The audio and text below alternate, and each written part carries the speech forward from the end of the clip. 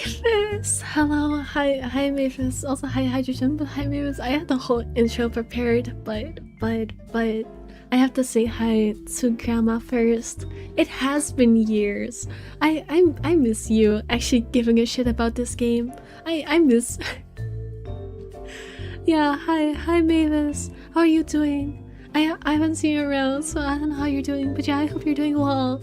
Um, I had the whole intro about how I was gonna say like, Misa would happen pizza. But yeah, I had a whole intro about like making fun of my viewers for being illiterate, but they don't have to worry because I will read out this visual novel for them. I had like a whole intro joke prepared, and then Mavis was here, and I'm just never mind. Mavis is more important. You're back for the letter. I'm so happy you're. I hope your college stuff is going well. I have no clue. I know you said you were gonna stream on certain days, so you know. No, I do need a summary. Okay. So what was the last thing you remember of this game, of me streaming it? Because then I don't know where to start recapping. Were you there for the Yuri? I think you were there for the Yuri. I think you were there for Marianne's Yuri, right? Were you there for her like getting trapped in the dungeon? Were you there for that part? Please tell me what you remember. Becca's beginning? Okay, so she beefed with Isabella, and I got really mad at her because I thought she was a terrible friend and doesn't actually care about her, and it pissed me off really bad. But then she like she was also very jealous of her Ash, which I thought was terrible, like girl let it go. Maria was shocked, yeah. Then we got to her interacting with Luke, because apparently like the little kid, like the what's her freaking name? The little haunted girl we saw in Zachary's part. Apparently that's Luke's like niece, and he like takes care of her, so that's probably why she's friends with the ghost, because you know she hangs out at her uncle's place, and he was he was being very creepy towards her. So Becca thought he was a PDF file, you know, an island visitor, let's put it like that. So with her being the little girl's teacher, she kicked him in the nuts and hit him over the head with a book, and Luke was very pissed about it and went wah wah wah, and that was very funny. And that's why I titled this stream this way. But then they met again, and Luke was being weirdly actually kind of competent. Like, not competent, but he showed some care for his niece, which I was like, ugh, I hate it when he's... Also, he like said that he's worthless, which yes, that's true. But I was very mad because I had to actually kind of give him credit for, okay, he's actually saying something semi-good right now, but I still hate him and I don't want to agree. And then, there was a ghost in the bathroom, and we ran out, and Luke was like, what the fuck is going on here? What else? Right, and now we went back home after that, and I completely forgot about the later streams while I'm putting up a poll on Discord. I won't stream on Fridays until we see this shit too. Yeah, I voted for my off days. I was being selfish. But yeah, that's fair. And the last thing that happened before this stream is that she went home and now she's outside her house. And tomorrow is like the house party, if you remember that part where like Luke gets accused of cheating and impregnating a woman. That's gonna happen in the next day right now. So we'll probably get to see that this stream.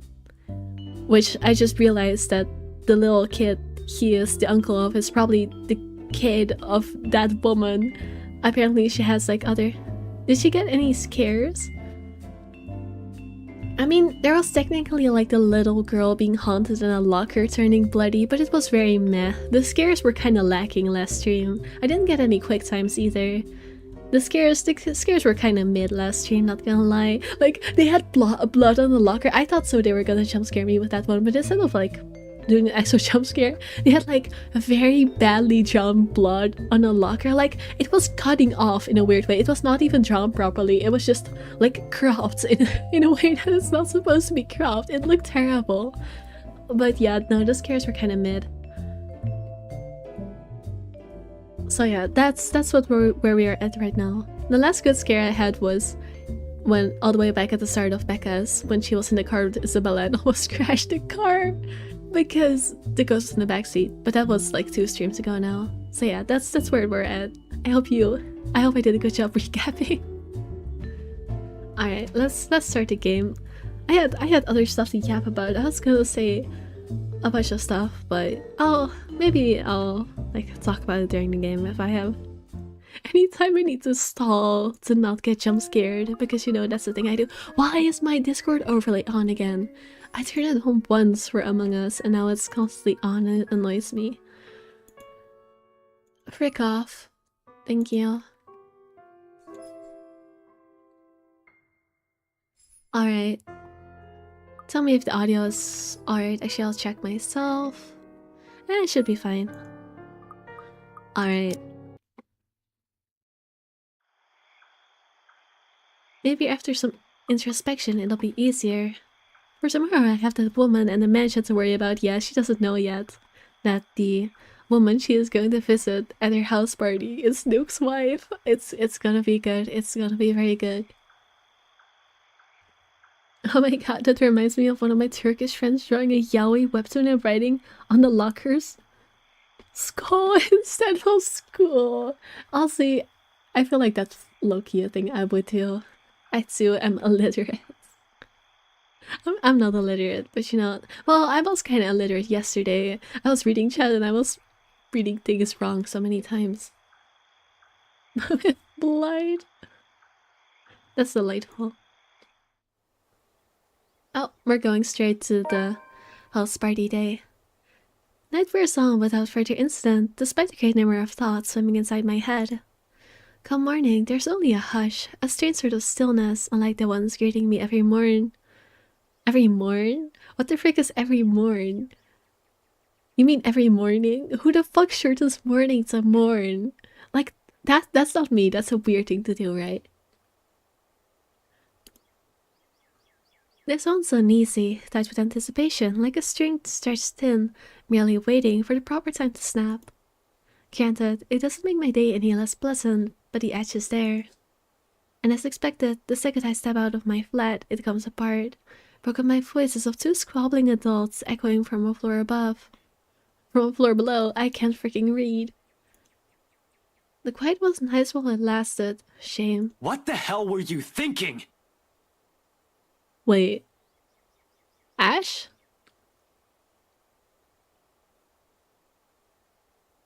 That's weird, especially for Becca. She feels like she would be really uptight about spelling.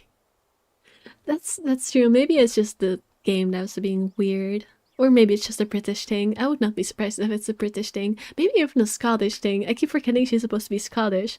Even though she's not even actually Scottish. She was born in freaking the UK. Even though she disses English people all the time. I wasn't... Ow! Could you let go? Great, we're getting straight to Becca's jealousy. I love that about her. I really don't. Another few seconds later, they both ascend the stairs, with Ashton pulling Isabella by her wrist. She struggles as she should, but his hold on her remains firm. Freeing herself means having to draw blood as she attempts to pry his hands off of her with the other one, or using unnecessary force to push herself away. Hello, Ash, could you not? Like, OT? I love the difference in her reactions. Neither of which is better than the other. One could potentially end in an accident while the other means having to hurt him physically. She has a good sense to realize that at least, however it doesn't take the desperate edge in her voice when she answers Ashton's temper with her own. So on they go, none the wiser to my presence. You have any idea how much trouble you could get in? That's why I'm asking you for help. All right, they're going to the party. Is this what you've been doing these past 3 days? Because this doesn't make your case convincing, Isabella. Rose died, Ash. I know. Every single person in Luxburg knows. It's on the damn news. But that doesn't mean... People are missing. Some of those are my friends. And BRC's just covering it all up. You can't just barge into my office and expect me to do anything about it, right off the bat. I will say, I understand where Isabella's coming from, but barging into the police office demanding Ash to help you is not the way to go about it. That's just gonna get you in massive trouble. And him, also. This isn't a children's game, Isabella. We have procedures. We have to follow protocol. There's red tape all over this case for a reason. Honestly, fair enough. We sure as hell don't investigate things just because some stupid letter spooked us. Okay, now you lost me. They really need to chill. Like, I get that they have no clue. They have no reason to believe it's real, but come on. If your friend is going to this extent, why are you being so... don't you even, like, try giving it, like, listening? I hate this friend group, not gonna lie. Real spreads are too sassy, I just realized. They are. Ash, you have to believe me this time. If we don't do anything right now, more people will... It's been a whole week. This stupid letter prank is getting old real fast. I'm sick of it. It was funny the first time, not so much now. You're the only one that can help me with this, Ash. Even Rebecca won't. Speaking of Rebecca. All right, you two are awfully loud. What's going on here? Both of their heads snap up, almost in unison. A displeased frown is on each of their faces, but it's a necessary interruption. What can they do? People still in their units have already taken interest in the commotion, with some taking a peek behind their curtains, while others are bold enough to crank open their doors, if only slightly. If they don't keep it down, pretty soon, our landlady will show up. Getting a reprimand from her is the last thing I want to happen, first thing on a Friday morning, even if this is hardly my fault. Well, if you want to continue this, you two better do it elsewhere. You're disturbing other people. Don't worry, we're done here. No, we aren't. Becca, I looked it up. I called them. I visited some of them and... Which you shouldn't have done in the first place. Isabella, you're going to create more problems for us with what you're doing. A team has already been assigned to it. Leave it to us. Your precious team is looking at it the wrong way. Becca, it's not just Rose. There are others. At last Brett strikes a chord, brought strongly at a memory. And that vicious smile already etched deeply inside my mind. The image appears clear enough that, at the mere mention of it, I stumble on my own question. What do you mean? I miss Zach. I miss Zach too. We have seen so little of Zach, this like, perspective. It makes me kind of sad. I like Zach.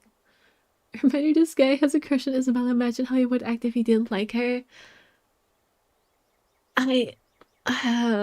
This entire freaking... I can't even call it a love triangle because, as the internet has correctly stated, a love triangle requires at least one person to be queer. But this love dynamic of, like, Rebecca crushing on Ash and Ash crushing on Isabella, it's so tiring. I don't like it. I do not ship.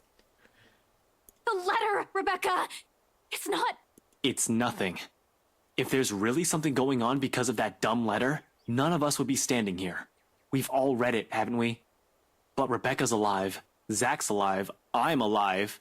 So for the last time, this isn't a curse. There's a murderer on the loose, and your coworkers happen to be the victims.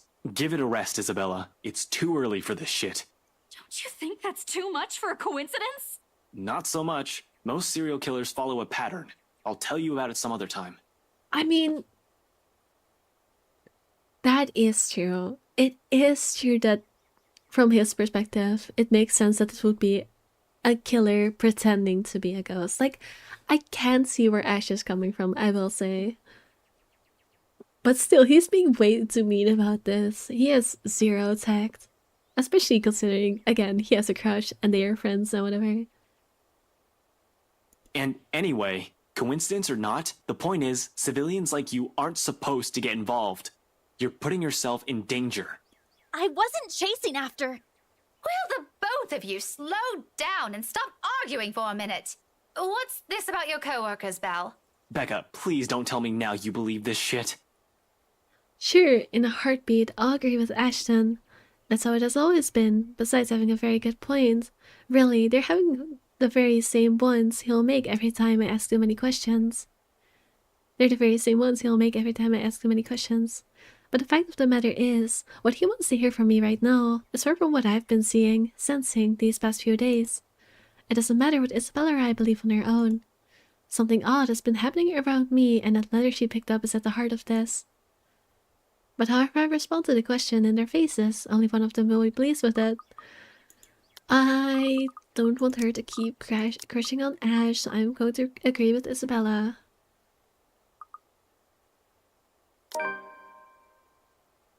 And also, it's just the right question.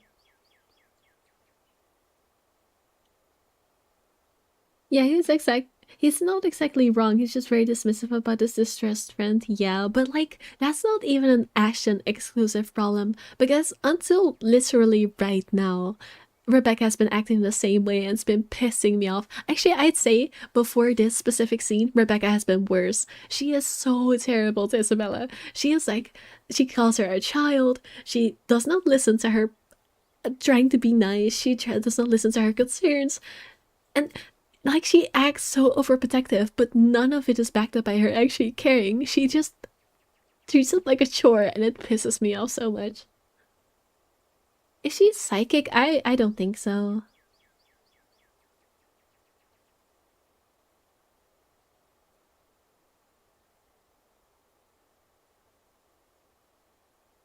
Ashton in particular won't be too happy to hear it. Imagining the look on his face doesn't take too much effort. His entire posture shifts the moment my reluctance shows, shoulders tensing, brows furrowing, eyes gaining a sharp edge.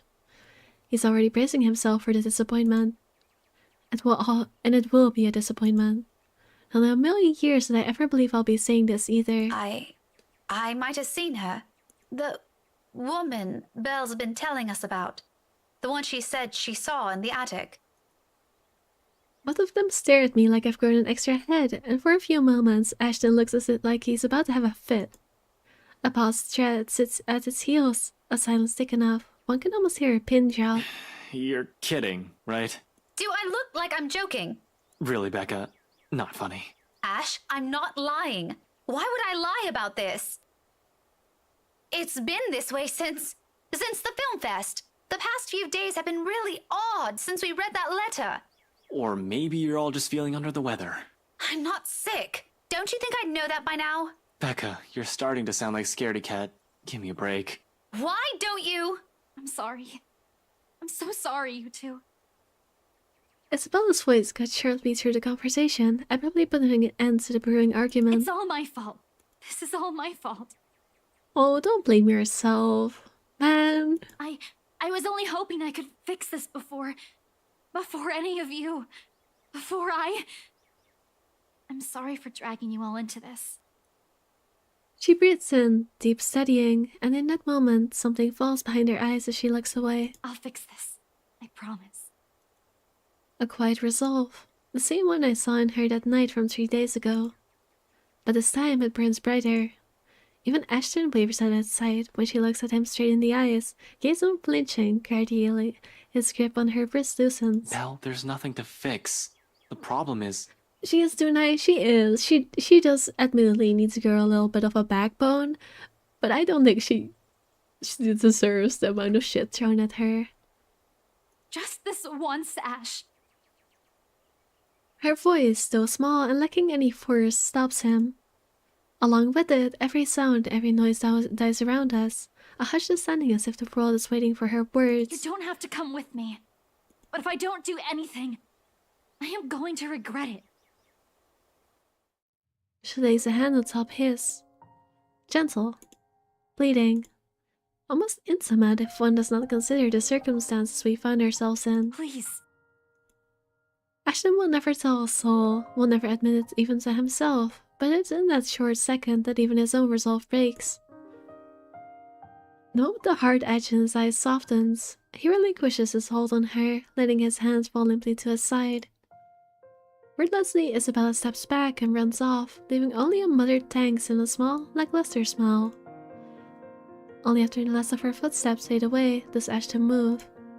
breaking the silence with one of his sharp exhales before reaching up to pinch the bridge of his nose in a gesture of frustration and surrender. Did you really have to tell her that? What do you want to hear from me then? That everything's fine? Would you rather get 5 pebbles from 5 pebbles, or look to the moon with looks to the moon, or chase wind with chasing wind? You know what? I want to look to the moon with looks to the moon. That sounds like the most fun activity. That sounds chill. That sounds nice. No, I want all of you to stop putting these ideas in her head.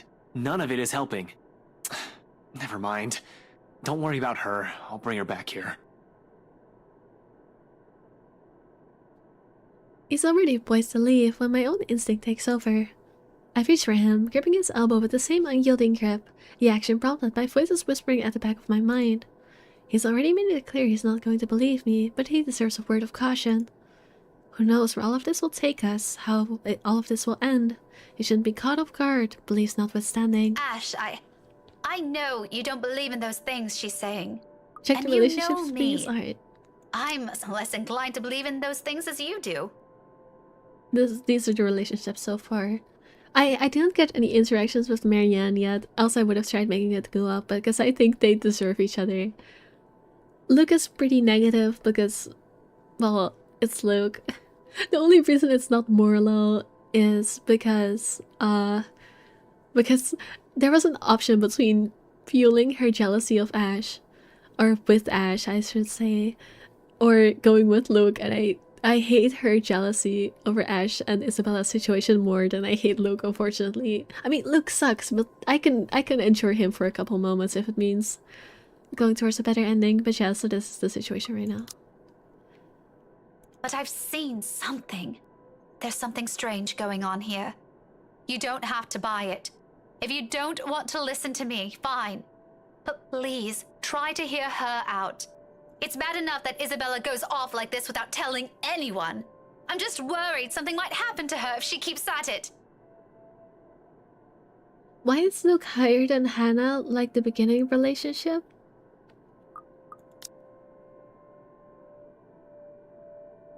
I'm actually not sure. I mean, she doesn't really know Hannah. Up until this point, she hasn't really... I don't think she's talked to Hannah even once. So maybe it's because of that. I can think of another answer. We haven't seen her at all. Talk to her, okay? As if she trusts me enough for that. Doesn't the fact that she approached you first about this, instead of me, already say a lot? A different kind of trust, granted implicitly and never spoken, sometimes too big, too fragile to last. He fell silent for a long moment as he turns it over in his mind. In the end, all he manages to offer is a small nod before he departs, and a promise to, at least, listen to her, without the teasing or the jibes. Finally, that took him like a century.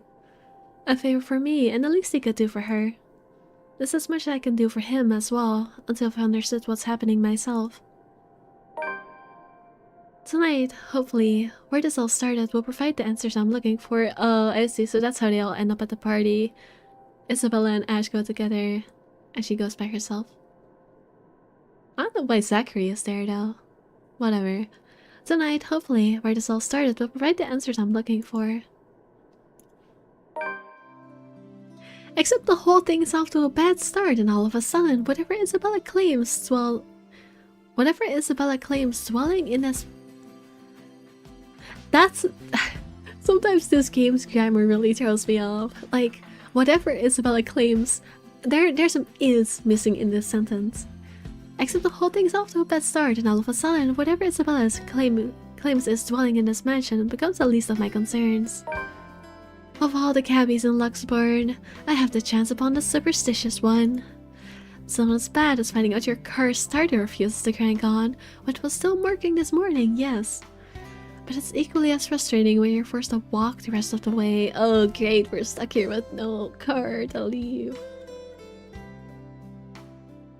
But they knew each other before, no? Well, yes, as children, like, very briefly. They talked like a couple times, like, they didn't actually know each other. I think like Becca's parents tutored Hannah, and so they had like a couple interactions, but they are not friends. All because the driver got spooked. A spell on him will get along so well. I do get his reasons. After all, I've had my fair taste of the bizarre lately, all of which might have been brought upon by that letter Isabella found here. But you'd think he'd at least be charitable enough to take me a little closer to the house itself, not a distance 15 minutes away by foot. Good thing I'm not wearing anything too formal or constricting. Otherwise, that short walk would have likely put me in a bad mood long before I have to suffer in a room full of strangers tonight. Although this soon proves to be a problem the second the driveway comes into view and I'm near the entrance. Severely underdressed is a total understatement to describe how I look. Cars worth more than my own apartment and childhood home combined line the mansion's front yard. Men and women decked out in their best also flock near the entrance. Most are eager for the festivities to start, while some are simply idling about, enjoying the warm afternoon sun before it sets. But once the woman standing at the front porch speaks, their undivided attention immediately shifts to her.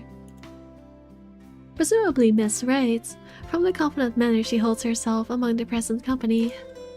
This, despite keeping a far simpler appearance than the rest of her own guests, or not having her husband beside her. A trait worthy of utmost admiration at best, at worst she's the envy of every woman, the subject of every gossip in Luxburn. Welcome, welcome everyone! And Mum said we could have been good friends. I can't even picture myself mingling with the kind of guest she has. Though I admit she does seem familiar, now that I've seen her this close. Memories of sitting in a vanity, not mine, being just in clothes too fancy for my taste. They flit briefly in my mind, until her cheerful tone rises above the buzz of her unraptured audience again. I guess they did kinda interact as children, based on this dialogue. I forgot about her chest, an awful outfit. What's wrong with her chest? Why her chest? Screams cheap Barb. Okay, that's fair enough. Cheap Barbie, yeah, I figured you meant Barbie. I thought you were just being, I don't know, kinda gyaru with your shortening of words. Nothing fancy about that necklace. I mean, you are right. I will say you are right. It looks cheap. They flit briefly in my mind until her cheerful tone rises above the buzz around raptured audience again. Please, make yourselves at home! I wish I can share her enthusiasm, really. But being surrounded by all this extravagance, for the lack of a better term, merely makes me dread how the rest of my night might go. I should not have let Luke's words affect me like that. I should have just gone ahead and asked Ashton like I've planned. If he were here, then I won't have to. Be careful with Shirley, alright? Not every time. I forget Ashton named his car. Thank you, B. I need to hear that. Don't get me wrong though, I do want that necklace for myself. I mean, I guess it's not that. I don't think the necklace is the worst part of the outfit. I think the dress is worse. The rest of that thought dies in my mind at once. A moment of astonishment overcomes me before confusion sets in seconds later. It takes another for my body to catch up. Once it does, when I finally turn to see it for myself, it's this familiar mop of hair that catches my eyes first. And there he is, almost an arm's reach if it isn't for guests standing between us. Ashton Frey, standing in the Ermengarde Mansion's driveway, with an air too lackadaisical for someone who absolutely abhors parties of any form. This is the one thing I kinda agree with Ash on. I too do not like parties. It's so shiny, B. What are you, a crow? Crowvis Masaki, should I start calling you that? Or has any business here as far as I know. The picture it forms is too bizarre for me that my mouth speaks out ahead of any coherent thought. Ashton? He swoops on his heel with an equally puzzled face. An odd expression flashes momentarily across it once he sees me, though he blinks it away before I can figure out exactly what it is. Becca, what are you doing here? I was invited. Really? I had no idea you were friends with the host. Well, it's my parents, actually. But that's beside the point. What are you doing here? You hate parties. You know what the outfit reminds me of? XX Chocolates. That's... How dare you? How dare you? Like, I know the outfits in XX Chocolates are not that great, but come on, that's I'm gonna look them up right now to remind myself that I am right.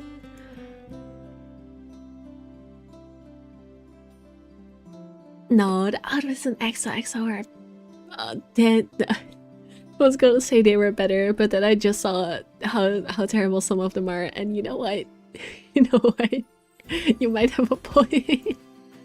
You might have a point. Oh no. Oh no. I just wanted to jump to the game's defense immediately, but then I started looking at outfits and oh no. I forgot how bad some of these are. Like, not all of them. There's definitely some ones that are better, but some of them are just, oh man. How did I forget how bad these outfits are? Oh my goodness. Yeah, no, you know what? Fair enough. Fair enough. Why do I have a ping on Discord?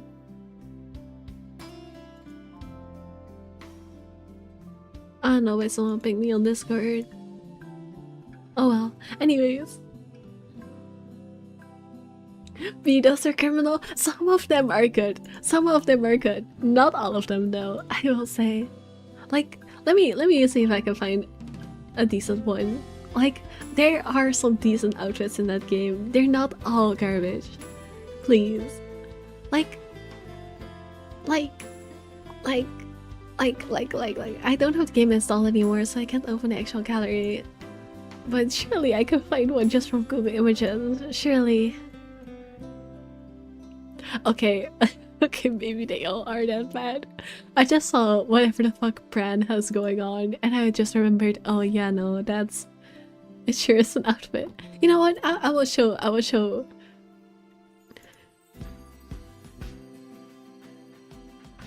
If I can get a higher quality image than the one I have right now, I will show it off on screen. Just so that you see how bad these outfits are. Like,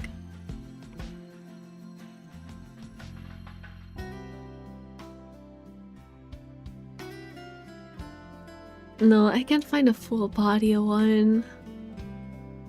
Ah, never mind. But yeah, no, they you know what? My liking for the game might have made me a little bit biased and a little bit blinded to just how terrible the fashion is. Yeah, hello. What is happening? Answer no. The Asian guy work outfit was okay. The Asian guy. Oh, you mean Bae? I mean, I do think, I will say, of the characters in XOXO Droplets, I think Bae is the least egregious. Like, he has some weird ones. He has the weird freaking ranger, adventurer, I don't know, straight out of D&D type fit. That one is pretty bad, but other than that, they're not that terrible.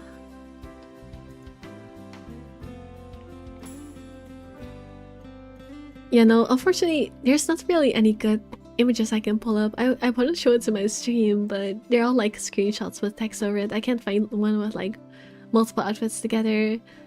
So you're just gonna have to Google it for yourself, I'm afraid, if you want to see it. But yeah, no. I mean, actually, you know what? Oh my god. I just saw a freaking... No, never mind. They're not quite the same. that outfit that freaking Hannah was wearing, it really... I hate that you were so right. It looks like something freaking... It looks like something Jeremy would wear if he was like female and older, not gonna lie. Either him or Nate.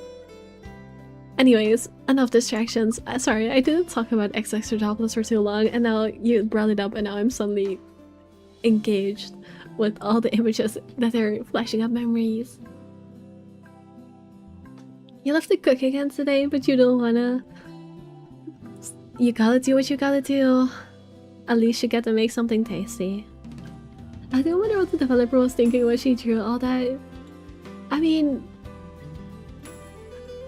Listen. There are bigger issues with XOXO droplets than the fashion, I will say. Like, you can tell it was the developers, like... I don't know if it was their first project, but it was definitely...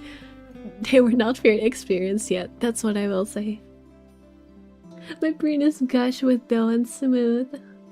Well, maybe you should, you know, exercise it a bit then. You know, train your brain muscles back into shape. You're cooking chicken again? Yesterday was tasting think I'ma do that I get. Yesterday was tasting think I'ma do that again. I don't know why that sentence threw me off so much. Anyways, I'm just gonna focus back on the game. I still do. I'm just here on behalf of a friend. That in itself is weird coming from him. It doesn't help that he isn't even making an effort to spare a glance my way when he answers. I set their focus at some point in the crowd. His gaze starting between people walking past us until a small frown forms in his face. That's rare. Do you have someone with you then? Mush brain. Craigie, do you know how to cook squid? Are you streaming on other platforms at the same time too? Yes, I am. I'm dual streaming to see YouTube, which is why you're seeing the YouTube chat on my screen probably. And also why I'm talking to invisible people. But yes, I am dual streaming this.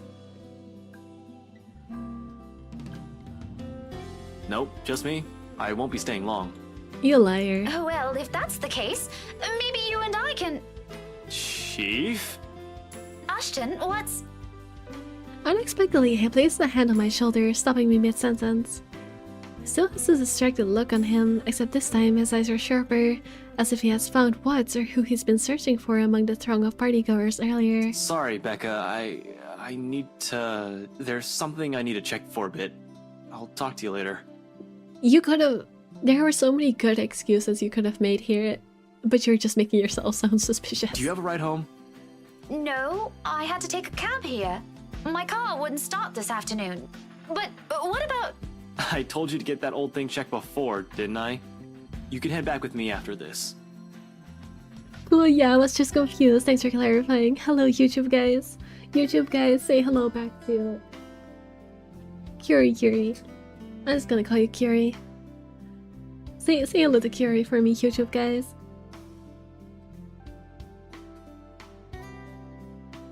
Wait, what? You know how to cook squid? No, do you? No, but I got my hands on some. I thought maybe the seafood person would know. Oh, yummers. No, I'm not an expert on squid. I can look for recipes to send you though. Okay, they're saying back hello, Twitch people. You can call me Yuri. I wouldn't mind at all. Alright, I'll call you Yuri. But yes, hi Yuri. Anyway, I gotta go. See ya. Be careful, okay? I mean to smile, he hastily trails my way with a frown of my own. What does he mean by that? But before I can ask already, he has turned his back from me and is walking away without a single explanation whatsoever. In some desperate effort, I try to catch up to him, if only to know what warranted this sudden departure and his odd warning at the end. Hey, be careful! About what exact... Girl, do some thinking. Do some thinking. Like, you've literally been talking with him about investigating the murders, and now you're at the murder mansion. What could he possibly be doing here? I wonder if he's investigating. Like, come on. He's warning you to be careful because you're at this scene of a fucking crime, that's why. Well, not at the scene of a crime exactly, but like the origin of a crime. Like, girl. How are you doing today? I'm doing good. I'm doing good. I've been pretty busy today. Like, I didn't talk about this at the start because I got sidetracked, but I've been like doing math all day because I've been needing to make like a freaking strategy sheet for Ultimate Custom Night, which is a game that I do stream but now haven't for a while because I need to work on 50/20 mode. I don't want to, and it's so much work. But yeah, so I've been doing a lot of math today, so I'm kind of exhausted, but now that I'm playing this game, it's a nice break and I feel pretty alright. only for my attempts to be interrupted by a muffled ringing from my pocket. Mom's cheerful voice greets me as soon as I answer. Yes, I'm at the party already, Mom. Yes, I'll say hi to her if I can. The conversation itself doesn't last long. Just a simple hello, a reminder to enjoy the party, and to send her regards to the old student. But when the call ends and I look back up, Ashton's already nowhere in sight. With a sigh, and admittedly a little disappointment, I took my mobile back into my pocket and head inside. I thought someone was calling me. Oh, if you think this was bad, you should have seen yesterday, like, during Rainbow, they had, like, ambience that sounded way too realistic. Oh, my chat was, like, looking back. You made Gigi where it looks cute? Thank you, thank you. It's just a little thingy I drew myself. If it was familiar company, however, coincidence of this meeting is, this is somehow shaping up to be a terrible evening. Oh, if you think it's terrible already, just you wait. The party hits full swing an hour later. With the host's opening remarks given, still no sign of her husband, the poor woman, and the guests promptly fled, the band shifts to a melody to a livelier tune. Soon, laughter and the rhythmic tapping of shoes fill the room, on the curtains still lifting strains of music. It seems fun, I admit. Fascinating, as there's a moment, the flurry of dancers makes the music their own, also with no care in the world. If I weren't so indisposed, I'd have joined the crowd for a song or two. There's no lack of invitations anyway, plenty of them in fact, with some asking more than once. It's only my stubborn refusal that prevents me from joining them. And I can. A single nod's all it'll take, and the evening would have been far more enjoyable for me. But my pride and my own silly hopes, the thought of being seen with one of them by him, curbs that as much as I hate to admit it. How do cows do maths? Cows? I don't think cows can do maths, not gonna lie. I have a feeling I'm gonna be needed in Twitch chat. Why? Can I get my laptop? Calculator? Oh, Yuri, you will fit right into my chat. It might not be, my usual jokes might not be cow jokes, but my chat loves silly, stupid puns. Like, I mean, I'm a beef VTuber, so you know, the amount of beef jokes that has been made in my chat, it could fill a whole dictionary. Well, thanks. But yes, I appreciate a cow joke for once. Calculator. Because doing so also means outright acknowledging the douche's claims. That he has to be the one to tell me that still sends my blood boiling. Oh, right. Mavis, when I was recapping what happened in the game so far, I left out the fact that Luke was like, you're crushing on someone from your childhood. You silly one, you. He was like mocking her for it, and now she's internalizing that. That's why she's reacting this way. Mavis, I'm not gonna read that out. I am not going to read that out. Why would you say that of all the puns? Reminds me of a joke I heard today that sucked so badly. Don't be mean. Don't be mean. It was okay, it was pretty bad, but you know, it was not that bad. I've heard worse, to be honest. I would have preferred someone more agreeable, less of an arse. Yeah. It's the hard truth to swallow, especially when the very person at the center of it makes denial difficult. Can't even spare me a minute of his attention, her single glance at me the whole evening. Hell, Zachary might have spoken more words to me. There's the goat. There's our goat. I was just complaining earlier about how he hasn't shown up enough. The big guy is busy covering the fence a bit. Oh, that's why he's here. He's like, I forgot that he does like media pictures. But at least he manages to slip in a conversation or two between takes, or a small wave of his hand when he passes by. What's Ashton's excuse? He's been fitting in and out of sight the whole time. One moment, he's hanging around a small group, and another, he's hovering around the string band. Just a second ago, he's wolfing down some deviled eggs by the buffet table, a glass of wine in hand. Next thing I know, he's gone. If I didn't know any better, I'd say he doesn't want to be with any of his friends. Is it because his boss is here? What's the big deal about that? It's never bothered him before. Hello, I am from the YouTube. Colon 3. Zachary, my homie, yes. No, it's just a joke I heard from a YouTube video that was just, gave me such a long run of disappointment. Oh no, not the YouTube video. My baby is here. Yo, don't show him right after Sally. Damn, you really hate him. The mom went down to Georgia and said this would be good with some mayonnaise. What? What does that even mean? What does that even mean? Bruh. I swear, the next person who asks, I'm dancing the night away with. Ashton can go fuck himself. You would catch his eye a lot better if you wore nicer clothes, don't you think? Her voice almost makes me jump, too focused on the gobshite wandering around the ballroom and my own annoyance to notice. If she's heard any of the profanities I've mumbled, or she's taken notice of my discomfiture, she makes no comment on it, merely greeting me with a smile when I turn my attention to her. Girl, you were not mumbling, you were screaming that shit through the room. Be so for real. Miss Hannah Wright gives off a whole different air when she's not speaking to an audience. Homely, a bit too friendly for my liking. I love that she's like animated twirling her hair. I never noticed that before, that she's just constantly doing the girly pop thing. You people from Georgia like Mayo? No, just random BS, maybe, don't worry. Yeah, I know like where part of that came from, but that's so stupid still. It's a typical thing I got from YouTube that was talking about deviled eggs. And I guess this comes from being raised in such an environment and having to deal with pompous, snooty people. Though I suppose nothing has really changed from years ago.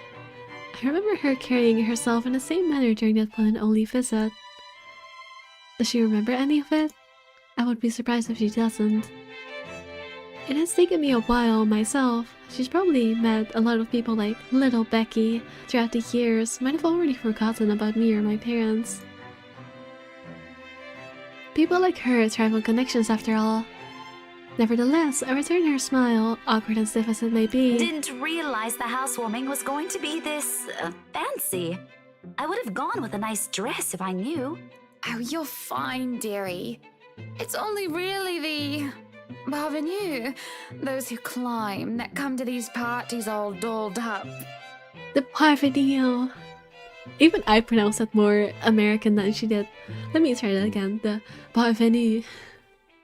So I love when people like put on an accent just to say a foreign word. Like, you know that she does not actually talk like that. She's just being, you know, she's being just I don't know the right word to describe it. She's just being classic pretentious rich folk, even though she's currently making fun of pretentious rich folk. What's parvenu? It's probably something. I mean, she literally explains it in the sentence. It means those who climb. I'm assuming it's like French or something. I'm holding myself back from more food talk. Honestly, I haven't eaten. I ate like very early and not since then, so please don't talk about food too much. I will get hungry. You're too far gone. Maybe Cookie. Quite the black-haired beauty, isn't he? It takes me a while to realize who she's talking about, until Ashton walks by again in closer proximity than any of the times he has done so far this evening. Still, without a look of acknowledgement our way though, even if Miss Wright speaks loud enough to catch the attention of anyone within earshot. Who, Ash? You know, you really shouldn't have turned down those offers. If I wasn't married, I'd happily go dancing with those young men. Of course you would. Hannah, of course you would. But you said a name. Ash. That's the exquisite lad you've been looking at all this time. The person of humble origin who has gained wealth, influence, or celebrity. Yeah, that's basically what she meant, yes. It's like new wealth, essentially. In that case, I'm throwing my question out of the window. Because those people... Sonradan... I don't know how to pronounce the O. I don't know how to pronounce that, but yes, interesting.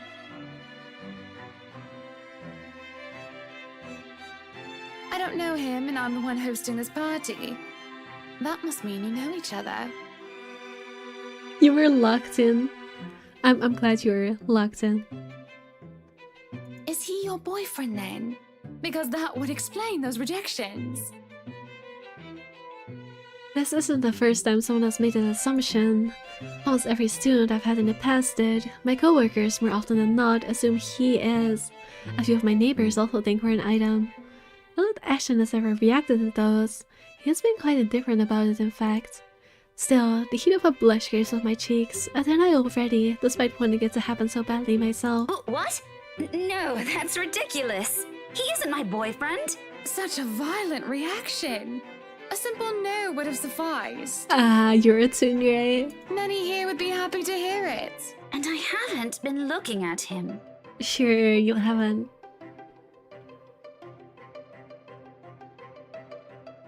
Oh, hi, Gario. Hello. Were you saying Bob?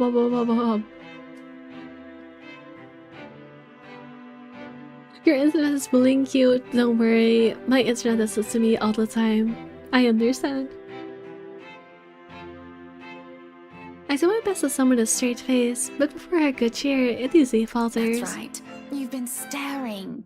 Quite heatedly, in fact. Although I'm not sure if you look like you want to kiss him or kill him. It's more the latter currently. Just don't go murdering him on my property. Us rich folk already have enough of those to deal with, you know, sleep under the carpet, darling. I don't want to walk into a room and suddenly find a body there. It's infectious in a way.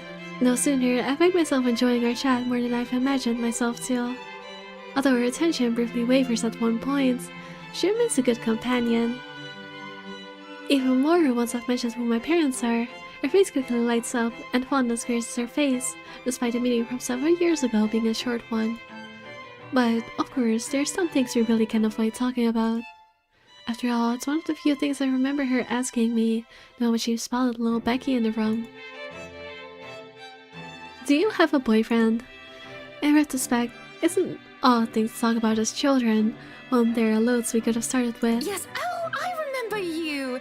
You were the cutest little thing with glasses! Were you just saying flower? BRB, I guess Greg might have spilled some flour or something, I don't know. Or maybe he has to prepare the flour. I don't know, he's just saying flour. Also, my guy, I don't know. Boob. Stop talking about her boobs. Not angry, this is just how I look, you wish, fanboy. Mavis. Oh, Mavis. You sure are bringing energy to the chat today. Okay, you did need to acquire flour, I see. And when we met, you were having boy troubles with this lad called something with an A. This is the most realistic Carol thing ever. Like, you cannot tell me that for the females in my chat, you cannot tell me that when you were a kid, you did not at least hear one friend like talk about a story. Like, oh yeah, we're talking about A, or we're talking about C, or I don't know, we're talking about Z. Like, and then you're talking about like a specific person, like not even romantically, but just, well, most of the time it's romantically, like the freaking nicknames. Like, it's either an initial or the most stupid nickname you've ever heard. Like, I don't know, freaking pineapple or something. Like, oh yeah, he was there and blah blah, but you don't want to say his name because what if someone overhears you, so you start talking about it. This is so realistic, not gonna lie. You should try to invest some in your channel, some banners. Make sure to give more good luck to your channel and it will definitely help you grow. I know. So, the feature I am working on, you don't need to tell me about that. That is being worked on. It just, you know, takes time. And in terms of like panels and banner, I mean, my banner is fine. I think, I guess I should add some text to it or something, but it's not that bad. I do need to add more to my Twitch profile though, not gonna lie, but that's because I'm not nearly as like experience with using Twitch as I am YouTube, so I'm still getting the hang of it. And also I'm just kind of neglecting it, not gonna lie. But I know.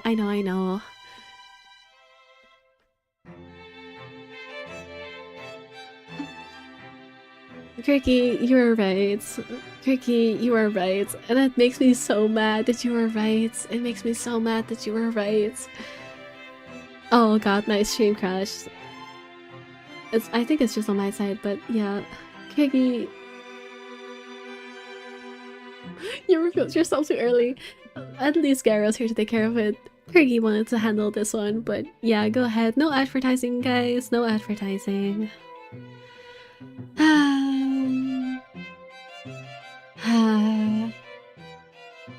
And here I thought they might be chill because of the cow pun.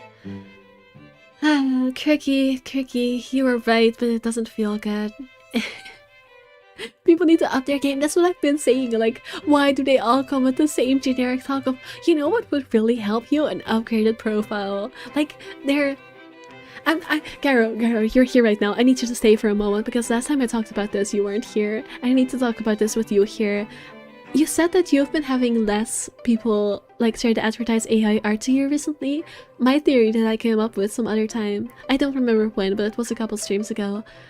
I think it's because your channel now looks like, not even because your channel is bigger than mine, but because your channel looks more like fleshed out. You have like panels and stuff. I think that's why they're targeting me more than you, because you also have like a 3D model and whatever. Like, I think that's why I specifically get targeted so much. It's because I don't have panels, I don't have like a model.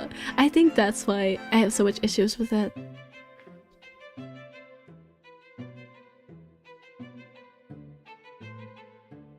Yup, yeah. You know what would help you be if you give me 5 billion euros right now? Wait, what? No. I had Pendleton's 40 followers. They kept sending me. I mean, I guess. But you said they've been doing it less lately, right? No? Anyways, let me read back because I missed some stuff. You're gonna fucking cook now, good luck. I went to the doctor today, he said I have low cortisol. Shut up, Kyra. Lurking, pineapple, the fruit nicknames. Yes, the fruit nicknames. You know exactly what I'm talking about. I never did that, but someone in high school was doing it a lot. I don't think I ever did it myself either, but I had so many friends who did it. I hope the energy I'm bringing is not unwanted. No, it's not. I'm very happy to have you back here. The chat has been too tame lately, and I missed your unhingedness. I think it might be because of my aura, share buddy. Can you block certain words, maybe?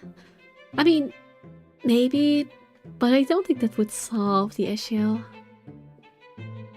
You haven't received any messages about art for 2 months now. Yeah, no, I receive them so often, you have no idea. It's like, it's basically every stream. I mean, you would know, after all, you're one of the people that has to come in and ban them, but yeah. Also, Mavis, speaking about me having missed you, when are you gonna stream? Because you asked about the days, but I don't know when you're gonna start. Like, you're taking care of some on Discord servers? Is there a way to filter out newer accounts? Well, maybe, but I don't want to do that because I don't want to... You know, I need the people watching me. Shush me? No, I'm asking a genuine question. I want to watch my favorite streamer. Maybe next week? Okay. I'll be sure to keep an eye out. They have also a new account. I mean, yeah, that's also true. Anyways, I'm gonna get back. Actually, I'm gonna pour myself some tea first. I deserve some tea. After your time, they take over old accounts as well.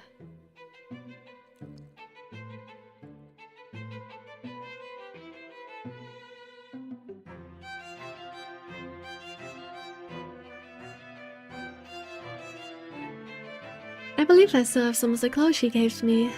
Josen, also I could impress him. And even back then, Ashton's always been denser than a rock. and that one attempt to get him to notice backfired spectacularly. Sure, he's keen, he's a detective for heaven's sake, but feelings, more often than not, escapes him. What was it again? Oh, classic. Classic, classic, classic. Aaron, Alan, Adele, Albert, Alexander, Andrew? Which makes this whole talk all the more embarrassing. And the more names she lists off, the more my discomfort grows, until my smile turns into a grimace. What will she think of me? Here she is, married to a man she probably loves at that. Well, I don't know about that, but I mean, I guess she did love him, but you know, her marriage is not that great either. Well, I'm still stuck in the same place, yearning for the same person. Ashton! Ash! That man is that boy! The same one. Oh, goodness me, after all these years!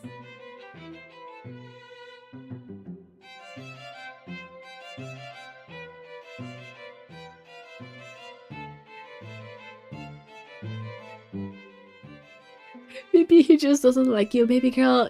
Yeah. Yeah. I think she's just Delulu. I think she's just making herself Delulu to cope, not gonna lie. I can see why, though. He's quite dashing. You don't really need to announce it to everyone within earshot, you know? Keep it down. Hello, how's it going? Hi Creep. Hi Creep. Hello. It's going alright. It would be going better if I didn't just like 5 minutes ago have to deal with yet another person advertising in my chat. Twitch, it really is something. I'm so sorry, but it really is cute. She says that, but for a short moment, a hint of pity flickers in her eyes. I think there's a chance to change the subject before anything more can be said over the matter. Haven't you figured out how I should feel about the things Duke told me? Now I'm getting dragged into a similar discussion. This is a nice party, Miss Wright. How are you? Well, yeah. Small tip B, if they go, what time do you usually stream, or is this the only platform you stream at? They're more likely to be an artist. Garrel, you don't need to tell me. I can smell these people usually. This one kind of caught me off guard. Like, the way they started out was kind of typical, but then they made a pun, which usually they don't bother. But yeah, no, don't worry, I know. I know at this point. Hell yeah, maybe stream next week? Yeah, totally.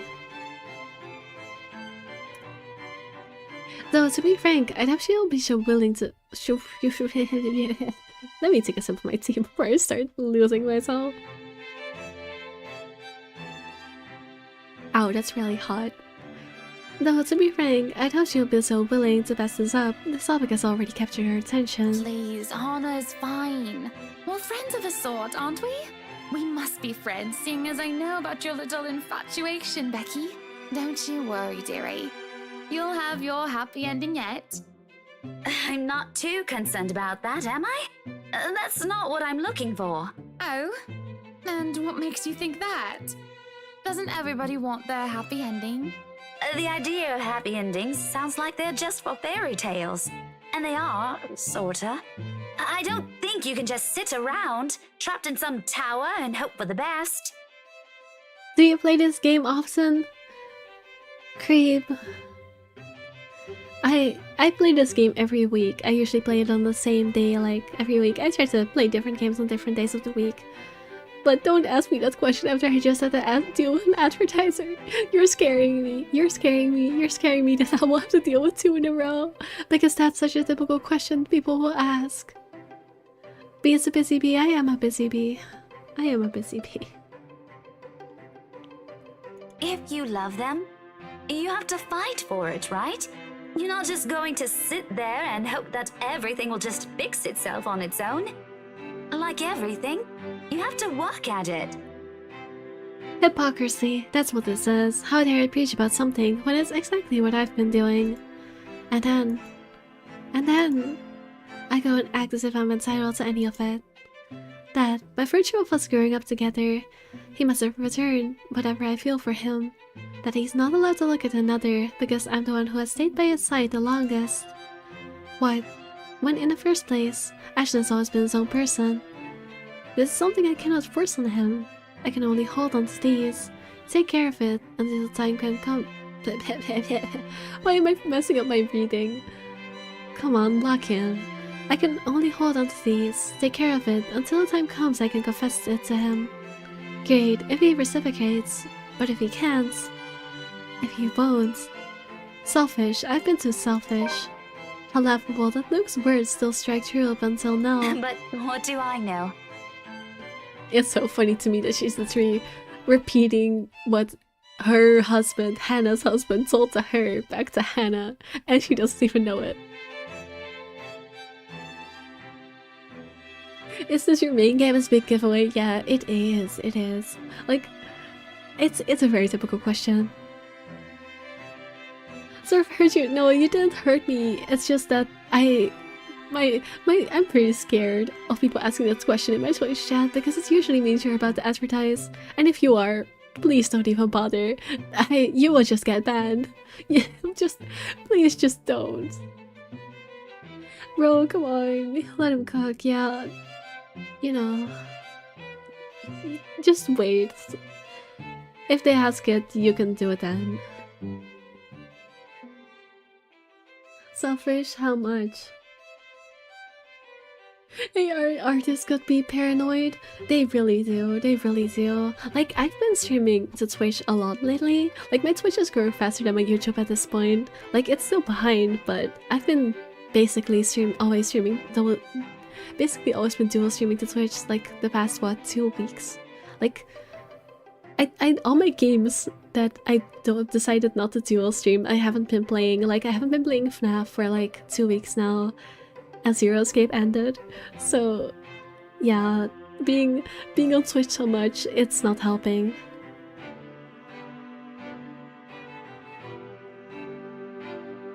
What other games do you mostly play?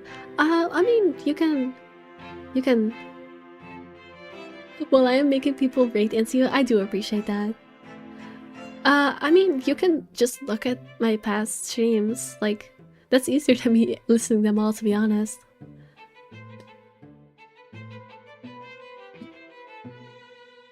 So I get this cat out of here. Oh, it's that I get it. I get the joke. Thank you for proming me in my own Twitch chat, Garo. No, FNAF for 2 weeks. I mean, like I said earlier, I was working on it all day today. I was doing all the math. Like, could I just stream it even though I'm not done with, like, my approach to it yet and just ball? Yes, I could, but I don't want to because it's just gonna be me fumbling and not knowing what to do, so I want to at least finish that first. I mean, I finished it, and then I didn't save it, and it all got deleted, so you know. What's the purpose of this game? It's a horror game about a ghost letter. It's a lot of reading, but you know, it's a cool story. But really, the game might be about a ghost, but really, we're just here to enjoy the drama because all the characters in this game are freaking crazy and weird and annoying. Like, this is a game that's so bad it's good.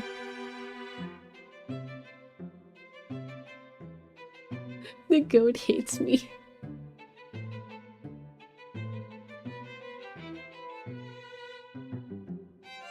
I'm sure the daughter of the 2 greatest professors I've ever known is smart enough to know what she's talking about. Also, Mavis, you've been absent for so long that someone took your #1 Gyro hater title. Can you believe it? It's about kicking Reach douches in their boneless chains. Yes, exactly. At one point, maybe I would have easily agreed to that. However, the past weeks have also seen changes in the way I view things. As such these things sound, it turns out whatever I previously know may not even be true for other people or for myself. It is sobering and almost funny how things I might have said with much certainty before now has doubts muddying each of them. Certainty. I know why I'm talking for today. I guess. I don't know. I guess doing math has fried my brain. But there will be a time to know about these later, because when the hush suddenly descends in the room, a whole different issue rears. Oh, here you go. Everyone grab your popcorn.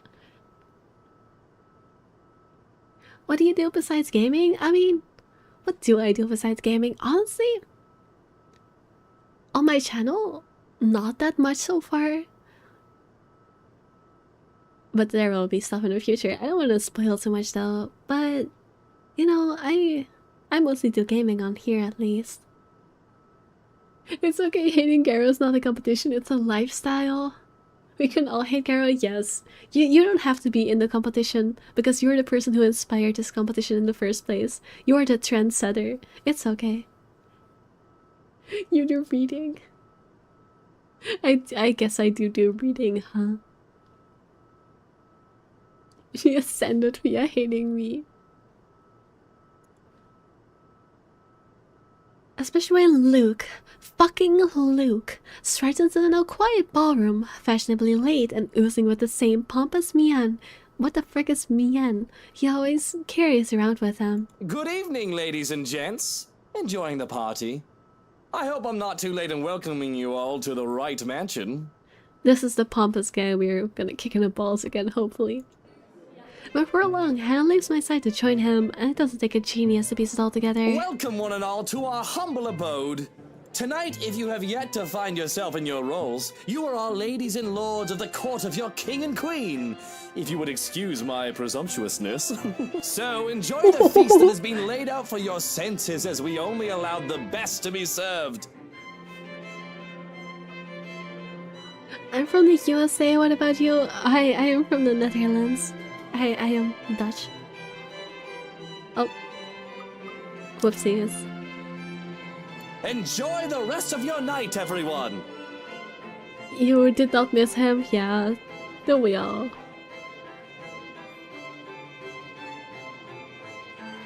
His attitude, the manner he carries himself around people, his unfamiliarity with that part of the city. Of fucking course. I should have known. Although, I'm partially at fault here. Tabloids and the gossip columns have never really been my thing. I should have also expected that whatever Luke freaking Fright is, some sort of drama will sure follow. He seems the kind of person who revels in it. Figures it'll find him on its own even when he's not asking for it. Oh, here we go. It happens amidst their round of applause and hoots. That people laughing behind the crowd they've gathered does not catch on, until it cheers since the several scandalized gasps. I am pregnant with your little bastard. You promised me you'll take responsibility. Because you don't understand how angry this guy made me last time Beast streamed this. What happened this time? Oh, he was... You know... He was being, well, him, yes. He was just being, you know, an asshole, a flirty asshole. And he was also being weird with his niece. Like, he wasn't being pedophilic, but he basically said in public that he was gonna traffic his niece, which was like, what? Dude. God damn it, Luke. I finally got you to talk to me after months of silence, and you do this to me. What do you mean you're pregnant with? Luke, is this true? Lies and slander, woman! Security! Johans, take her out of here before she makes an even bigger fool of herself! No, you do not do this to me. I was so ready to leave my stupid oaf of a husband. I told you to leave that damn wife of yours. Look at her. Does she look like she wants a baby? A baby. Also, yes, she does. Does she look like she could take care of a baby? A baby. The commotion doesn't go further, despite the drunk woman appearing like she has plenty more venom to spill. In a little while, security shows up, escorting her out. Apparently, she's a chief inspector's wife too. As if this whole thing can't get any more fucked up than it already is. What a mess.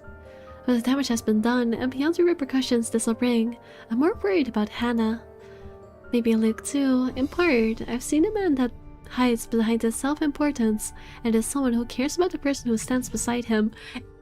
I don't agree. I don't agree. I don't agree. No matter how questionable that is now. After all, no anger is worse than that of a scorned woman. And Hannah, well, as refined and well-mannered she is in front of her guests, I'm not sure she'll be also willing to tolerate this. Her party, her home, her husband, and that woman has just dared to walk over it.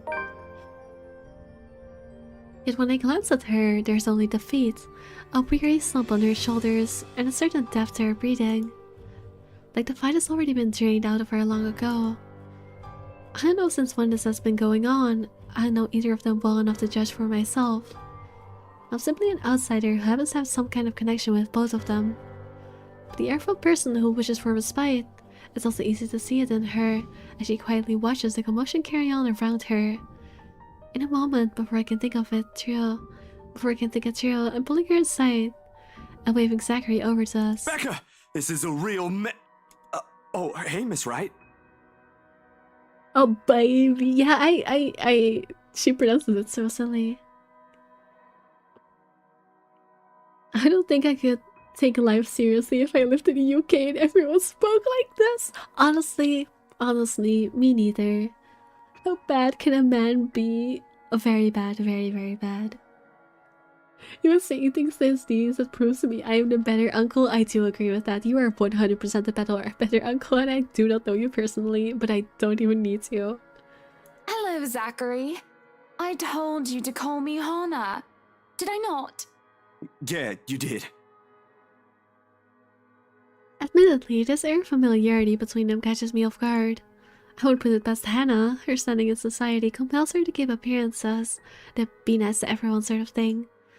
While Zachary is the going client base, sometimes calls for rubbing elbows or the rich and famous. Although, from the way it appears, this one seems to go beyond maintaining a facade or work. I wonder how this friendship came to be. I'd ask, but we're starting to attract some curious eyes. Most of them are probably searching for more gossip, something to add fuel to the fire. Thankfully, there's no need to explain it to Zachary. He's aware of the situation all too well. So, this is what you called me for? We gonna get Hannah out of here? That'd be great. Soon, he's leading the three of us out of the ballroom. Anyone who dares speak or approach on our way out, I shut down with a sharp glare. In a few steps we're out, away from the commotion and all the suffocating tension. I'll stay long with them though. Even if I want to, Ashton's still somewhere in that crowd. I've got to go back for him, at least. No matter how much the idea of that alone sends an unpleasant twinge in my stomach. Hey, I gotta go back in there. Completely forgot my bag like an airhead, and I'll see if I can tag Ash on the way out. You'll be fine here, right, Hannah? Not to worry, dearie. I'll just be right here. Zach will be with you if you need anything. Besides, it seems Zachary can handle this without another person helping out.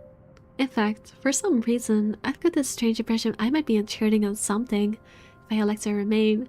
You aren't, Rebecca. You aren't, because I chose not to have them have a relationship. How long have you been streaming? A couple months. Better to trust this with someone who she is comfortable with. And though it might be a little inappropriate considering what has transpired, a smile worms its way to my lips as I leave. Condemn, I suppose?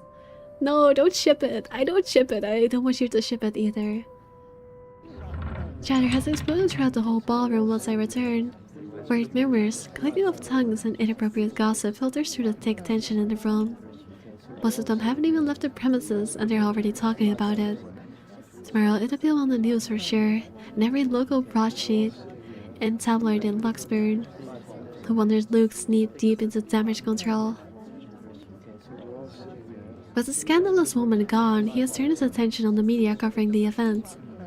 Though so far, he isn't forming one the cleanup department. Now, people, we all know the drill. I'm sure you're all itching to get a start on those articles.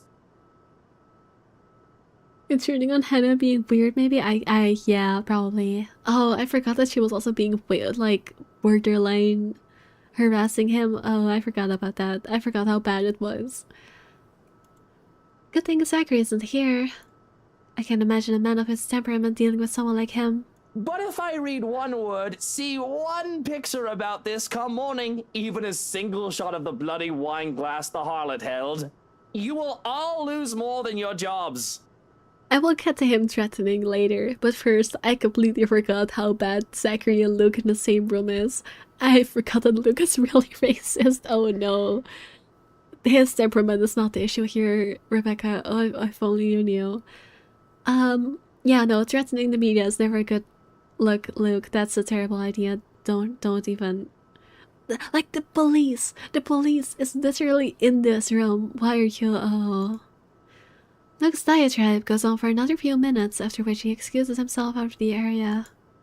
There's a brief lull, a reluctant pause, before the place comes to stir again, but shortly the bus returns. Dancers have once again taken to the floor, and their guests' excited talk begins anew. But I couldn't care less about any of this now. Simply standing in the middle of it already gives me a headache. When the shock has faded, I just feel bone tired. I've accomplished nothing of what I've came here for, and apparently Ashton's disappeared sometime during the commotion. I sure hope someone is recording this clown. I hope so. I mean, it is taking place in like 2016, so there should be phones around, but it's also not before the age where everyone put everything on social media, so I'm not sure what pisses me off more. That he ignored me the whole evening and might have just left without saying anything, or knowing he obviously has some other motive for being here. Can't he at least trust his own friends for that? He didn't have to hide it from me. I mean, he's probably investigating, so you know, probably best to not speak of it. It's the last straw. No longer in the mood, I grab my bag and head out, more than ready to end the disastrous night as early as possible. As it turns out, the night isn't done with me yet. Oh no. I just knew they were gonna have to talk at some point. Because no sooner than the porter closed the door behind me, I find myself standing alone in the foyer with one Luke right. No sign of Hannah or Zachary. Just him and the agitated clicks his shoes make while he treads around the empty room. Away from their media's prying eyes and their guests' judging stares, it's easy to glean how much this scandal has him shaken. Not to the point where he has utterly lost his composure, he appears to have mastered himself enough not to. But an ample opening is there for a nervous edge to show us on the lines of his shoulders. What do you know? The man's not as tough as he makes himself out to be. Girl, have you been paying any attention at all to the way he carries himself? Like, that is not the freaking demeanor of a confident man. That is the demeanor of a man who has to compensate for something. Like, flirting with everyone, alcoholism, the whole freaking 9 yards. This is the demeanor of a man who is the most insecure piece of shit you've ever seen. Come on, girl. What's up exactly? Sure, I've seen this before, briefly and at 1 second in the hallway at school. It's a strange matter, however, to witness this out in the open. Behind closed doors, this is the real Luke, right? Though, maybe that's because he hasn't noticed my presence yet, busy as he is with his thinking. If he's aware, I doubt he'll be acting like this. His pride is one thing he will always wear with him. Even now, when I place a gentle hand on his shoulders, and he whirls around to face me. There's a second-long moment of anger flashing across his features before it dissolves into confusion. He tucks it away as quickly as he can, but it's nothing to change the impression I've built of the man in my head. Daisy, must you be everywhere? Once again, I have made this argument before, so I won't repeat it, but he is just allergic to calling women by their names, which just screams like misogyny, not gonna lie. Bruce Draco Malfoy gone wrong, do you mean? Yes, basically. Crazy. We've only met 3 times, Luke. Quit the dramatics. Besides, shouldn't you be aware of who gets invited to your party? If I was, there wouldn't be any of that scene tonight. That munter wouldn't even get an inch within this property. I'd ban her off Luxborn if I could. Throw her in the dungeon below this house, which I may or may not know about. I'm actually not sure. He probably pawns off everything after the servants and Hannah. Pompous, elitist douche. Did you just come out here to lecture me about it? Because, Daisy, I can already feel one coming tomorrow. I don't need to hear one from you tonight. You are a very unpleasant man. That's an understatement. So I've been told. Will that be all? If so, I suggest you go back and join every bloody goss in that room. Not everything. As unpleasant and frustrating talking with this man is, he deserves the benefit of the doubt at least. No, he doesn't. No, he doesn't. No, he doesn't. The questions and criticisms aren't lacking, of course. But right this instant, there's only one that comes to mind.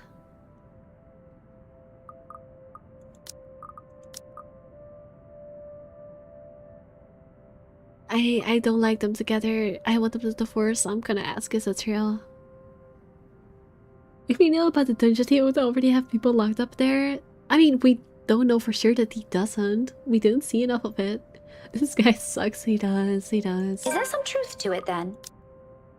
Oh, he hated that. Perfect.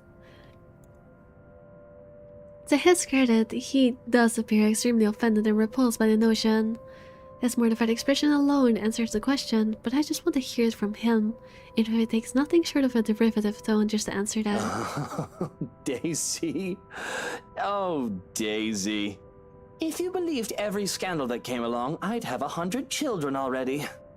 Do me a favor and give me a break. I get enough of this false shite from the tabloids. Maybe this motherfucker would have owned... I don't know what that word means. Ew. Well, I'm sorry for asking. I just wanted to hear it from you, douche. And now that you've heard it, does it change anything? Are we going to start seeing miracles now? A solution to poverty? Pigs flying in the sky! Pigs flying in the sky! Is some friendly concern such a hard thing to comprehend for you?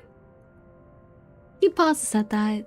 Suddenly, he doesn't know what to do with his hands, and in the end, he simply stuffs them back into his pockets and sulks.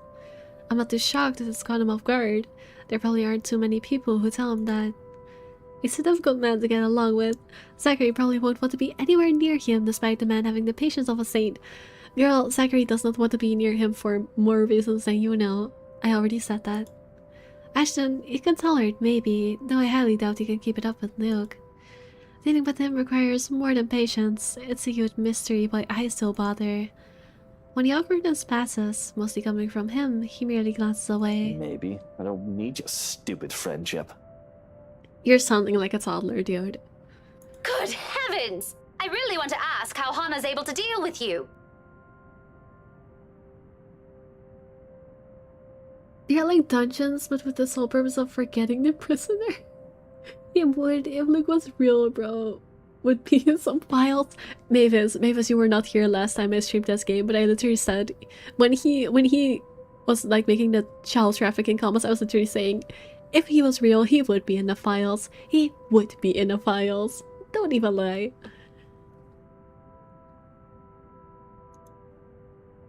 He's interested. I could tell from the frown he shows my way. He's likely wondering how I've ended up knowing her. I'd humor him any other day, probably tease him about it, and keep him guessing just to annoy him if I'm in a good mood. But my own patience is nearing its end. After Ashton, after the whole fiasco here and now him. He won't even answer my own questions properly. Why should I answer his? Moreover, there are other matters more important than that. His marital problems. First and foremost, his attitude follows right after. Concerns aside, I can't help with those. Those are the only things he can fix, and it's definitely not by standing around here.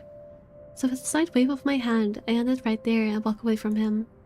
Although I can't resist the urge to glance back before I leave, if only to have one last look at the man he really is. But the instant I turn my gaze on him, I see it.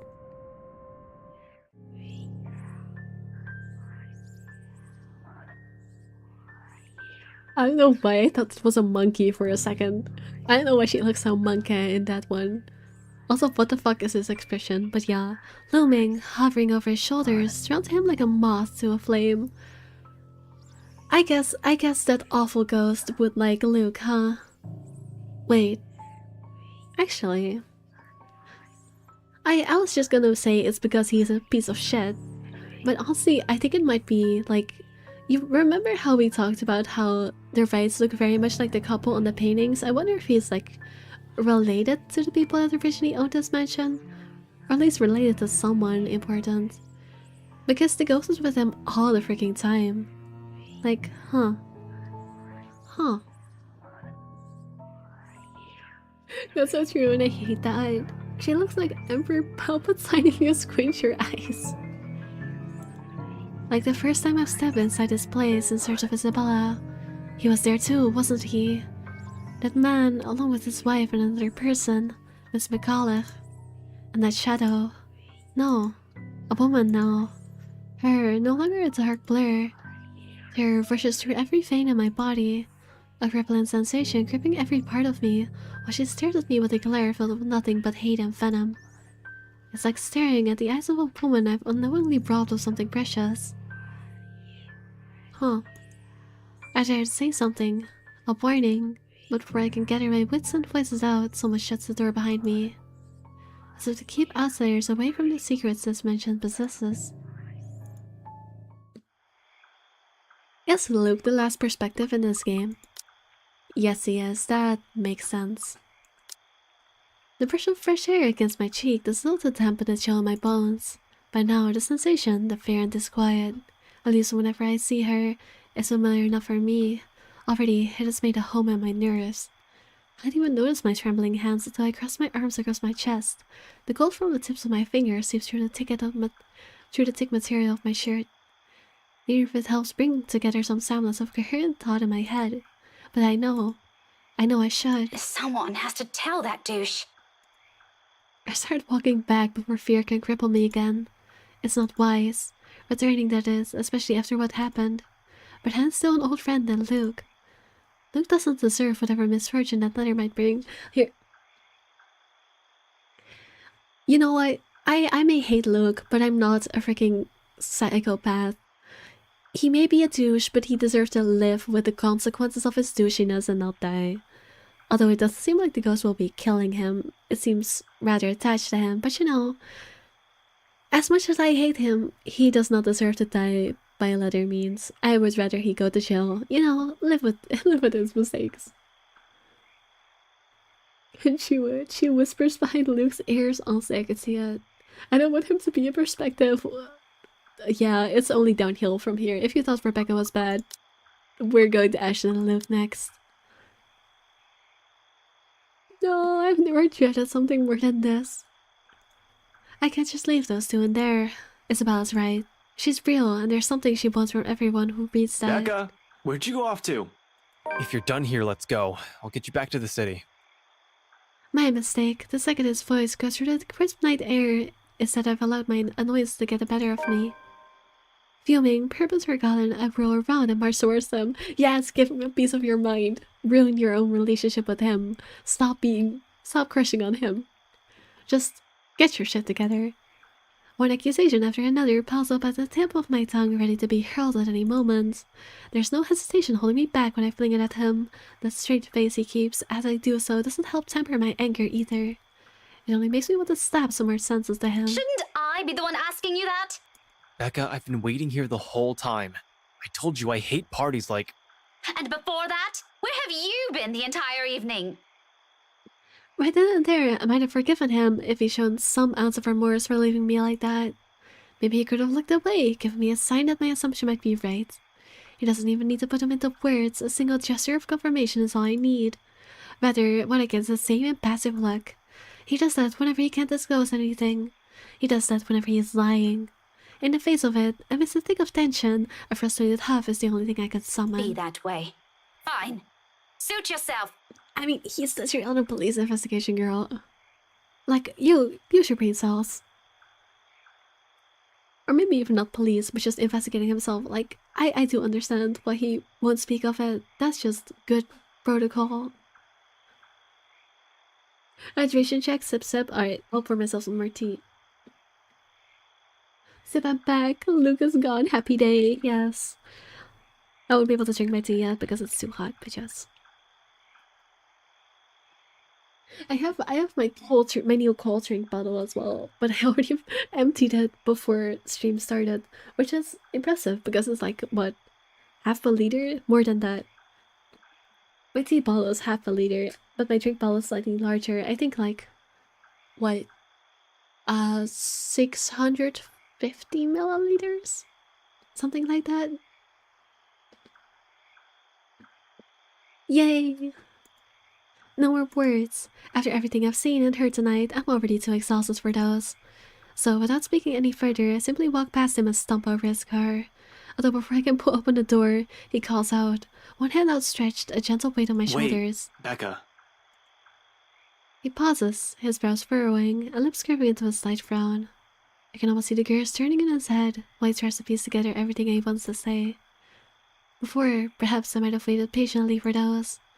He's not a man fond of using words to express himself. More often than not, any gesture or honesty will only come out blunt and coarse when forced. But today, for one reason or another, I simply can't summon that forbearance. Ashton, if you're just going to waste my time again... Becca, listen. I don't know how else... That much is obvious. Why don't you just take the whole bloody night? Go on. I can wait until next year. You bought a box of some green tea, hell yeah.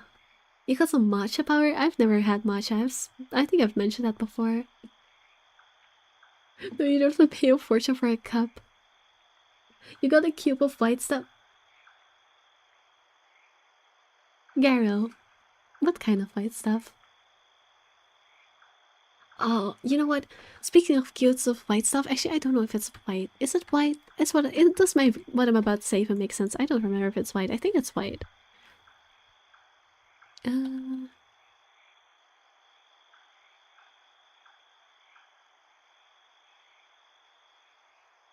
It is white. It is white. Oh my god. This is so freaking sidetracked. I'm so sorry for what I'm about to say. But you know what I'm really craving right now? There's this freaking product. It's like a thing you put in like a drink, usually like hot milk or something, and it's made of like aniseed, I think, and it's so yummy. I had it so much as a kid, and now I really want it. It's like I don't know how to describe it. It's just like a flavoring for hot milk, to be honest. There's not really any other way to describe it. But yeah, it also comes in like little white cubes. So now you made me think of that, and now I want it. But it's kind of expensive. I mean, it's not that expensive, but you know, for considering that it's just a thing you put in hot milk, it's kind of expensive. Sugar, I'm scared. How do you write that? Write what? Aniseed?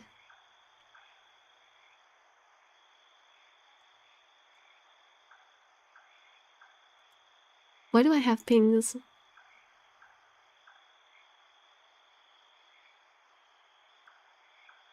Oh, okay, I need to respond to that after stream. That's not something I should be responding to right now. The Vita Cube thing, yeah, it's just like I don't know what it's called. I think it's just because it's a Dutch product. In Dutch it's just called anise cubes. But I don't think I highly doubt that this is a thing in English. I'll Google it, but I highly doubt, because this is like a very Dutch product.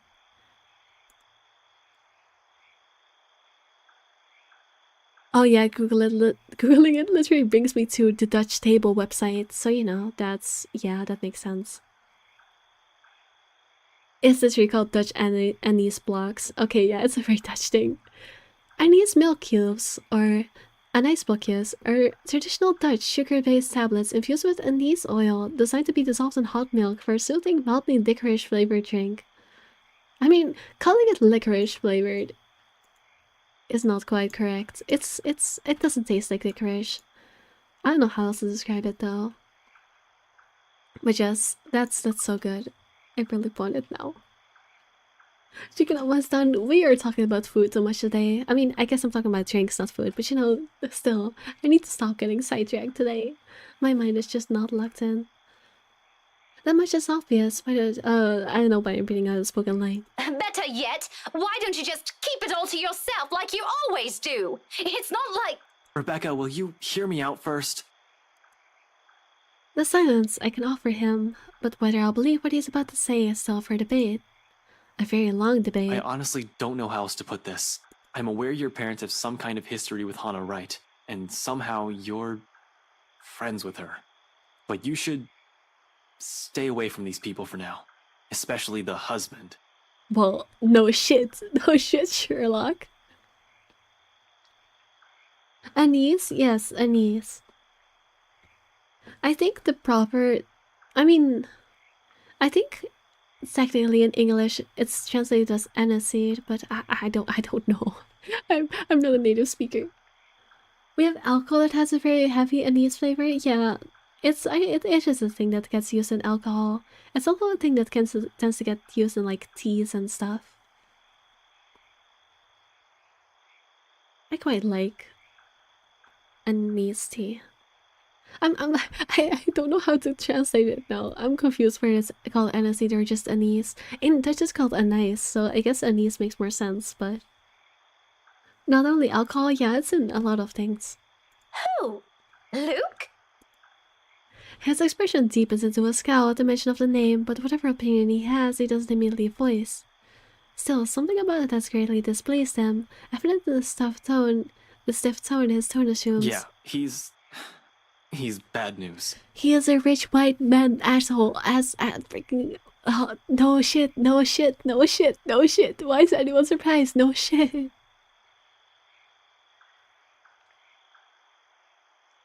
For hookah too? What the frick is hookah? You be smoking that shit? What is hookah? Oh, what? Did I miss a line? No, I didn't. This might turn around this time. What does he mean by that? I don't want to defend Luke.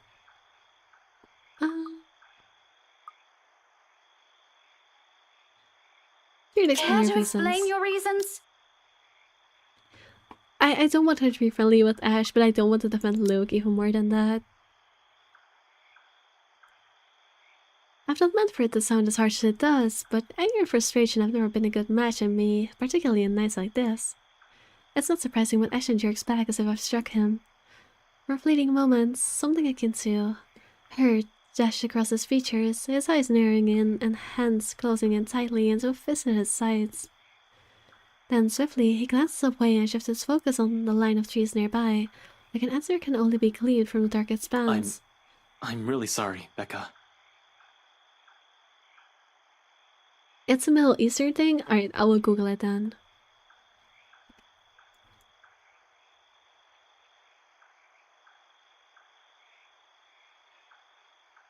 Oh, it's a water pipe. That I would have known if you just said water pipe or water pipe, I guess, in English. I did not know this was also called a hookah.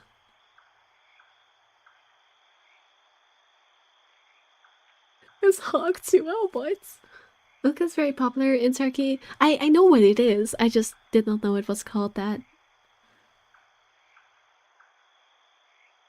Hookah too, puff on that thing. I thought people used Anderson in what? Mavis. It is used for that too. Oh. Okay. The more you know, I guess. Okay. You got bongs? What the fuck is a bong? What kind of bong are you talking about? Kale, give me some context. I'm so lost.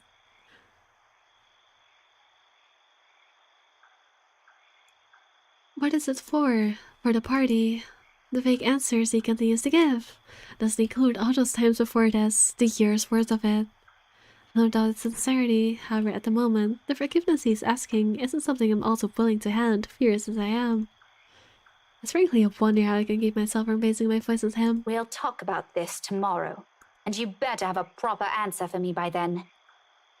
There's a brief hesitation before I step away, a short moment of wanting to say more, of waiting if he has anything to add. He's only silent. I still train at a distance. It's his last glimpse I see of him before I climb inside his car. If there's some slams close with the same force as the anger I'm holding, its sound merely vanishes into the night, unnoticed. We follow soon after and shortly run our way back to the city. Yet, even with the city's bright lights welcoming us, the dense, somber air from the mansion still lingers.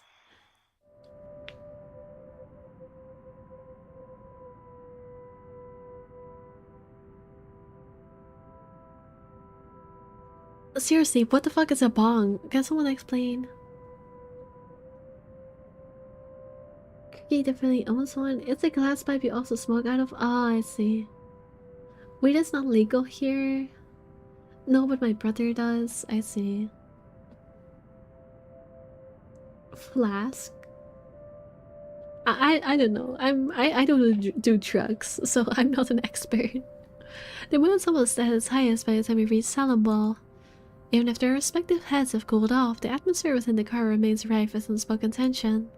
This isn't a problem so easily fixed with a few handshakes. Quite frankly, I don't know what will. Ashton himself has no idea what to do when he alights and dawdles awkwardly in the middle of the car park unsure. It almost seems like he's having an internal debate where he should say goodbye or mutter another apology. I could have driven him away, purely out of spite, the second I've gotten off. Still, old habits die hard. It's late, and Ashton's flat is on the other side of the city. Irritation might still rear its head every time I look at him right now, but I'm not too cruel to put him up on another long drive. Especially when he appears as if he hadn't gotten any rest. You can borrow the couch. I throw the keys to my flat his way before a protest forms on his lips. Although he catches it with ease, he eyes it with a worried expression and shoots a puzzled glance my way. You haven't been forgiven. We're still going to have that talk, believe me. Search word B, go gamble, do drugs. No. I will Google it, but oh, it's like a freaking. It is a flask. You're right. Why are so many people DMing me today? I swear, I've gotten like 4 notifications on my freaking Discord during the stream alone. I'm streaming right now, but I don't know. I swear, if this is a freaking AI artist DMing me, I'm going to be so pissed. That would make so many during this one stream. I was drinking over good. How about y'all? There, I'll reply to them. Why the hell not?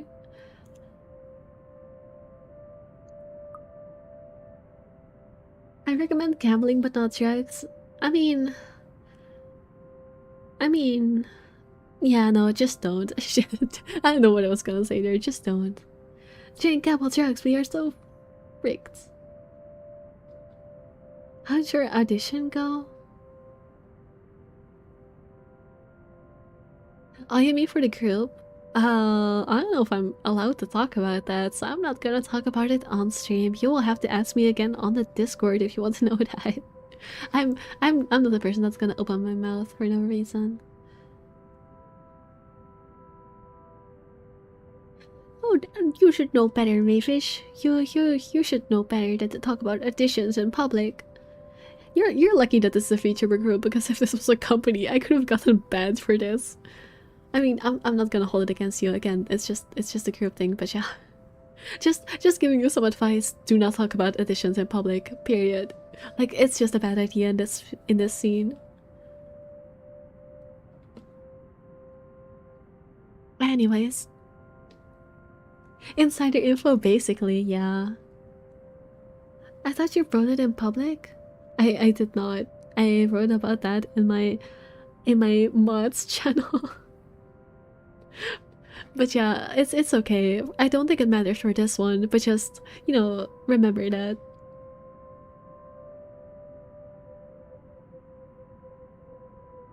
But I'm not about to send you out on another drive looking like that. It's late. Go get some rest.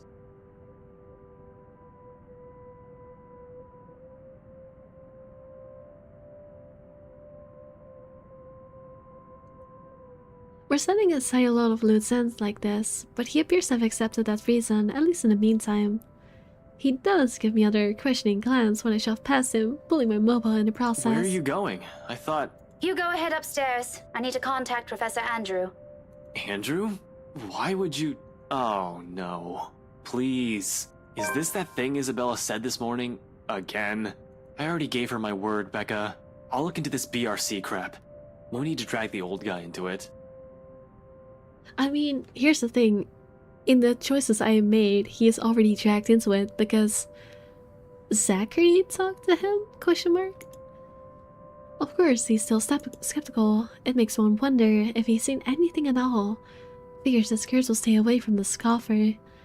But it's another loose end tonight that I can't just leave alone, Ashton's beliefs notwithstanding. It just so happens that it's one I can delve into using means other than taking a look at the mansion itself. Ashton, do you really think I still give a shite after that stunt you pulled tonight? I'll see fair. Also, how long have I been going? I've only been going for 2 hours and my freaking brain is already giving out in terms of my reading comprehension. I don't know, I guess I'm just not in a reading mood today. I mean, not even a mood, it's just that my brain is not cooperating. Oh well, oh well, oh well, oh well. No, but this is... I've spent so many years with him to know that this is about to turn into another argument. Before he could finish it, I cut him off with a firm raise of my hand. Look, I don't care. There are weird things happening around here. And yes, it's Isabella's brand of weird. Ghostly voices, strange sounds, and a bloody woman sitting at the back of my car. You don't have to believe me. And I no longer have the patience to convince you, so just leave me be, Ashton. He doesn't push it, growing quiet instead, although I know he has a whole case of it prepared inside his head. There's a reluctant shift in his movement when he steps away from our conversation. Short of climbing the stairs, he stops, turns to face me with an expression almost too conflicted. Are you really sure? What? That there was something? That you've been, seeing things? Yes, I'm very, very certain. Now go. And you better not break anything in there. The last time I let you stay over, it was that statuette Belle gave me. You haven't even replaced that one. Last of my reprimand goes both unheard and unanswered as he disappears behind the stairs. If things aren't as strained, he may have had a quip or two about that, followed by light banter. Instead, for a long moment I am left staring after him. There's something in the way he asked for it that nags. Coupled with the expression, the whole exchange just feels unsettling. When it doesn't even fade as I gather my thoughts and shift my focus to one another. Focus on another, even as I dial Professor Andrews' number. And that's when it clicks. During a long wait for the professor, one stray thought emerges from the unease. Ashton has not intended for his question to be a jibe. It's concern. For what though? For my well-being? The letter's curse? The woman I mentioned? The answers for those who'll have to wait, however. Finally, the call connects and Professor Andrews' voice echoes from the receiver. Professor Andrew? Rebecca? It's late. Oh my baby, wait, what? What can I do for you? I know, I'm sorry, but this is a bit urgent.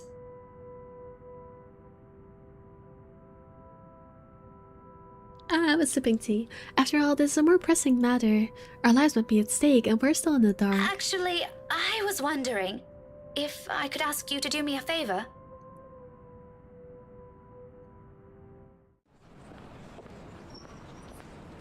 Interesting. Have we been this far before?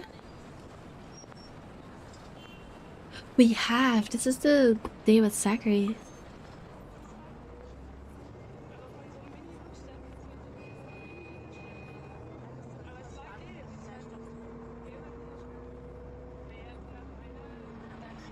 I see. Professor Andrew Clark has agreed to meet with me 2 days later in front of Luxburg's public library. He has other commitments, but being a longtime family friend has its perks. I have my parents' connections to thank for that. Of course, I'm not the sort to impose on him often, but the situation is... well, it's not entirely bad, although it does require calling in a few favors from fans like him. Without his signature, I won't be able to gain access to the library's restricted section. Do libraries actually have restricted sections? Like, is that a real thing? I have never heard of this being a thing outside of fiction. Like, is it real? Is it real? Does anyone know? The gilf, me the gilf. Oh no, not the gilf again. If I want to get more in-depth information on the Ermengarde mansion, that is, not simply what they choose to show to the general public. As much as I hate to admit it, there's always something people censor, and whatever it is, I won't ever find it in the general section. How dare you? How dare you? How dare you? I know it's already restricted, but how dare you? Not even just drop the freaking message, but ping me in it too. You mother trucker. You mother trucker. You piece of garbage.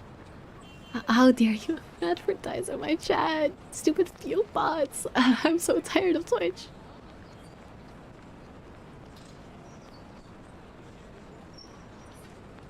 Are we in a book sale? What the fuck is a book sale? Thank you. My lead on cooking, great. Forbidden section of the library. I think it would make more sense if there was restricted sections in some libraries. Like for older books that need gentle handling. I guess that's fair. I mean, I guess the city does seem to be quite old. I guess it makes sense. But to my information, they usually don't keep those books in libraries. Like, wouldn't they keep it in like a government archive? Not a library? I mean, I guess. It depends on the library. I guess. Ain't nobody using the website though, bro. I know, right? It has to be what they're keeping here beyond the public eye. The thought of that alone makes me antsy. Thankfully, I don't have to brood over it. The wait for the professor doesn't last long. He never did enjoy making people wait. Likewise, he dislikes people who are tardy. He arrives 5 minutes after I do, greeting me with a kind smile and a casual wave of his hand. I haven't seen him in so long, but it appears he hasn't changed much. His familiar presence alone is enough for a fond smile to spread across my face. Professor Andrew. Rebecca, didn't I say long ago you can drop the professor? You know I can't possibly do that. Even if I can, it feels disrespectful to call you by your name alone. Both you and Ashton never listen to this old man. Kids these days. Both you and Ashton never listen to this old man. Kids these days. I need to Google something. Give me a second. If I'm wrong, I'm not going to tell you what I'm Googling, but I just need to Google something for a second.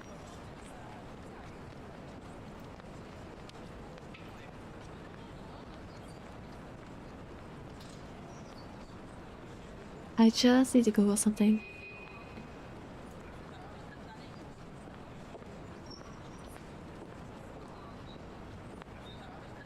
Wait, what? What do you mean Alejandro Saab is in this game? Freaking Sayu is in this game. Since when? You know, like the VTuber?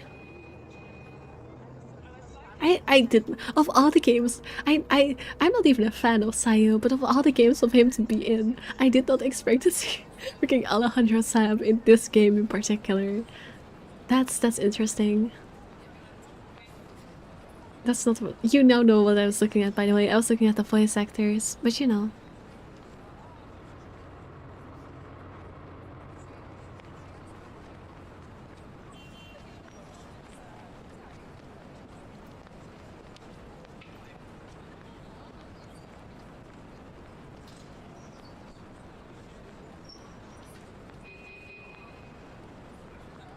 Yeah, no, I don't know. This voice actor sounds low-key familiar, but I don't know from what. And I can't figure it out, so whatever.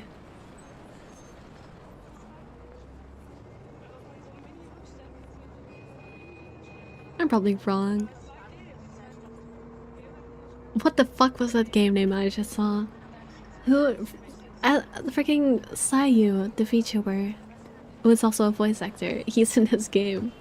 Not like as a named character, just as additional voices, but still that surprises me.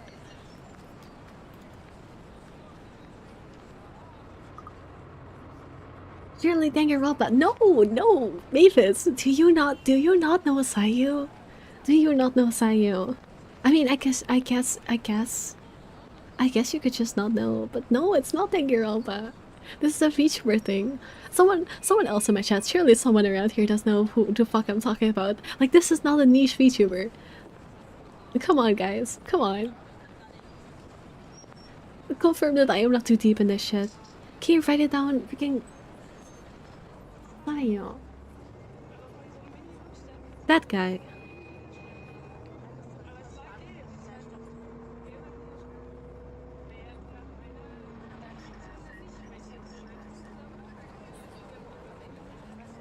Are talk about the voice actor that is the only person. These things, no!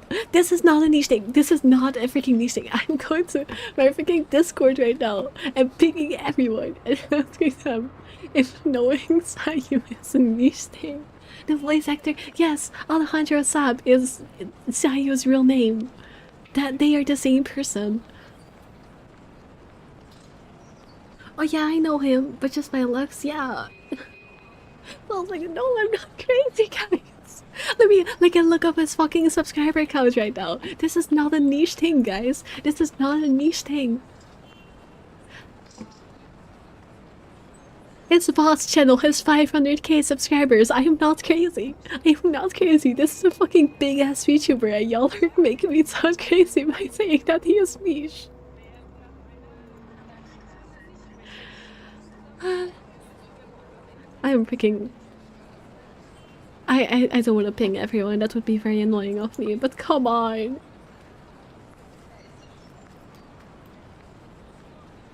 I'm asking about this character's voice actor. Oh, this character's voice actor, I don't know. I think I was wrong. I don't think it's a voice actor, I know.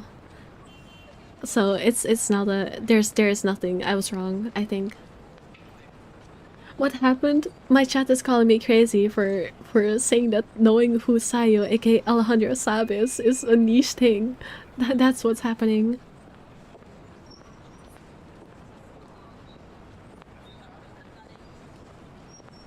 Anyways. No one called her crazy. Y'all are making me feel freaking crazy. Yeah, I'm saying Craigie knows. Craigie knows. I'm not crazy. This is not niche. This is... I don't know why y'all are making me feel crazy. I know what you're talking about. Thank you, Craigie. Thank you, Craigie. You just made me feel so much more sane. Alright, but just for today, since you're doing me a huge favor, Andrew. I guess you simply can't have it all, even at this old age. But pleasantries aren't what we're here for, yes? You mentioned you needed a permit. Yes, sir, if that's okay with you. More than fine. Anything in pursuit of knowledge, as they say.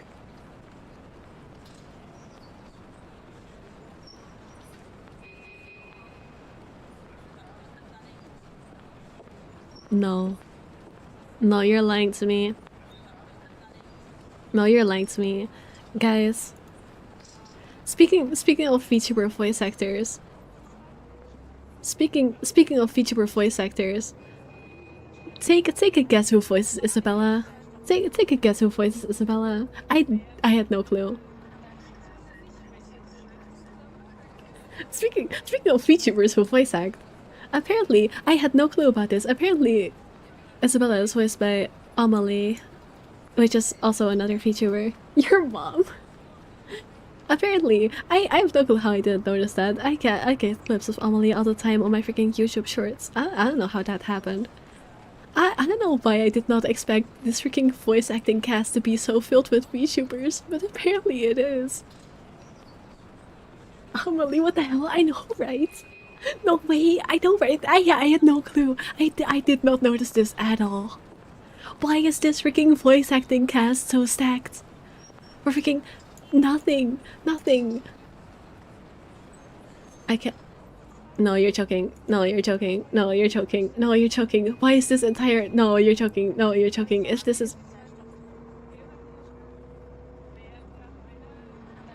When I say this voice acting cast is stacked, I was not lying. This time it is a Danganronpa thing. Well, not technically a Danganronpa thing, but it's freaking it's another game by those devs. There's a voice actor from that in here, from a character I really like. Why is this voice acting cast so stacked? And why did I not notice it till now? I know I looked it up before. Because I remember Amber Lee Connors being the voice actor for Hannah, which is a Danganronpa thing. That is literally just a Danganronpa thing. But why is this voice acting cast so stacked? What the hell happened here for this stupid ass game?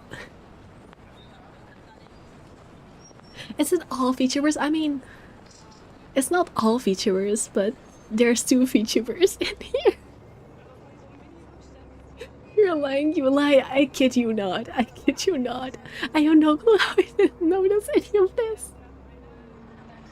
Man had chibi doki as a VTuber, as a voice actor. Well, yes, but that's like as a feature. Isabella is the main fucking character. I don't know this. That checks out. I get. Oh my goodness. Oh my goodness.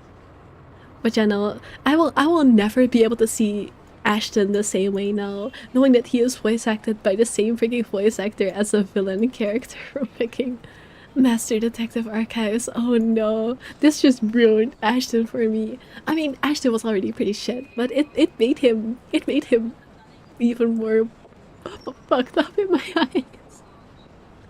What is this voice acting cast? Seriously. Oh my goodness. Anyways, back to the game. It has made a permit without further prompting, and just like he promised, he's also written a recommendation using after his signature. This is more than enough to get me those files. I muttered a small thanks before slipping it into my pocket. And when I looked back up, his brows are furrowed, the face full of curiosity. That's surprising, considering how vague I've been during our little talk over the phone.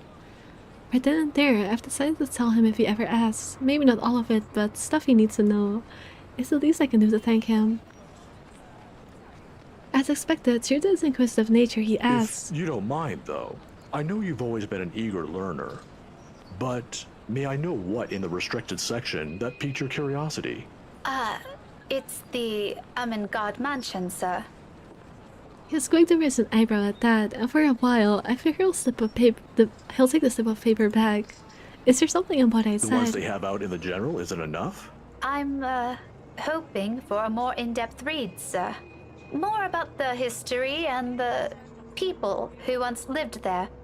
The general section doesn't have anything much on that. Oh, I see. Well, you certainly aren't the first one to be enamored with that place. It doesn't shock me.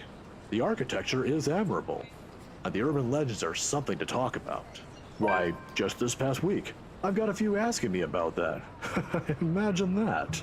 Yeah, it did pop up. This is because I made Zachary ask about it. I think enamored might be a little too much to describe our interest in it. But I have to agree. The mansion is beautiful, even with the renovations. They kept the stained glass windows, too. They are... Oh, you've seen Oh, sorry, it. I skipped the line. I was there for a few hours to attend a housewarming party. The invitation was for my parents, but they couldn't make it. My mum used to work as a private tutor for the Evans. Hannah Wright? Ah, I know of her. Her husband, too. Who doesn't? Luxborn's most popular couple. Something falls behind his eyes, the burn in them suddenly gone, like he's reliving a painful distant memory and seeing it play right in front of him. It disappears almost as soon as it surfaces, but that look has unsettled something in me. Is something the matter? Nothing much. But you know, you're already like a daughter to me. So if you could, do be careful with the friends you make. Is this about the rights, sir? Just a friendly advice from an old man. Don't think much about it. Anyway, I have to leave now. Can't miss my weekly serving of bear claws. Say hi to your parents at the detective inspector for me, will you? I wish you luck with all that research. I will. Thanks for this, Andrew. Andrew gives my shoulder a light squeeze. The gesture of younger me is always appreciated and quickly crosses the street after. I watch him until he disappears behind the door to a cafe, until the doubts swimming inside my head find a moment to rest. Whatever his business is with the rights isn't anything I should concern myself about. But somehow, in the grand scheme of things now, all of it feels oddly relevant. The how, though, I've yet to find out. But I'm hoping the library will give me the answers I want this time. On a gloomy Sunday morning, the library is especially empty. The second floor in particular. I always considered this place to be a sanctuary, a spite away from the hubbub of the city. What is it? Puzzle thumbs out of pocket? That's such a white person pose. You're just jealous he has pockets. If only. As a child, I grew up reading books here, spending hours here to no end, poring over the pages, living out fantasies in my head until my parents called me home. Now, it feels nothing like it. The silence is smothering. I have 6 pockets, suffocating.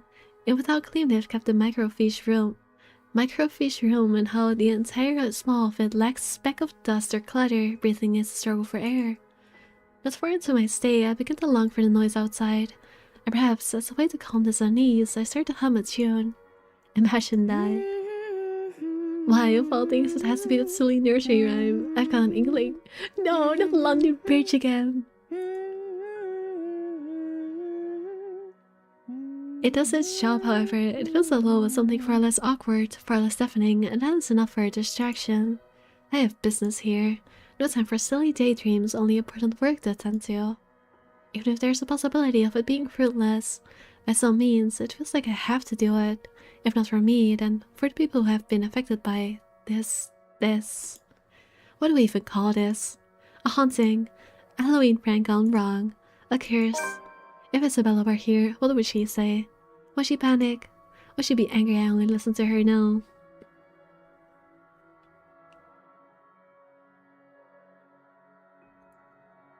It all stems from that one moment in a movie house, doesn't it? We could have avoided this if only we had taken our warnings to heart. One stupid mistake is all it took to send our normal lives in a downward spiral. Frankly, I'm no longer sure if I'm angry at myself for it or at the universe for throwing us into this mess. But we can only make do of what little we have, and that's exactly what I'm doing. Going here might not be the right decision, but it's a start. A good start. I once broke my phone screen when I had it in my back pocket and someone called me a dumb fat. I'm so sorry. They were so that's uncalled for. But also, I imagine being able to put your phone in your back pocket. My pockets could never. It would just fall out within 5 seconds. It doesn't take much time for me to find what I need. A microfiche of an old newspaper, long kept in a special storage cabinet at the far end of the restricted section. Here's 1620s and beyond. Yeah, it is very old. Before the city of Luxburn even existed in the records, where the mansion has just been built and Epsom is nothing but a small, sleepy hamlet near a river. A lot of pieces are missing, days, sometimes several consecutive weeks without any records remaining. Often it goes on for years. Troublesome, but as it is, I'm lucky enough to find anything at all considering how far back I'm looking. Can't be picky now. Can't waste time mulling over what record keepers of the old could have done to make this a breeze for me. I can still work with this.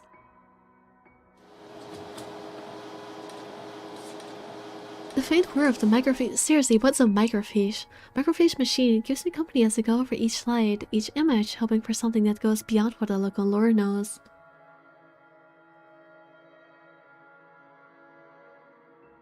My pants don't even have back pockets. Did you fall like a set of here? Me and back pockets go way back. Girl, front pockets in women's clothing is just an illusion, so... Oh yeah, no, I just don't bother with women's pockets at all. There are snippets, little mention of the family that once settled in the house here and there. Usual singing of praises for the couple who helped brought up what was once a tiny settlement into a buzzing town. Nothing substantial, nothing I didn't know before. It continues on like this for a good while, until I come by the years after their deaths. The people of Ansem might have loved Lord William and Lady Elizabeth Ermengarde, mourned their passing and held them in high esteem in the years after. But it was their daughter that was remembered fondly by the townspeople. If her parents built this town, Lady Charlotte was the one who made it prosper. Remarkable, considering it was a period of recovery from a bout of plague that could halve the town's population, including her parents. Oh my goodness, the booba. Let me see what the achievement I just got was. I was too distracted by the boobats and see the... let's just dig deeper into the history. What's surprising though, apparently her time also marked more than superficial changes to the place. Oh, I didn't even notice the slave trade part. Oh go. Oh no. She moved things, changed laws, altered old customs and traditions. If they were done on a woman's whimsy, it doesn't say, but she seems capable enough for more than that. The gist of it is, the town she rebuilt, it's what eventually grew to become Luxburn City, while a nearby Ansem village remained as it was, relics of old. I guess this woman was probably like, because she is Japanese, so I guess she was probably like, you know, a servant. Naked lady ban. Everything is censored. She's not showing anything. Look at the picture very closely. I mean, that's the ghost, obviously.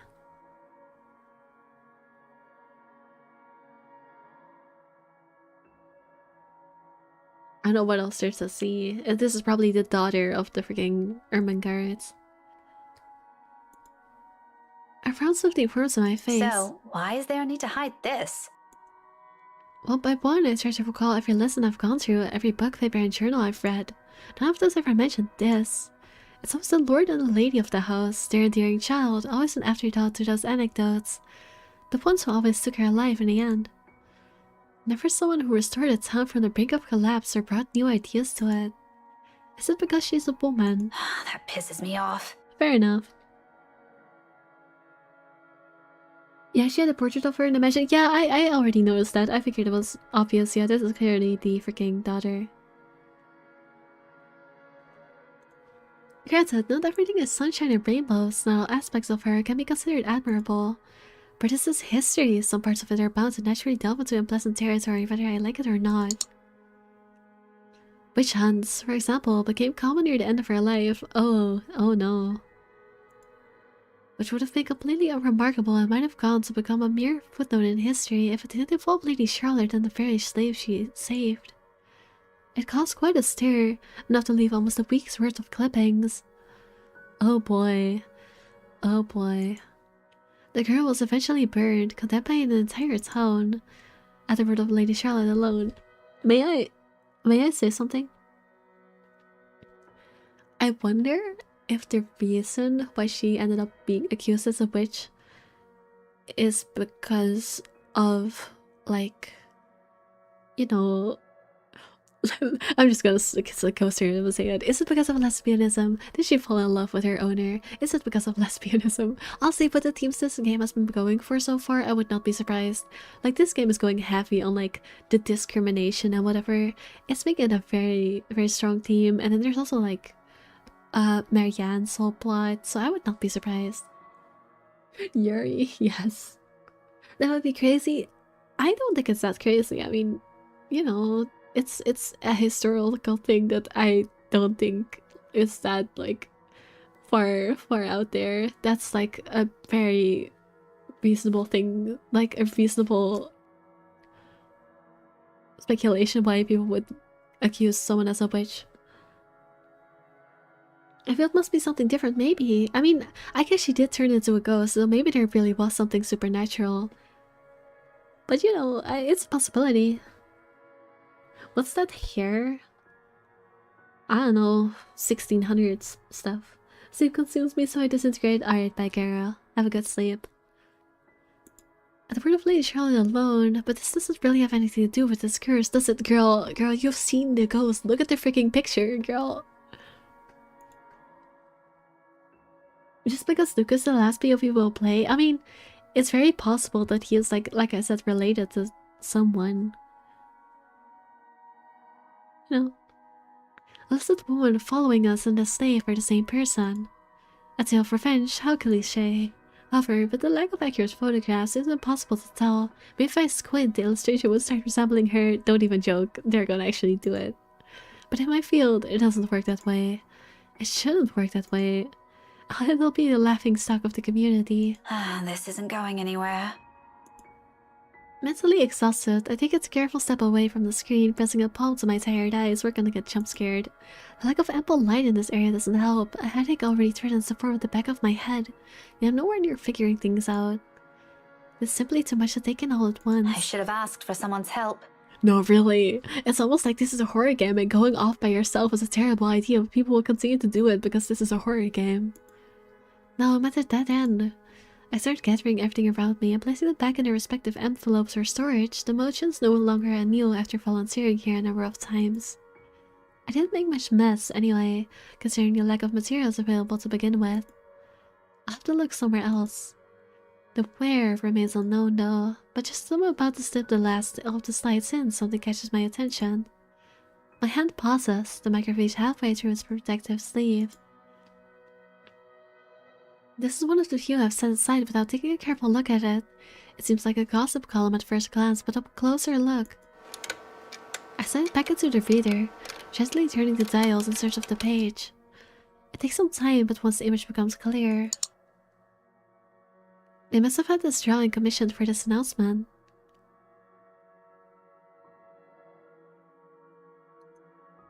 I don't doubt it. They just are far more intricate. They're like this, slightly closer to how they might have appeared at the time. They're both recognizable this way, closer to the paintings I've seen in the mansion.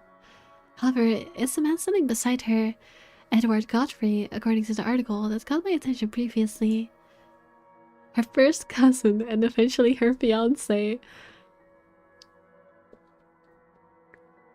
Oh, Britain in the 1600s. No, girl, you did great, Trill. Maybe it's the posture, the manner in which he holds himself. Or maybe it's the shape of his eyes, so I can't be too certain. Oh, I get it, I get it. I get what's going on here.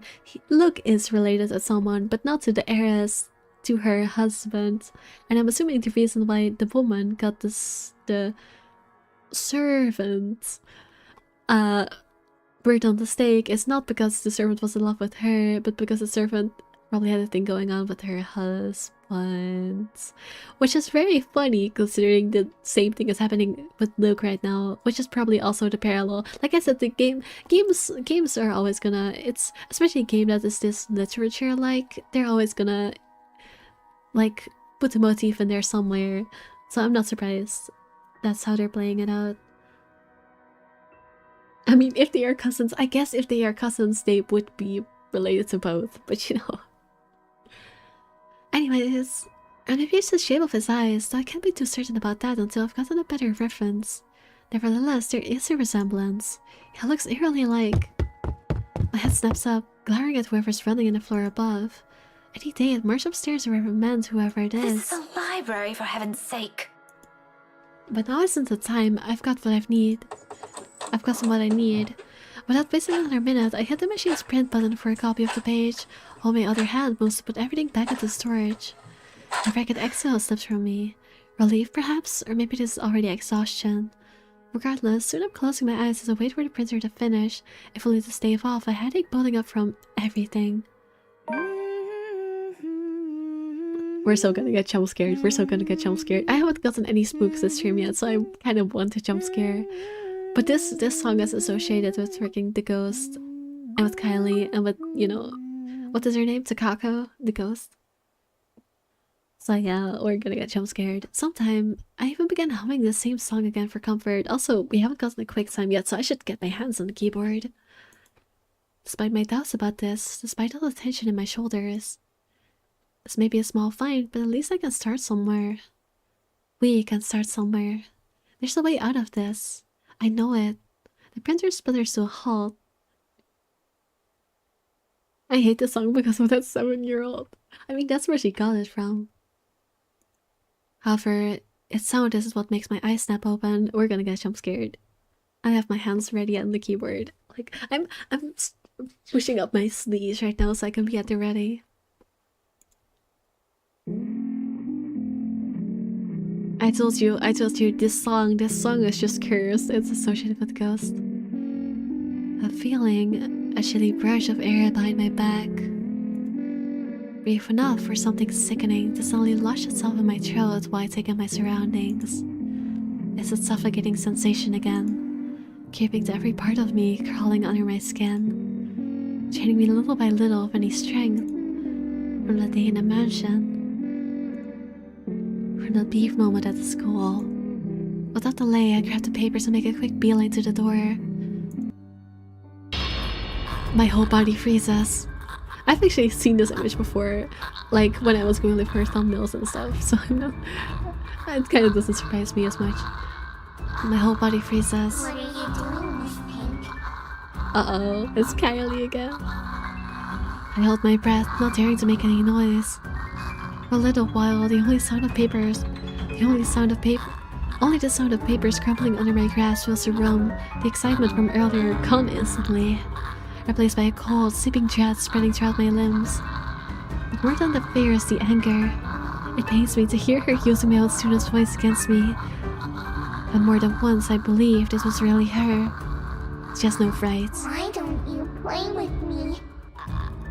Although she hasn't made a move, if there isn't a wall behind me, I'll probably take a step back. Anything to put distance between us, no matter how small, as long as I'm out of her reach. But I steel myself, because if I do fall back, turn away from her, I'll be left with no way out. I am not dying here. Preemptive save just in case. I mean, I'm not gonna save scum, but you know. Gonna lock in so I don't mess up the quick time that's definitely coming. You think you scam me? Miss Pink, don't be so rude. I'm waiting. I'm not afraid of you, you spook! This is one Scotswoman. You aren't getting into an early grave without a fight! I love the grave! The accent is making it so much better. Come at me! Don't scream at the ghost to come at you. I expected she'll lunge, prove to me what a monster she is. Instead, all she gives me is a smile, twisted and gnarled. It's as if time has grown to a stop at the sight of it. A split-second decision. And before I know it, my body shifts. Eyes closing in anticipation, hand grabbing whatever solid enough on the nearby table and hurling it at her. She really does choose violence all the time, especially with books. Books are her preferred weapon of choice against looking against ghosts. I don't bother looking at whatever I threw hit its mark. I run, as fast as my legs can carry me, despite my heart threatening to burst out of my chest. But in this maze of bookshelves, with the whole place almost void of people. Oh, it's not a quick time this time. It's an actual choice. It's safe in a place safe enough I can escape to.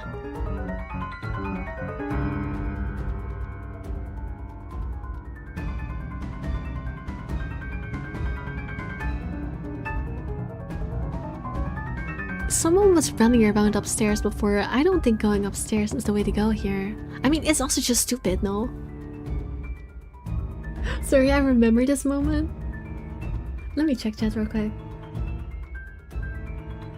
She's holding her inner Scotsman, yeah. I've been messed with Becca, you shouldn't be, yeah. Sorry, I remember this moment. I don't remember shit, but I remember this one.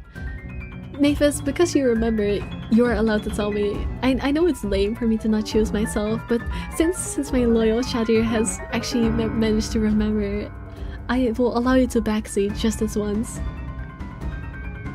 Because I want to see if Mavis' memory is right.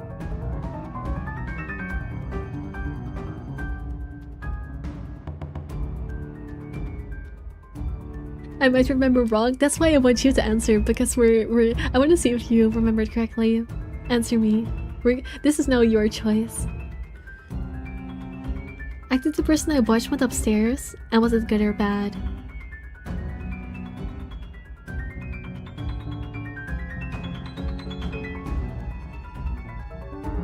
That's what, like, did it work out for them is the question.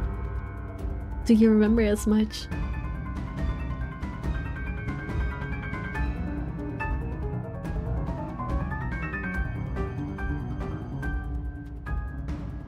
I remember her being alive after, but like... That's not saying a lot. Well, I said it's your choice. What do you think? Which option? Tell me. No pressure. I mean, it doesn't matter. I already got, Marianne got as well. I mean, she's not dead, but you know, I messed up. I say up? Alright. I did save, right? Yes. There are people upstairs, aren't there? The weekend staff or some volunteer. There should be. Even if it's a Sunday and I'm the only one here on the special permit, there should at least be one other person manning this place. I guess it does make sense to try and go for another person. It does make sense to stay. Clearly, the factoid about the person running upstairs was meant to give you a hint, so, you know. I heard them a while ago. Of course, I couldn't possibly tell them about this. They won't believe me in the same manner if we didn't buy Isabella's stories until it's too late. But I can easily come up with excuses. For now, what's important is that I don't end up trapped alone with her. Safety in numbers, as they say. That is very true. I was literally lecturing you earlier about how this is a horror game and you all go off on your own. So, you know, it makes sense. There's no hesitation in my steps as I race upstairs, ears straining for any signs or sounds of the woman appearing, jumping at me again at any second. I'm keeping my hands still on the keyboard. I don't know if it's over yet. I can still hear her behind me, the grinding of bones, her whispers as she keeps calling me back. Although it's at a distance, I also my pace. Library rules be damned. Because no matter how much I pretend to be brave, the level-headed one or the tough one, this terrifies me. This scares me more than anything. This isn't how I plan to die. And when I get to the 3rd floor,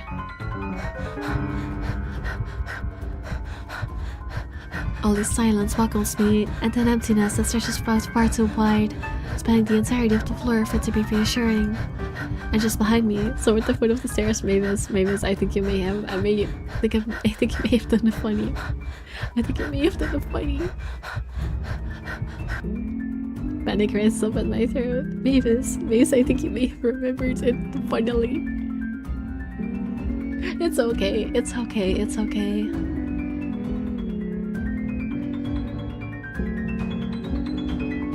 No other way out, now but up. Slight bolt, desperation kicking in without warning. If she ends up falling off the roof because of this, I'm gonna laugh so hard. I take 2 steps at a time, tripping clumsily for some of it in my last-ditch attempt to escape. But I know, at the back of my mind I know all of this is futile. With every football, with every ragged breath, with every pounding of my heart, it gets hammered into my mind. It only becomes clearer to me once the door at the end opens. Revealing the vast expanse of Luxembourg's early morning sky, and with her treading at my heels, walking my only way out. Ripa to Oyasumi yourselves. I'm sorry if it ends in that I'm gonna cry from laughing.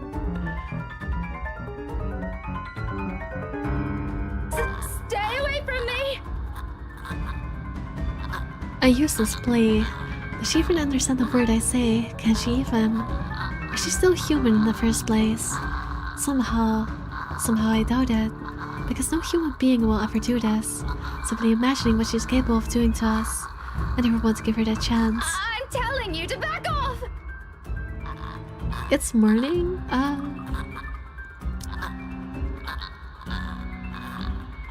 Well, yes, she went here early in the day, I believe. Because that's when the professor had time. Her gait is slow as she walks forward. Each stride accompanied by a sound of breaking bones, of blood oozing from wounds that never found healing.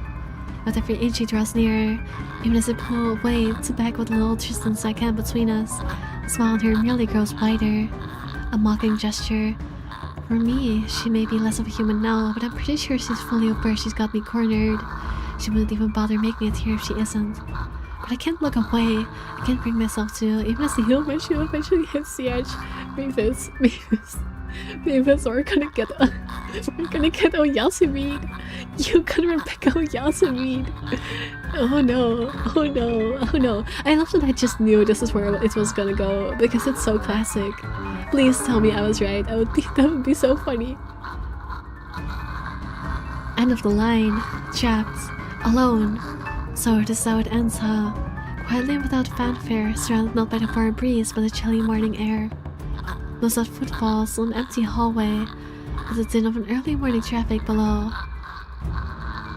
No warm afternoon light. Nothing but the cold, pungent smell of death underneath during morning sky. How fitting. Yet, amidst all of it, there's a single voice I want to hear. If only for the last time. Becca?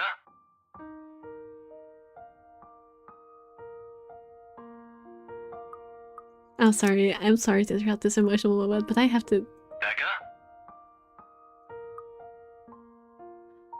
I'm not surprised I didn't recognize the voice actor. It is a pretty different voice, but yeah, anyways, back to the emotional moment.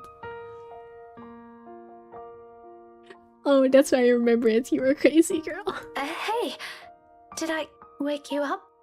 No, I left you a voicemail, so I thought... Where are you? The one I grew up with, who always got grades better than I did without even trying, whose silly antics I have to put up with all these years. Who stood by me even when things got tougher. The one person who was being a constant in my life. Ash, do you remember that one time? The... what? Back in secondary. We joined a contest back then, didn't we? We had to dress you up as a girl and... What? Where is this going? That's not where I expected. No. No. What? You looked really pretty. I think I still have that picture somewhere. This is the most Yuri way to make a straight relationship, like, flashback be emotional. Like what? Fanboy lore? That's supposed to be emotional, but that's not the emotion I am feeling. Burn it. We're not talking about that again. You promised.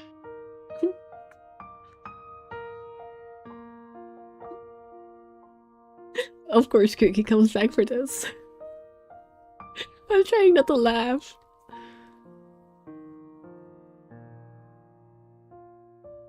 Seriously, what brought this on? Nothing.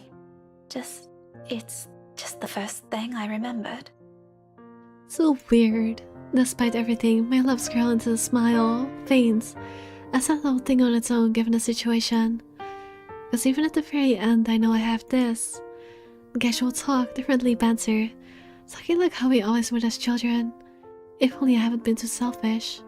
If only I haven't taken all of this for granted in favor of my feelings. Then perhaps I won't be regretting anything now. You're being weird today, Becca. Whatever. Listen, I need you to go home right away. I'm at Salem Well right now and... I wish time would simply stop for us. There's still a lot of things I want to say. Things I've never bothered saying out loud. Things I should have said a long time ago.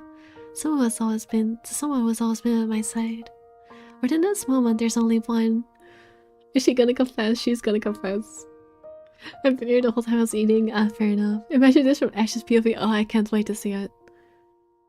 Oh my gosh, she looks so pretty as a woman. I feel for you that moment. I know, right? I was so right to ship her with Maria, not gonna lie. Anyways, here comes the Yasumi and the eternal trauma for Ashton. Thanks, Ash. Oh. Oh god, the picture on the achievement is definitely not helping.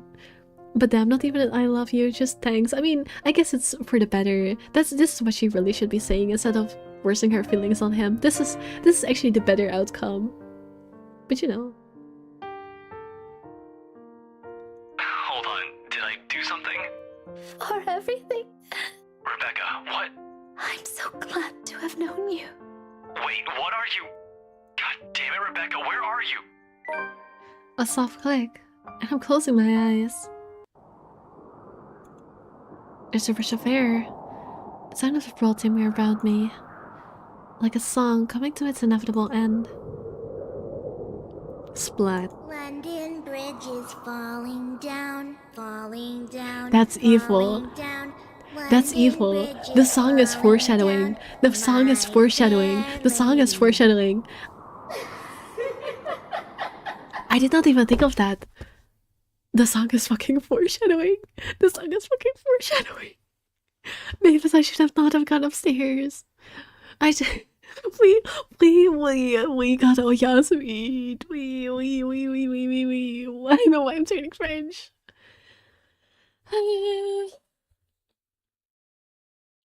Come on, power of love and friendship, stop Becca from dying. It's not happening. She is gone. The ghost is just standing there like, I don't mean to intrude, but I need to do my job. No. I both love and hate the fact that the song was foreshadowing. Like, that's so clever, but it also makes me so mad. We got all the same special art. We did get a really great scene, but also oof. I mean, I don't even like Rebecca. I just like that she insulted Luke, but as a character, I don't really care about her dying, so I guess it's kind of better that her death scene was interesting at least.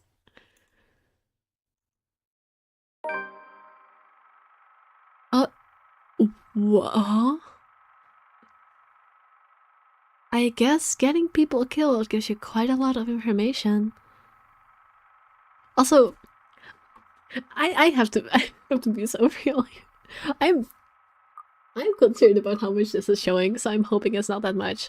But like, for as much as I hate Luke, I just know this ancestor got bitches because oh wow, That's like this pose is also not helping. This pose is making it worse, but you know. Wait, I didn't even notice the cat.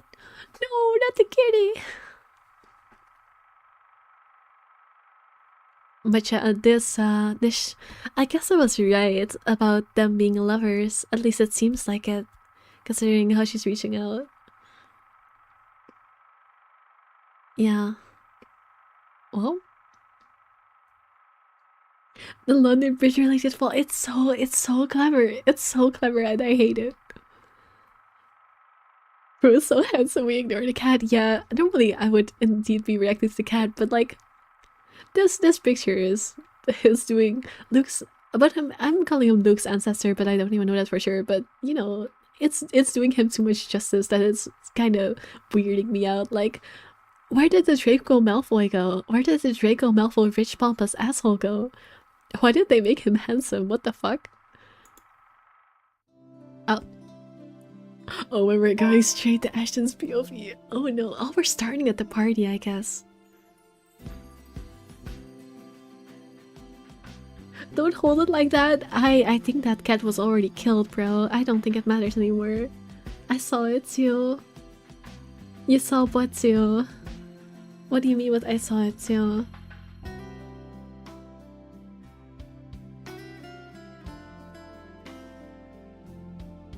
Just like that, well, she died. I think if we kept her alive, it might have gone on longer. I mean, probably not, to be honest. It probably would have switched anyway, but, you know.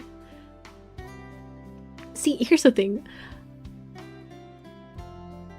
I'm kind of tempted to reload because it was not my choice, but also at the same time, I think this is actually the more fun option. Like, I don't care for Becca, I don't care about her being alive. I think we should just go with Mavis' choice and let the angst exist. I love the angst, I love the misery. Reload? No. Nuh-uh. They didn't even kiss? Wait, who didn't kiss? You mean Ashton and Rebecca, or...? Because I don't ship it here. We save it here? I mean, how long have I been going? Not even 3 hours. No, I'm gonna go a little bit longer. I'll see the outcome and come back. Okay, fair enough. Fair enough. Because I will say, this was not the choice I would have picked. I was like, going upstairs is stupid. But I thought it would be more funny to go with what you remembered, but alright. Well, we're gonna see what the other outcome is, but I want to stick with our original judgment just because I think it's more entertaining that way. I mean, maybe she dies either way. We can't know for sure. Out for the door. If there's one, it is out of this room, out of this place, as far away as anyone can get from her. I can think about the rest of what I can do after I'm outside. When there are people I can ask for help. But she's not chasing after me like this. There's no hesitation in my steps as I race for the restricted section's door, head downstairs and barrel straight for the library's exit. Towards safety, in a desperate bid for my life, library rules be damned. I can no longer hear her behind me, but I'm not taking any chances. A deep breath almost escapes me as I near the door. A little more, when out of nowhere, a library card careens from a blind corner and slams into my sides. My back hits the floor with a hard thud, the impact completely knocking the breath out of me. The copper tang of blood gradually spreads over my tongue as I fight to get my bearings back. I force myself to move, even with excruciating pain coursing through my limbs. The exit's almost there, if only I can. Oh, she dies anyway. She always dies, but there's no moment's respite. Oh gosh! Oh gosh, this is definitely the worst option. Thank you, Mavis. Never mind, I take it back. Mavis, you were right. Mavis, you were right. Mavis, this was the better option. The other was the better option. They say I know there's nothing way to tell me. A cold is just sliding around my neck. Tied like a vise, pressing close again and leaving me gasping prayer. Through my blood like, oh my god, the hateful gleam. Despite in her eyes, she moves through my body and a grip tight on my throat tightens. Desperation kicks in. My nails dig into her fist as sugar against her firm grip, trying to pry her fingers away. I'm so sorry for reading so fast. I'm probably gonna have to do a quick time. Let go. Let me go. Thank you, Ray, for playing Marvel Rifles and distracting me from the horrors. What am I supposed to be doing? What? I'm moving arrows and it's not doing anything. I'm confused. What the fuck? Okay, no, I'm reloading on that one because what the fuck was I supposed to be doing there? Like, I was pressing the arrow keys and it did literally nothing. Like, huh?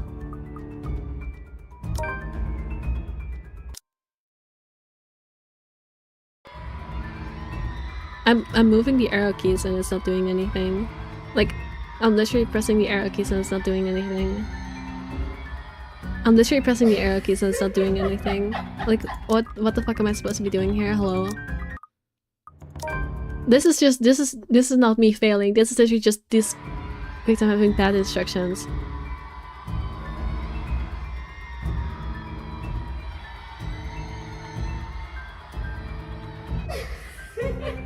Like, literally, guys, what the fuck am I supposed to be doing here? It says arrow keys though.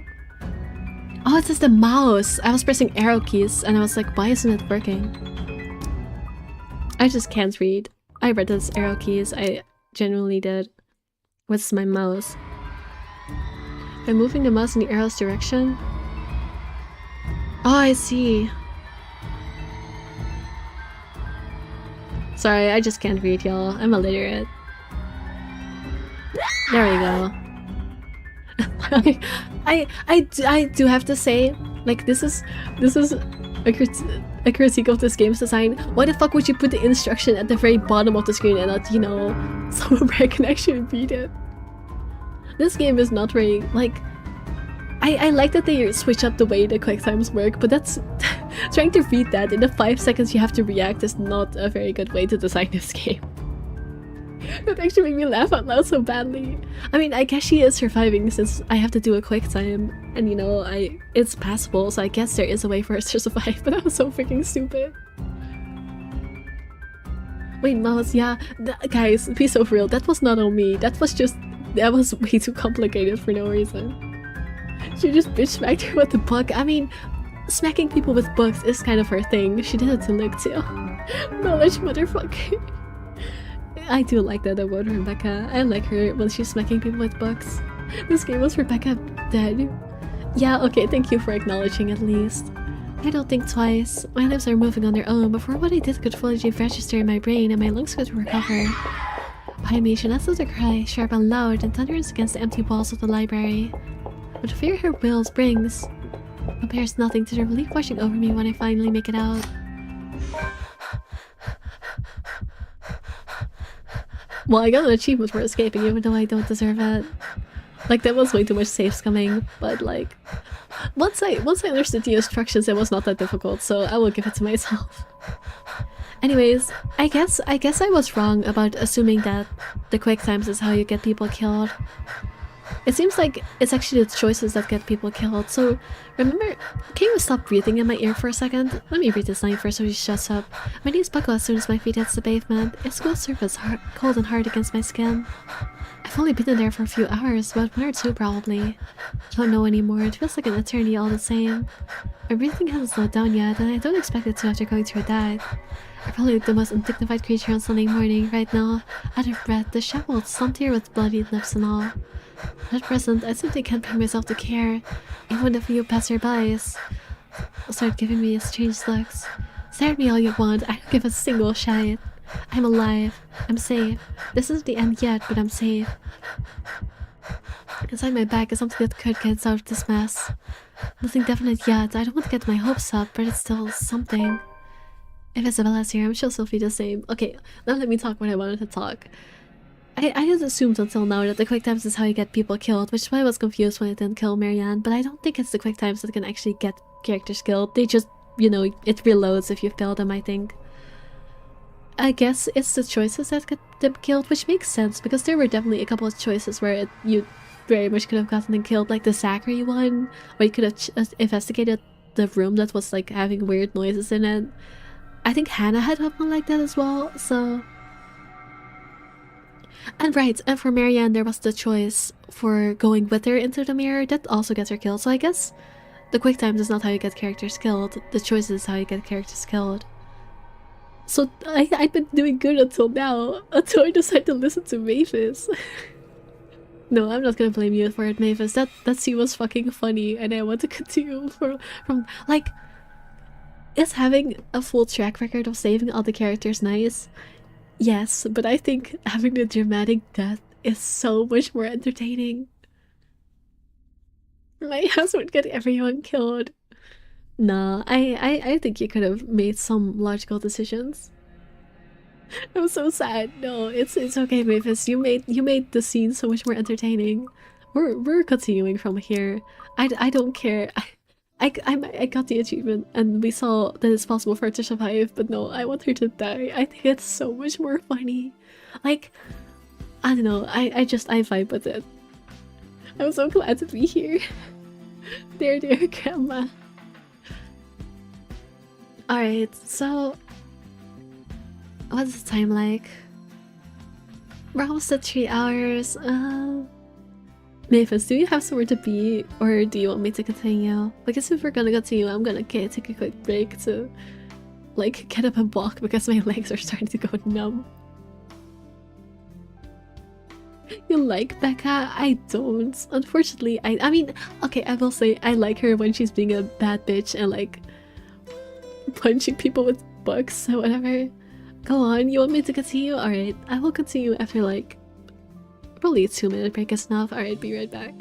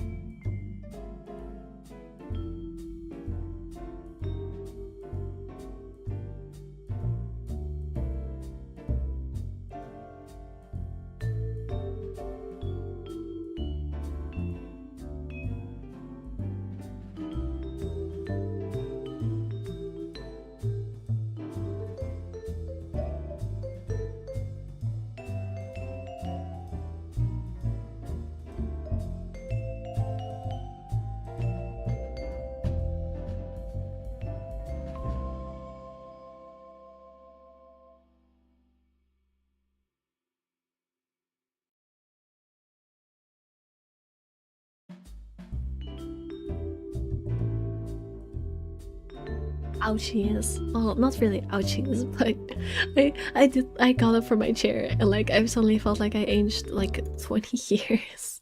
And I did like, you know how like when an old person like gets out of their chair, they do like the freaking old man stretch. That was me, and then it's so weird as like stretchy poses. It's a lot better now though.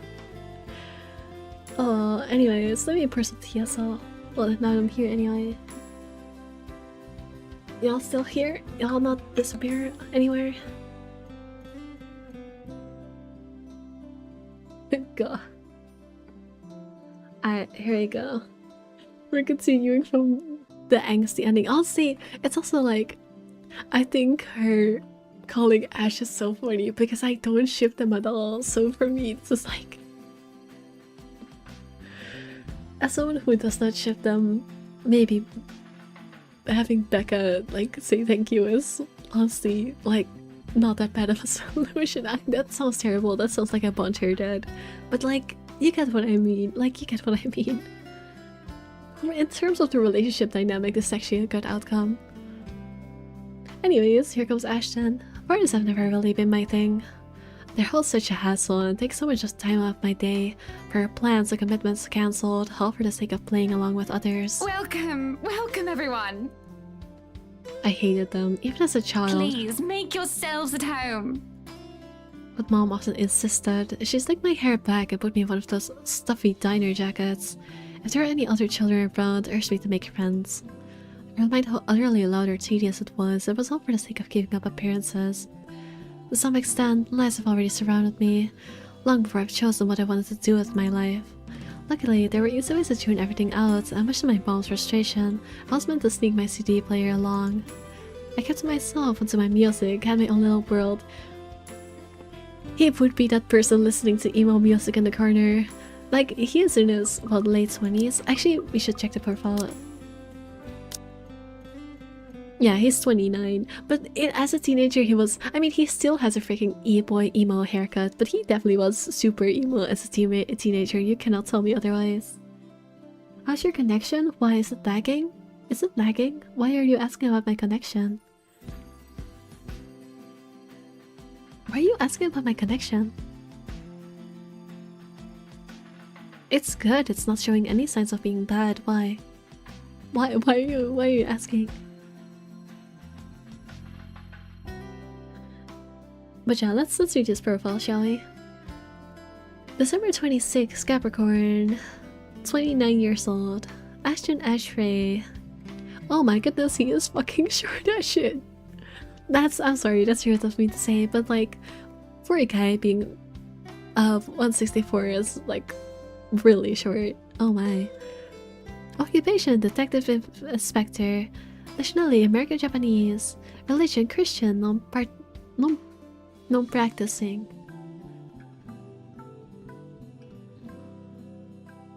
Education, bachelor's degree in forensic science. Likes taiyaki ice cream. What's taiyaki ice cream? I mean, it's obviously Japanese, like, duh. But I don't know what it is.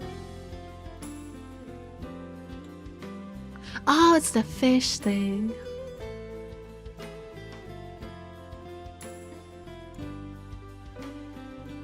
Shirley, of course, is car. Ophelia, old-timey action movies and trailers, kart racing, jazz and swing. Shirley.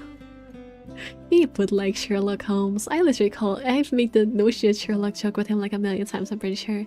And Justice. There was still a love between his parents, and though he grew up privileged, he found little joy in student life. He saw the standard testing system as a chore and considers his popularity among his peers to be an annoyance. Oh, he was such an edgy teen. Oh, I was so right to call him an e-boy. Oh, he was so edgy. I can feel it in my soul that this was one hell of an edgy teenager. Rebecca was the only one he considered a friend in St. Karate, and he was no better when he went to university. If anything, his indifferent outlook got worse with his parents' divorce. He would have daddy issues also. I mean, parents' issues, but you know, you get what I mean. He initially took law, but was quickly disillusioned by how heavy-handed and abused the system was. Forensic science, on the other hand, became fascinating for him. He served a brief time as a police officer before he applied to join Luxembourg's criminal investigation department. Early on, he was too eager to deal out justice, but his numerous years in service became kind of learning experience for him. Now as a detective inspector, he's been assigned to the biggest case yet. Alright. It's not lagging, but it's always behind for me for some reason. I mean, that just happens. I mean, I don't have my latency on like super low, I just have it on regular low, so you know.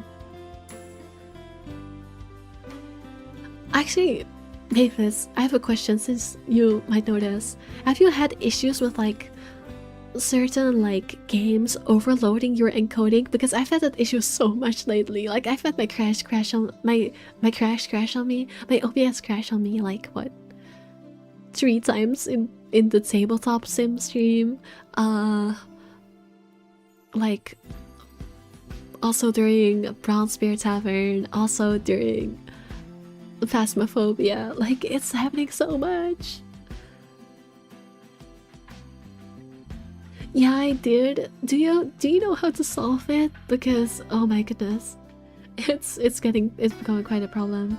Like for Phasmophobia, there's just one, so it wasn't an issue. But Tabletop Simulator, I had to straight up stop streaming because there were other perspectives and it was taking up too much time. Also, what do you mean why? Why to what? Why to what? I kept to myself on my music, had my own little world, until I learned to observe. It's a simple matter of awareness, really, and for someone with keen eyes, a skewed necktie, or simple flick of their wrist alone could tell volumes about a person. I still don't like parties, especially ones as big and fancy as the Price's housewarming, or when there's actual reason to go to them. I figure they're not too bad. The latency thing, I mean, it says it's lower quality, so like, why would I when it's like fine the way it is now? Like, does it make a difference? I figured like, right now I'm not having a problem with it being too slow. Like, it's fast enough for me to respond and have things be on time, so I figured it was fine like this. I mean, I guess my internet is pretty good, so there's no reason to not put it faster. Like, all my issues I'm having are always with my encoding and not with internet, so eh. Be careful with Shirley, alright? Besides, like it or not, it's all part of the job. I'm here on a mission. One that has the name Lucarite plastered all over it. You'd think the man would want to remain inconspicuous after his name was linked to several high-profile crimes across Luxburn. Granted, most of it have gone cold over the years, having stagnated without any leader evidence, but that still doesn't make it any less of a suspect. Yet here he is, throwing a party in his own backyard. Although having observed the man this past year, I'm not even shocked. In case the damn spotlight constantly yearns for attention like a neglected puppy. I figured he'd be on the case, but I mean, it was kind of like soft confirmed earlier that he was investigating Luke. But yeah, no, it makes sense that he has been. His big case is cracking whatever Luke is going on. It was very obvious. But damn, he's been shadowing, huh? I guess that's why he's not been around much. Makes sense. It doesn't take a genius to figure out why he's nowhere to be found in his own party. But that's not the problem here. What pisses me off is how far his reach extends, how close he is creeped into the lives of the people I care about. Again, like a stubborn itch you couldn't be rid of. First Professor Clark, then there's Isabella. Oh! I just realized something. I just realized something. Remember how Rebecca said, I wonder why Ash isn't seeing anything? If the reason why Takako, aka the ghost, got like treated the way she did was because she was, you know, not British and instead was a Japanese servant. I wonder if that's the reason she leaves Ash alone, because he's, you know, not white. I mean, it doesn't make sense because she does attack Zachary, who is also not white, but like, they're both Japanese. Maybe that's why. That's the only reason I can think of, at least. Like, you get what I mean? It's not a foolproof explanation, but it's a theory. It's a theory I'm putting out there.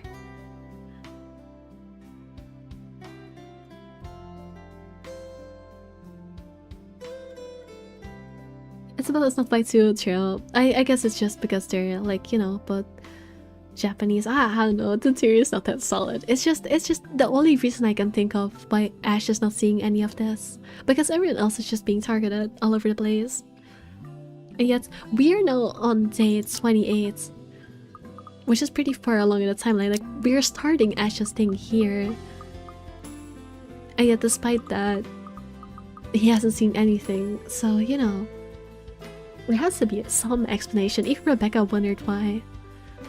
So I guess it might be because they're both, you know, East Asian.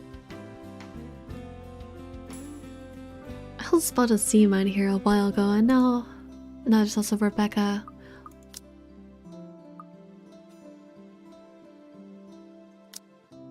Right, I was like, is Isabella here? No, she's not. He's just talking about her in general. Apparently. Ashton? Becca, what are you doing here? I was invited. Really? I had no idea you were friends with the host.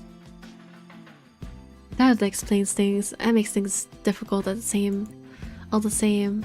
As if getting a contact among the staff to sneak a name onto the guest list isn't hard enough. The guy almost ditched me last night. I must have played another setback on my investigation if it wasn't for the generous tip.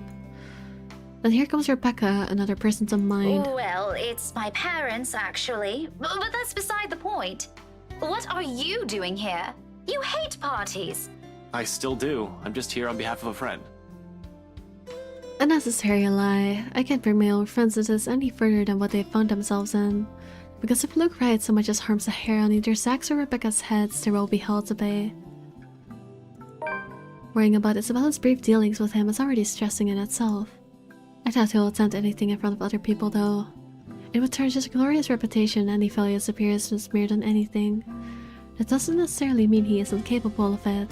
More than, in fact, and on the off chance he does something, I wouldn't be responsible for my actions. That's rare. Do you have someone with you then? Nope, just me. I won't be staying long. I'm starting to wonder if the reason why the ghost is attached to Luke is not because he's related, but just because he looks like them. Like, I was going based off blood lineage because, well, you know, they're all rich white people who look the same. Hey Pizza, what's the word? Hi Daniel the man, hello. Hi. But yeah, no, I'm starting to think maybe it's not even a blood relation thing. Maybe it's just because she came across a man that looks like her old person, like old lover. It could be true too, yeah. Oh well, if that's the case, maybe you and I can... For Zach's and Rebecca's sakes, however, I really hope this will simply be another housewarming. Even though something tells me it's anything but. Call it detective's intuition or whatever. When Luke Wright's involved, nothing good has ever come out of it. I can let my guard down here. Even more so when a familiar car slows to a stop and out comes. Chief? My presence here might be odd at best, but I have an excuse. When did this man hand it to me himself a year ago, along with a heavy dose of flattery for the newly promoted detective inspector? Can't exactly say the same for my good old boss, can I? My what? Oh yeah. Although to see him here, chatting it up with Luxembourg rich and famous isn't such a big surprise in itself. No disrespect meant, but the guy is so obviously a social climber. What's surprising is the fact that he seems all too eager to mingle with a person of interest wife. Just what the hell is he doing here? Ashton, what's... Sorry, Becca, I need to... There's something I need to check for a bit. I'll talk to you later. See, I said this, like, the way he goes about it is not good, but I do understand the fact that he does not put a jacker into a police investigation. Like, that's actually, it makes sense. Do you have a ride home? No, I had to take a cab here. My car wouldn't start this afternoon. But what about... What the shit is going on here? I told you to get that old thing checked before, didn't I? You can head back with me after this. Anyway, I gotta go. See ya. Be careful, okay? Hey, be careful! About what exact... I don't want to draw attention to myself either, at least not until he's given me a proper reason to spoil his little party. Thank you for the invite, Anna. Husband still missing, I see. I should be saying the same of your darling Rochelle, Lee. The doctors again? For now, the best I can do is wait and remain inconspicuous, especially with Chief here, whose motives are dubious at best. If it means having to pretend I don't know Zach or Rebecca, or forcing myself to rub elbows with people I barely know, let alone like, and so be it, I can't involve anyone. Wandering is out of the question as well, when there are guards and civvies stationed here and there. Sure, getting past them is something I could do with ease, but I'd rather not right now, when I'm one of the few snooping and roaming about. It'd be best to try and do so once there's a crowd of people. And if the interior designer's drunken claims are to be believed, I forgot about that interaction with Marianne. Yes, well, what about Luke? Should we file a missing persons report now, or do you want to wait 24 hours? I hate this voice actor. Since I still have the voice actor page up, who voice acts this character and why?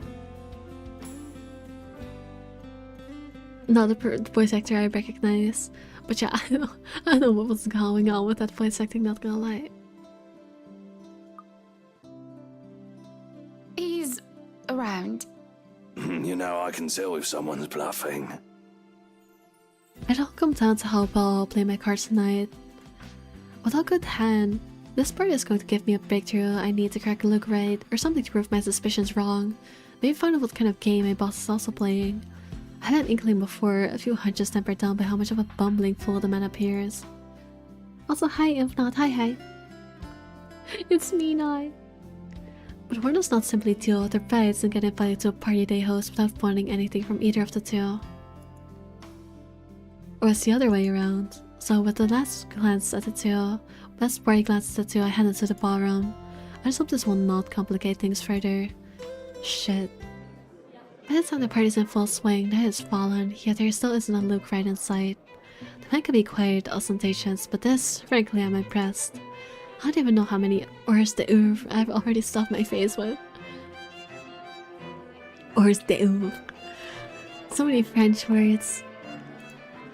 Not so many, probably. The server's already giving me a stink eye every time I saunter over to the buffet table. Honestly, this is kind of real though, not gonna lie. Player, employer, not me. He's the one who has the guts to show up late. Besides, most of the guest idle talk is concentrated in this area. Despite tending under the same roof with the very people they're whispering about, some just couldn't resist. I might as well keep an ear out for any useful info. Is Suarez still fixing that tech problem? Tech problem? It's been 3 years. Sooner or later, the Blighter will put 2 and 2 together. What? Suarez is the parents of... Suarez is the parents of the little girl. You might have already. If the red side on being slapped with these past few months suggests anything, that someone has been pulling the strings. I wouldn't be shocked. This case would not have gone this long if Scumbag didn't have a mole. Didn't have a mule or some. Isn't it a mole, not a mule? I guess. I don't know. I'm not familiar with it. Scum didn't have a mule of some kind in the forest. Shush you. We all know Suarez just wants an out. I knew he was bad news the day the merger with Evans Incorporated happened. Why are there so many weird people in this crowd? Glad I did not have to deal with that. But keep it down, someone might hear. The wife especially. This kind of negligence has always been an advantage, but sometimes I wish I could be smashed drunk while doing this. Having sharp ears also means you get to hear the most unsavory things. Which you don't who this week, one person's motive for bashing someone's skull against a wall, or father's excuse for burning his own daughter alive. That sort of stuff. Jesus Christ. After a few years, it gets tiring, you get desensitized to it. But humans could also be downright awful. Sometimes there simply isn't enough brain bleach in the world. Sadly, the wine's a no-go tonight, mostly for show. I'm up for another drive later. For one, and I definitely want to be sober in the case if anything comes up. And something always comes up in assignments like this. A detective inspector dying of cardiac arrest, for example. Because I can feel the moment my heart grinds to a halt the second I shift my eyes to a corner of the ballroom. Hana, right. Some will say I'm acting a touch bit paranoid, and maybe I am. This is a party and she's the hostess. It goes without saying she'd take time to mingle with her guests. But Hannah invites me, Evans, is without her fair share of accolades. At least to the public, she doesn't seem like it. Unlike her husband, she's the one with the business sense, not to mention the impressive track record needed to manage a company. Or effectively hide whatever irregularity there might be. She's clean as far as my agents and I have found out, but it doesn't rule out a possible involvement from whatever her husband's up to. You would see man's personal opinion of the woman, there's certain gut feelings you really couldn't shake off. Hell, Look Right came out clean in previous reports until I bothered to take a deeper look at it. What I found may not be sufficient to bring anyone to trial yet, but it's enough to nurture suspicion. This may be a bit of an overreaction, but no one lasts long in my line of work being careless. You would catch his eye a lot better if you wore nicer clothes, don't you think? Oh no, he's listening in on their conversation about him. Didn't realize the housewarming was going to be this fancy. I would have gone with a nice dress if I knew. Why are they looking at each other like they're about to throw hands? That's just how they always look, don't question it. Also, Mavis, if you're still here, the boobs are back. Go say boobies in my chat. Just do it for no reason.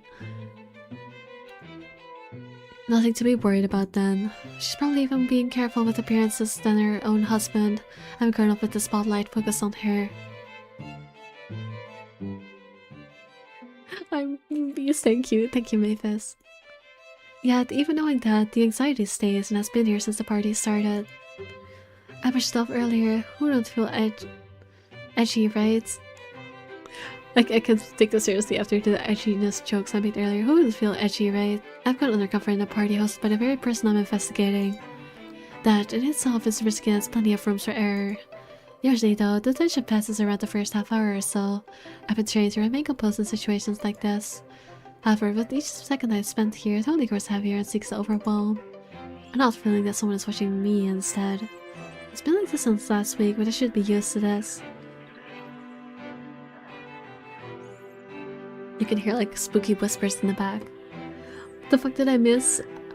You were here for Rebecca dying, right? All you missed was Ashton just talking about his investigation. And I'm Fluffy. Hell yeah. Hell yeah for Fluffy. Fluffy slug cat. People would be looking at me no matter how small or big of a blip I am on their radar. That's what they do in these things. Funny fuel eyes burning into my back longer than necessary. I've been looking around every now and then to catch the culprit. No luck. Despite my efforts to push the sensation as far down as I could, tiny pinpricks continue to sting the back of my head, and the ghost of a cold touch creeps up my limbs. It's only Kay switches back to Rebecca and Hannah right.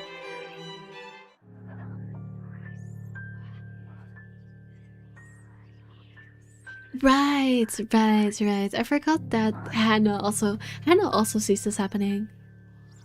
Also, what do you mean you see the ghost and you're not commenting about it?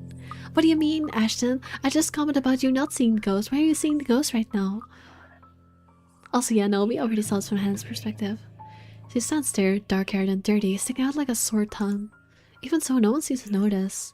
Although she's looking away from me, her mere existence here strikes. Disturbs. A sense of tunnel vision binds me while I stand stock still and gape at her, like my life depends on making sure she stays where she is. Not the reaction, like... People call me Fluffy sometimes, probably because I asked them to. But like, here's the thing. Okay, Ashton, I have beef with you now. The reason I excused you being so negligent towards this whole deal is because you hadn't seen the ghost. But you're literally looking at the ghost right now, and yet, despite seeing the ghost right the fuck now, he still proceeds to say no to Rebecca and say she's crazy for listening to Isabella after this whole situation. Like, my guy, you're literally seeing the ghost right now. Why do you still not believe it? Why the fuck? Oh, what the fuck? Ashton, you have lost all excuses in my mind. Now you're just an asshole. Now you've lost all reasonability and you're just a piece of shit now for not listening to your friends. I feel trapped near peasants, so 200 guests bumps into me, yanking me out of my stupor. Only then do I realize I've been holding my breath. Before I could figure out what happened, she's gone. A quick scan of the room yields no sign of her. The party continues if nothing's amiss. I don't really want to judge, but I'm sure that someone like that would not have been allowed in a fancy thing like this. What has security been doing? Are you really that incompetent for someone so distinct to easily get in without notice? There should have been an outcry by now, particularly from the host. She's been standing almost an arm length away from the woman, and yet she simply continues to talk with Rebecca. Oh, the professor! Rose sees a ghost and thinks it's a homeless person. Maybe he's just classist, not gonna lie. He's one of those people who thinks we should put spikes on all of the freaking sidewalks because they hate the homeless. No, I don't think so, but you know. What the fuck, dude? And your little Becky! My parents couldn't make it since they're in Scotland right now. And Mom says hi, by the way. Is something in the food then? Then I'm starting to see things. It could have been the wine though. I'm every bit so worse when I first step off my car. The worst move. Why would anyone want to do that? Why would Luke Wright want to do that? He's fishy, but I couldn't see why he'd ever think it's a good idea to lace the food he'd service party. Someone like Sheep Lee on his guest list to boot. Has he been linked to narcotics trade? Yep. Rich white people, rich white people, rich white people. I was right about every single thing I said about him being every rich white person ever. He has been linked to narcotics trade, yes. However, that kind of tactic is below him. That much I could tell. Unless there's a mass murder waiting to happen here tonight, which I highly doubt. So... What the fuck was that? But there's no time to look deeper into this, even if I want to. Not when a telling silence comes upon the room and draws everybody's attention to the main doors of the ballroom. About damn time. Good evening, ladies and gents. Enjoying the party? Also, architecture, yeah, exactly. The hell they invite people from under the bridge too. Also, I love that it's called Scumbag. That's so accurate. I hope I'm not too late in welcoming you all to the right mansion. Been tailing this guy for a while now. Before that, I heard stories from previous officers who tackled this case, none of which are pleasant. Mind, I'm not counting the incident with Professor Clark yet. Pleasant is glossing over the gravity of it. Oh, that's why the professor is so, like, turns dark the moment this guy is mentioned. I guess there was an incident. I'm curious about it. Well, Fright's good at covering whatever shady stuff he's doing. He's shown to be a really rotten guy. Oh, really? It's almost like that was really easy to tell. At least that's the case when he thinks none of his peers are around to judge him. I've lost track of how many counts of verbal abuse and harassment cases this guy could be pinned with. No, really? Fuck, he even tried to make a move of Isabella back in the open house, right in front of his wife. Standing in the same room as him doesn't make me want to punch him any less. Please punch him. Rebecca might be gone now. Like, you know, gone. She's dead. But please take over her role. Please punch him in the face for me. Actually, the urge is stronger, but protocols. My case first and foremost. My own opinion of the man shouldn't get ahead of my purpose here. I want to put him in his place. It should be in a court, but all the proper charges fall against him. And I'll only be able to do that once I gather enough evidence to pin this bastard down. Welcome, one and all, to our humble abode. Tonight, if you have yet to find yourself in your roles, you are our ladies and lords of the court of your king and queen. If you would excuse my presumptuousness. Oh, he's so insufferable. So enjoy the feast that has been laid out for your senses, as we only allowed the best to be served. Enjoy the rest of your night, everyone. He's called Comeback. No, this game is kind of silly, and it changes the name of the person speaking to whatever the person whose perspective you are in perceives them as. So, for example, at one point we were like flirting with him in a bar as someone, and so he was called Whiskey because that's what he was drinking. And then I think what else has he been called? I've forgotten by now. I think douchebag was also his name at some point. Now he's scumbag. Like the names change depending on what they know him as. And that goes for other people as well. This game is just a bit silly with that. Douchebag, yes. Suppressing my annoyance, I prepared to step away from the crowd. I was with cheers and claps. Now this goes to the time since I need to move. Try to find that something that Miss McCulloch once talked about. In the first place, I have no plans to actually shake hands with the slime ball himself. A fake smile splashed on my face while I pretend to listen to one of the other guests gossiping about him. All while slowly inching out of the ballroom. Unfortunately, before I could get any further. Are you feeling ill, Rochelle? Perhaps you need to sit down and... Most people only have two ways to resolve their mess. Either they quietly deal with it behind closed doors, or they create an even greater problem out of it and just blow it up in everybody's faces, one way or another. Fun. No! Shut it, you monster! I ain't talking to you! I'm talking to this scumbag over here! Right, perfect. You bloody bastard, standing there with your smarmy smile! Not even a few seconds in, and this is already proving itself to be a big public spectacle. Why spend money on a television to buy daytime soap operas? You could just go to one of these parties and see the action unfold in real time. You get free food, too. Really, if I were an actual guest, I'd just take this as some sordid form of amusement. Watch your tongue! You're on thin ice, Rochelle. Where's your husband? Who even invited you? But I'm not the guest who's here for a good time. I need to focus on him, even through this whole sorry tale. So I wait, I listen, I observe. Interesting, isn't it, though? There's the chief inspector's wife. That's the chief inspector's wife. Really? We're just ending it there? Why are we skipping through so much stuff? We're so late in already. I mean, I guess we haven't done like the last 3 days, like aside from the morning. Like, it makes sense that we need to get to those days eventually, but we really are skipping a lot of stuff here. I guess we'll be getting the... I mean, I guess we did see the earliest days from like Hannah and stuff, so it makes sense. The morning after starts off quiet. Even the whole of Salem of residences seems unusually still. The open hallway, when I step out, is devoid of tenants. No sounds coming from the other units either. Oh boy, we're about to get the call from Rebecca, I think.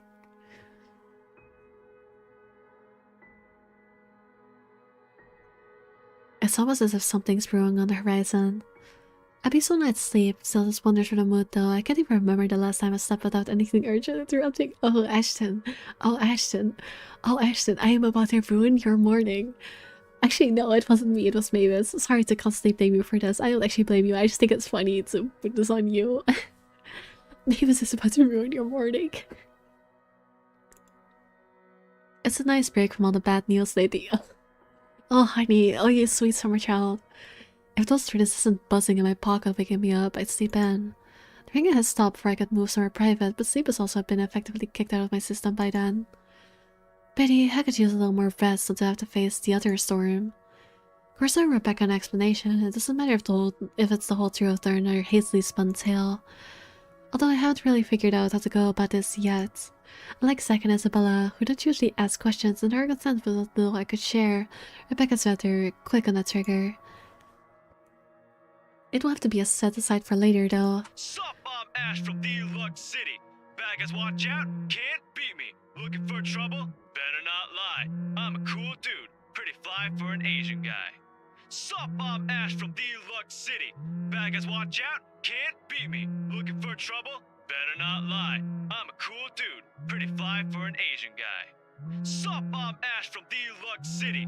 Baggers, watch out, can't beat Face me. bomb For trouble? Better not going lie. on right I'm now a cool dude, is pretty fly for an immense. Asian guy. Sup, I'm Ash from What is Deluxe this, City. Ashton? Baggers, What watch is out, this? can't beat me. Looking for Ashton, trouble? what is this? Better not lie. I'm a cool dude, pretty fly for an Asian guy. The chief's name stares back at me almost as if it's mocking me. Shut up. Sad. It would have been nice to just chill after last night and maybe have listened to the news. George, the same thing we've been hearing lately. So, please make it stop already, please. Sure, it's the same thing we've been hearing lately. Still be standing outside in the chilly Luxembourg morning on the phone with my boss. Sighing answer is definitely to get sober with. Where are you right now? Oh, there we go. What is this? Becca died after this ringtone. No. I just realized. I just realized. I just realized Rebecca did her freaking last words after this ringtone.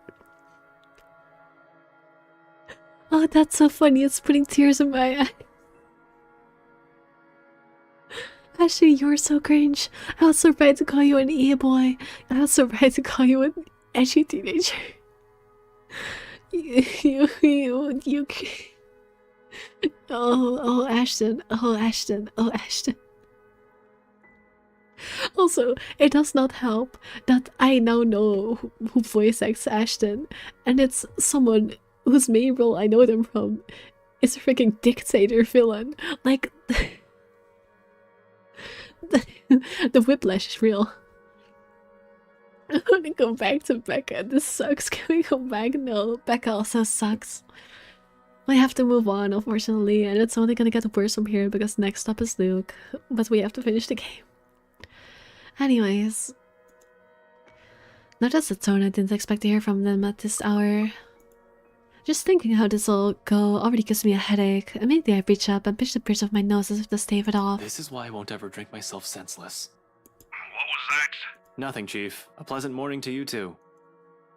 He's probably calling to brag on me or complain about his wife, which is really none of my business unless it affects my case. It seems like the usual rich man cheats on that wife deal. Although I would have followed up on it if it were somebody else's wife. But working as a chief, hey, I trust him to come clean if the message is related to the bride's shady dealings. This is why I left before they even hauled the woman out last night. I'm not going to go around investigating cheating husbands and wives when it's probably just that. Chief appears to have a different idea in mind, though. There's nothing pleasant in the morning. Anyway, where are you? I told you millions of times before to keep your lines open. Becca would win. Ashton lost just by cringe. I guess so. I guess he does. I guess he does lose by cringe. He did, and not only him. Zach, Rebecca, Isabella, all of them have told me the same thing numerous times in the past. But I was undercover last night. A phone call's the last thing I want to happen. But there are other things I need to focus on at the time. Besides, we have videos at work issued phones. Why is he using those channels if it is this urgent? Just woke up, sir. As awesome as it is to hear your voice this morning, it really is early. If you could give me a few minutes just to wake myself up, that'd be swell. No need for that. This won't take long. Is something wrong? Am I needed at the precinct ASAP? Oh no, everything's good over there. Just look, kid. Pray. Don't take this personally, alright? You're off the Luxborn firm case. Starting today. Oh boy. He's not gonna... That's just gonna make him investigate more. Don't even lie. I don't know how long you can keep this call open for. Oh, you can keep them open infinitely. I'm pretty sure. Well, I did not expect to hear that either. This must be some kind of cosmic joke. I left some awkward seconds to pass. Chief must be pulling another one of his awful pranks. Out of his bad mood, there was a severe hangover, maybe. Everyone knows that when given a chance, he exercises no control with his drinking. If it wasn't for his wife causing a stir, he'd probably be trashed an hour into the party. He likely drank more after they threw her out of the ballroom. Besides, his sense of humor has never been good. It's just infuriating most of the time. But when he doesn't follow it up, if I sound a tiny bit frustrated speaking to my own superior, I'm not the one to blame. Wait, no. What? Are you kidding, Chief? Is this one of your practical jokes again? The temps won't say anything about it, but I...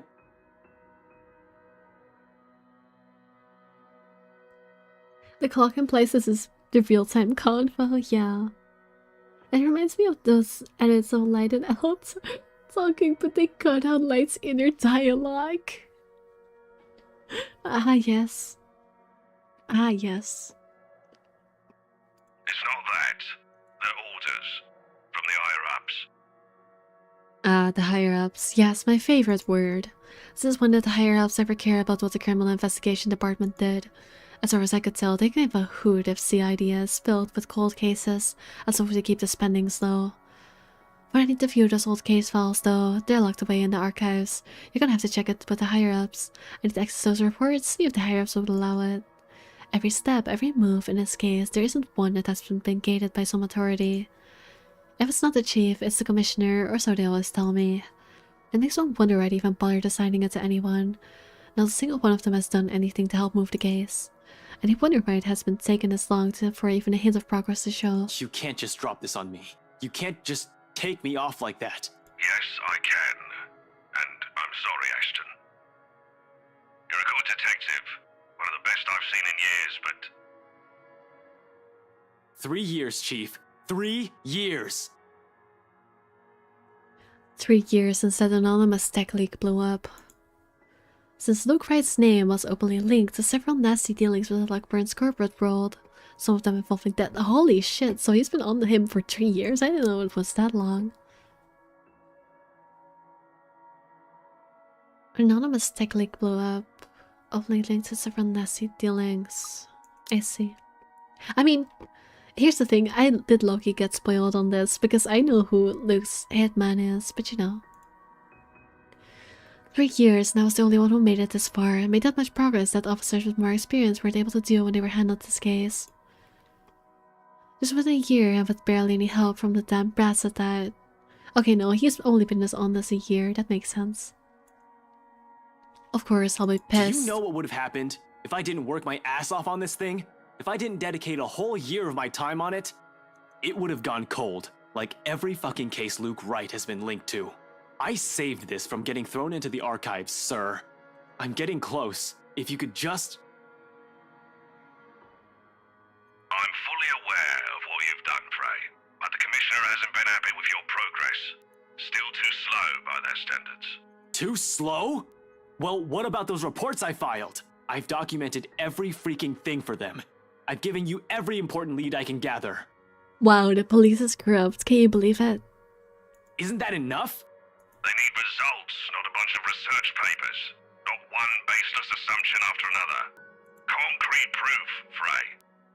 I'm really sorry. They've already made a decision. They're going to pass this on to someone who's been in the force longer. Someone who has more experience. I like Ashton's small sprites on the side. They are not that bad. Someone who has more experience? I meant nothing by it, but you're still too young to work on a case this big. Chief, I've already done more than what those old farts ever did behind their desks. All He of was it, within just almost a year okay of to being look assigned at. to this. I mean, I did say as well that I kind of think he does look better in this, but yeah, no, he is almost okay to look at. Watch your language, Frey. Those are your superiors, you're... I'm not some damn rookie fresh out of training. I'm as qualified as they are. Futile, I know it is. They never say it within my earshot, but from the very minute I stepped into their precinct, a lot of them had underestimated me, from the stairs alone to the assignments I get. To them, I'm still just a kid, too young, too green, too inexperienced. Once they pull that card on me, every argument I have gets thrown out the window. No matter how logical it is, how much I've accomplished, what the records say, or the amount of work I've put into every investigation they've thrown my way. We're all aware of your skills, kid. You wouldn't have that badge and rank if you weren't good enough. However, this case is just... not for you. Too high profile, too risky to put a good officer like you in harm's way. And he even hear himself. This reasoning is odd in itself. No one judges that of work without knowing the dangers of it. Don't I get a second chance? You said it yourself. I'm a good detective. It'll just be a matter of time before we can close this. It doesn't matter what I think, Frey. You're off the case, and that's final. I expect all related files and documents on my desk by Monday morning. And don't even try to go touch anything. I know how hard-headed and determined you are. Chief, please. A few more weeks. I'll have the proper evidence left on your desk by then. I swear it won't take longer than that. Fred, it's too late, boy. I've already informed the other officers. You aren't to be allowed access until you've been given a new assignment. Hell, just keep out of the precinct, Fred. Take the weekend off. Who the hell is Ashton? He is the new person who we will be. He's our current protagonist. He is the person we're, following. And he's also a very cringe freaking detective. Maybe if you're just more professional, I will say that is very true. Like, you go to work like that, you go to the police station work like you dress it. Oh my goodness, no. Okay. I wanna this is the second time in a game where I've been like, you go to the police station just like that. It's always police officers that pull up with the most awful trip you've ever seen. Like, okay, guys, I'm gonna show y'all a character. This is from a dating sim, which is why I'm hesitant to show it, but I need to show y'all how this character strip because it's fucking ridiculous. Hold up. So this is from a dating sim game. A Japanese dating sim game that's about, like, it's also a mystery game. It's like police and whatever. You investigate a terrorist crime. That's what it's about. But one of the characters, one of the dateable characters, is a police officer.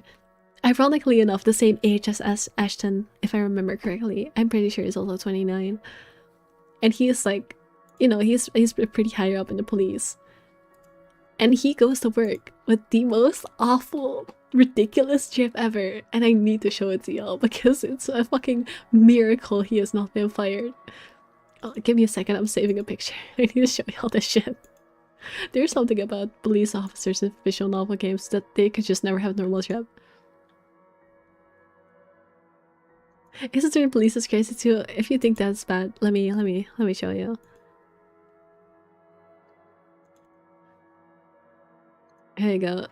This is the character I'm talking about. Look at this fucking outfit. This fuck ass character works as a pretty high up person in the police, dressed like this every single day. Bro goes to gym with the fucking catboy outfit. It's so fucking silly. Anyway, that aside, that's something. It really is something. The worst part is actually that I actually like the character. The character is fucking deranged. That character is not normal, but I think it's pretty entertaining. I'm not gonna give spoilers because there's a lot of spoilers to give. But yeah, no, that character is fucking deranged, and somehow the outfit is the least crazy thing about it. Me when dating Sim, no, it shows. I want to yap about it so bad, but I won't. It's spoilers. I'm not gonna give spoilers.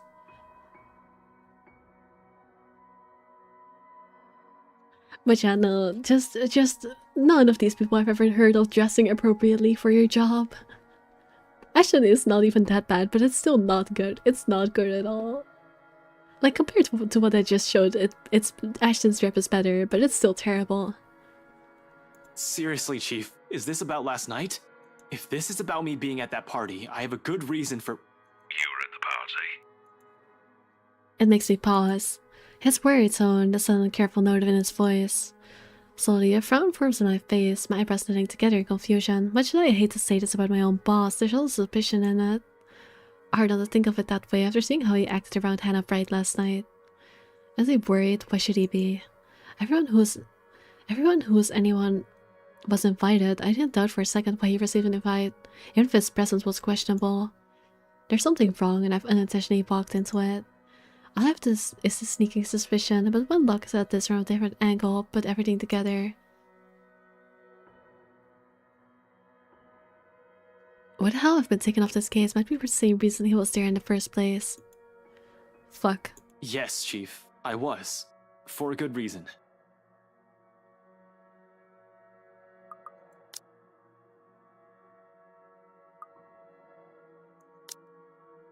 What were you doing there? I know we don't have a strict rule against attending functions, but that was... There were like 10 people there, what do you mean? I mean, yes, based on the background, yes. He coughs and it almost sounds like he's choking on his own excuses, lies. I don't want to excuse him of anything, yet he's someone I've respected since I joined the LPD. Even with this bizarre sense of humor and tendency to procrastinate, he's obviously competent enough to get the job done. He wouldn't be chief inspector of Luxor Police if he wasn't. He won't last years in service without some track record backing him. Unless that's you as a fluke, and what's backing him is not something, but someone. Oh. Oh shit. Fucking hell. Honestly, this reaction is pretty real. Like, if I was stupid enough to become a police officer and realized that my higher-ups were all freaking corrupt, and I only just realized it, I would be going, oh shit, fucking hell as well. Like, come on, Ash. Come on, Ash. Come on, Ash.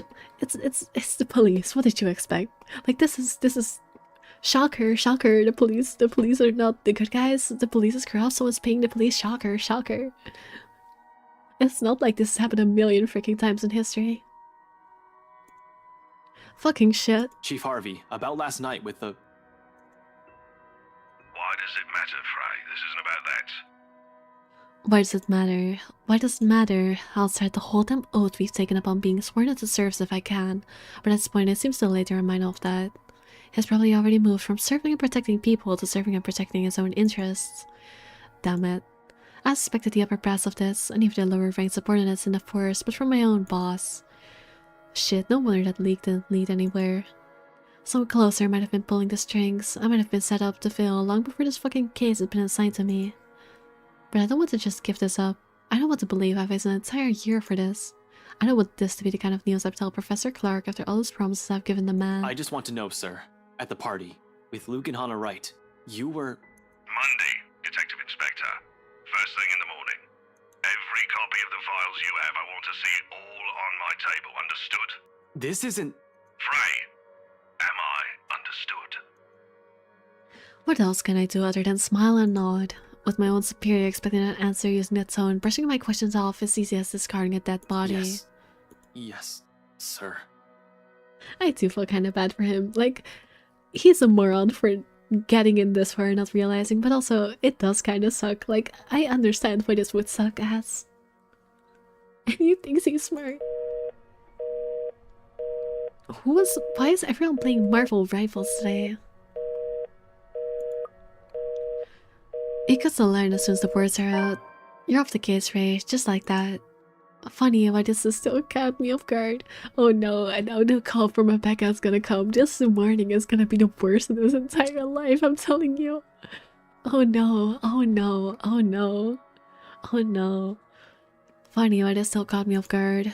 I discovered years ago how different the thing actually is, how far from reality everything I've believed is. And as a dreamy-eyed kid, there are no high-speed pursuits every day, no thrilling gunfights or exciting cases every step of the way. Only paperwork, lots of red tape, and dealing with politics and bureaucracy. I started to change things, hoping it'll make things better for the people I care about. It ended up changing me instead. Served me right for being too idealistic, I guess. This is probably the universe telling me that it's better to remain skeptic. To remain the skeptic I really am. Now here I am, standing useless. Can't even do anything but grit my teeth and kick the wall. The bastard didn't even acknowledge my response. What did the poor wall ever do to you? Okay, Rebecca's still alive. I figures Rebecca would be the one to find me in this embarrassing state. Honestly, I don't like it when she sees me like this, which seems to happen a lot regardless of what I want. Rebecca, now's not a good time. The concern I expect from her when I turn isn't there, however. I said she just looks, well, the storm I left brewing last night. Oh wait, no, I just realized. The Rebecca thing,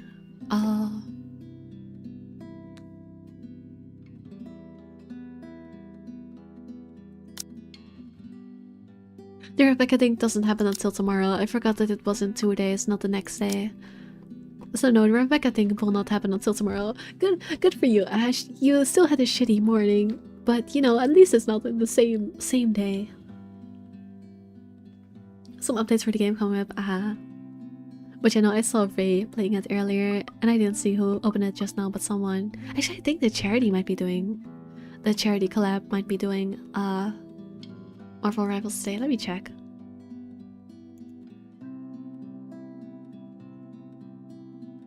Yes, they are. That's why I saw so many people opening it. And Ray was just coincidentally also playing it, but yes, the charity collab has Marvel Rivals today. But yeah, good for you, Ash. You get one. At least your 2 terrible days are not the same day. 2 days in a row, Rose? Is this how you write it? Yeah, actually, 2 days in a row might be worse, not gonna lie. The storm left brewing up last night. Its red hair on her face ready to be unleashed. When is it ever a good time for you? You're always so busy with everything now. How was phasmophobia? It was honestly not that bad, mostly because I kept the truck. Like, I had to go inside by myself once and it spooked me, and I just hid in a locker and died. Honestly, I died a lot. I died very much. I died like almost every single time. But I did do my job. I tried my best. I tried my best. Teehee. Now I find you here, sneaking out without even bothering with a proper goodbye. Not even a word. Really, I'm starting to think you're just keeping me around for my couch and my cooking. Rebecca, shut up. This is so another time for this. Rebecca, I still don't like you. I'm sorry. Becca, it's not what you're thinking. I wasn't planning on sneaking out. I was going to say goodbye. I just had to take this call. Although, I'm not gonna lie, couch is great. 10 out of 10. Would sleep again. Stop it with the jokes, Ashton. I'm not in the mood. I really want to play that game with some people. I mean, I'm in. It scares me, but I'm in.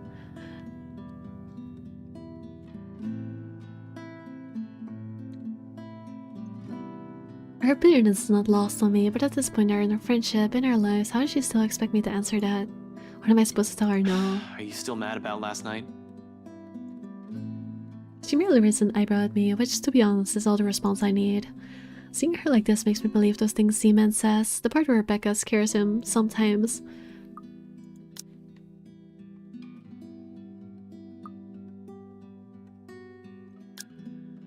I'll see. I should have known I wasn't gonna like Rebecca the moment Zachary said he's not a fan. I trust Zachary's judgment.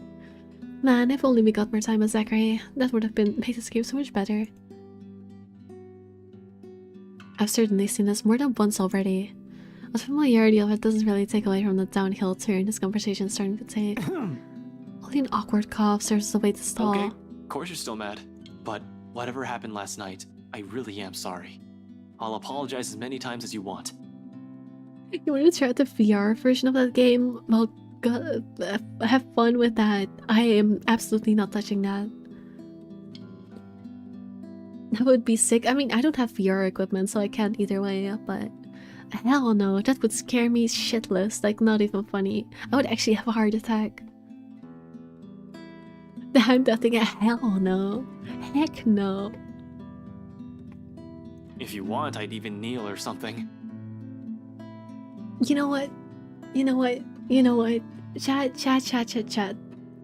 This is a ridiculous promise, but if I ever get to 1 million subscribers, I will play a VR horror game. I will buy VR equipment just for that. If you get me to 1 million subscribers one day, I will play VR Phasmophobia.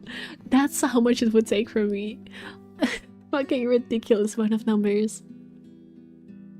When I get scared shitless. Well, I do not, so good on you. 1 million is a stretch. I don't care. I don't care. I don't care. That's...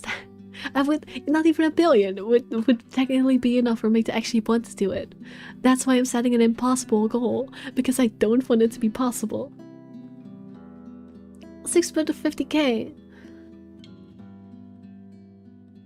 But the point of this whole thing is that I'm setting it to be impossible on purpose. You don't understand. I'm making it impossible for a reason. But I mean, 650k is also impossible. 666k. Fine. Mavis, you owe me over 666k. If I get the 666k, I will play Phasmophobia VR. You happy? We're in special time numbers. This is fucking stupid. We're going to forget about this and it's not going to happen in the first place. I'm not getting to that number. Like, 100k would be my luckiest break. Like, that would be me hitting the 1% chance on the gamble. Like, that would be already an impossible goal.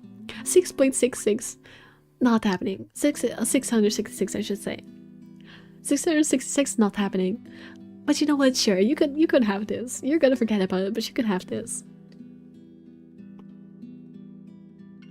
Ashton, an apology is nice and all, but that's not what I wanted to hear from you today. Alright, fine, okay. Where do you want to start? Oh, I don't know. I've honestly lost track of it by your 3rd trip to the buffet table. I wasn't... The drive up there took a bit. Can you blame me if I wanted to grab some appetizers? That's like the one reasonable thing he did. If I was there, I would be making trips to the buffet table too. That's like the one normal thing he did. Be so for real. I won't. Well, have fun remembering it until your dying moment then, because it's never happening. The chances of it happening are like 0.00001. Oh, come on, Ash! For the whole evening? For the whole party? Please don't tell me that's all you did, because I've never known you as someone who pigs out. Rebecca, I don't like you. I'm not remembering, but I don't like you.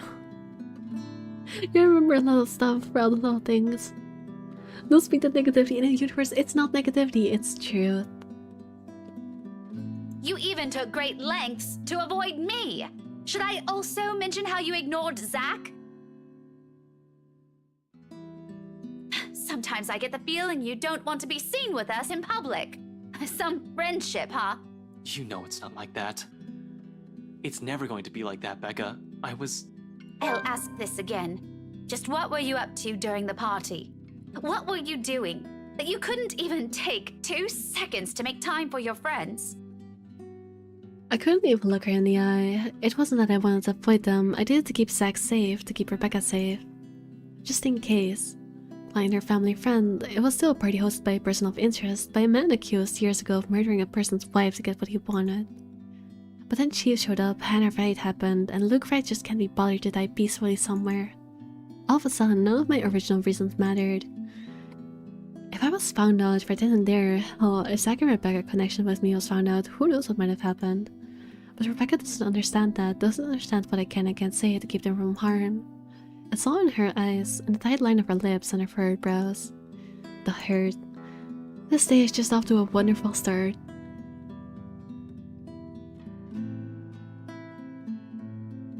Gotta stay to Lulu. Bruise me for a second. Alright, I guess we can stay to Lulu. First my case, then Rebecca.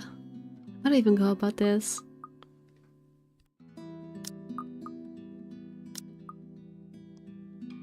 I mean, here's the thing. Is it confidential? Yes, however, you are now no longer in the case, so I don't think it matters. Let's search the truth. Oh, that made it go down. Well, that's... I mean, I don't like them anyway, so well. Oh my goodness, I did not even notice how my relationship with Zachary was doing. I forgot that I wanted Zachary to actually have a nice, time with his friends. I've been so focused on making everyone go down that I forgot... Oh my god, he hates Luke. But yeah, I forgot I made Zachary, actually like people. Obviously, I couldn't just say, hey Becca, you know the fights, they're suspected to be the ringleaders of a crime syndicate and shit like that. Protocol or otherwise, there are many things I'm not allowed to tell others. If I'm able to share information with civilians, knowing anything could very well put them in danger. That's why I keep it vague, obscure the facts, or push comes to shove, stretch the truth and light through my teeth. It's a necessity I've grown to deal with. It's already become a part of me, no matter how much I loathe doing it. I mentioned it, didn't I? I was there on behalf of someone else. I was on business, Becca. I wasn't there to have a good time. She doesn't look convinced at all. Although she's the very picture of someone who's at least willing to listen, earlier effectively takes a good 20 of my current years. I feel like a kid again, being reprimanded by my junior high teacher for sleeping in class. But getting away with that is easier with this one. It's the thing with someone you've been friends with for so long. They're the ones who know you inside out. Good grades won't be enough for Rebecca to let this whole thing slide. You couldn't even spare a single second to mingle. What was I supposed to say? Hi, fancy meeting you here. Would you like to dance? By the way, those appetizers were really good. You should try some. Like that. Ash, you are so cringe. You're so cringe. I've got a boss guy breathing down my neck. I don't exactly have the luxury of doing as I please. That much is true. My reasons for being at the party too. However, Chief's presence last night made a lot of things difficult. A person that was out of the question, but there was someone watching, a person who knew the reason why I was there. I thought it'd be a good call on my part.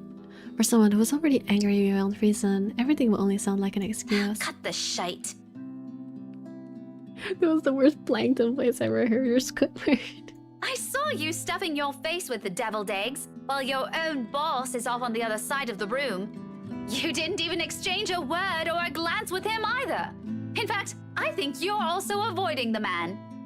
Just say you don't want to talk about it instead of lying to my face. I do feel guilty. Still, we've already been down this road. This is something I've done so repeatedly in the past, something she's heard from me more times than all of my fingers could count. Something I'll just have to get over with at this moment. I'm sorry, you know that, Becca. I really, really am. You want yogurt? Honestly, I could go for some yogurt. I'm kind of hungry. I think the last thing I ate was at what? At 3:30 in the afternoon. It's now 1 AM, so I haven't eaten very much. Well, I mean, it was a decent meal at least, but it was very early. I wouldn't do this shit if I didn't have a good reason to. And you know that I don't like you lying to me!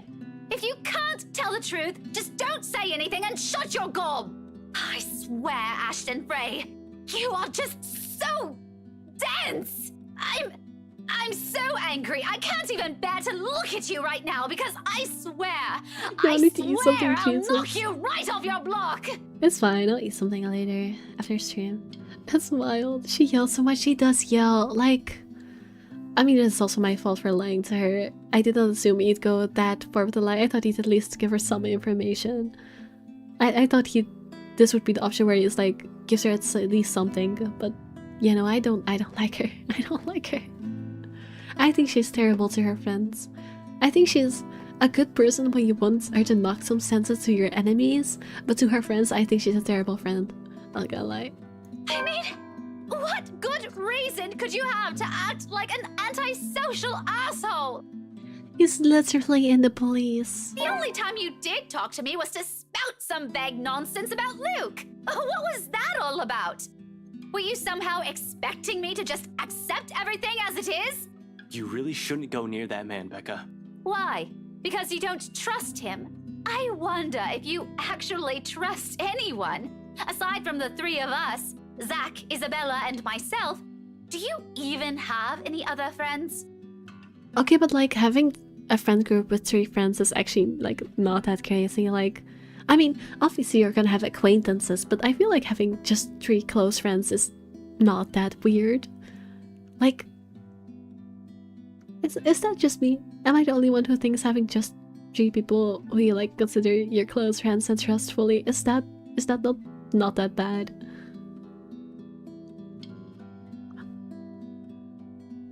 If you're perfectly fine with that, then go ahead. No one is stopping you.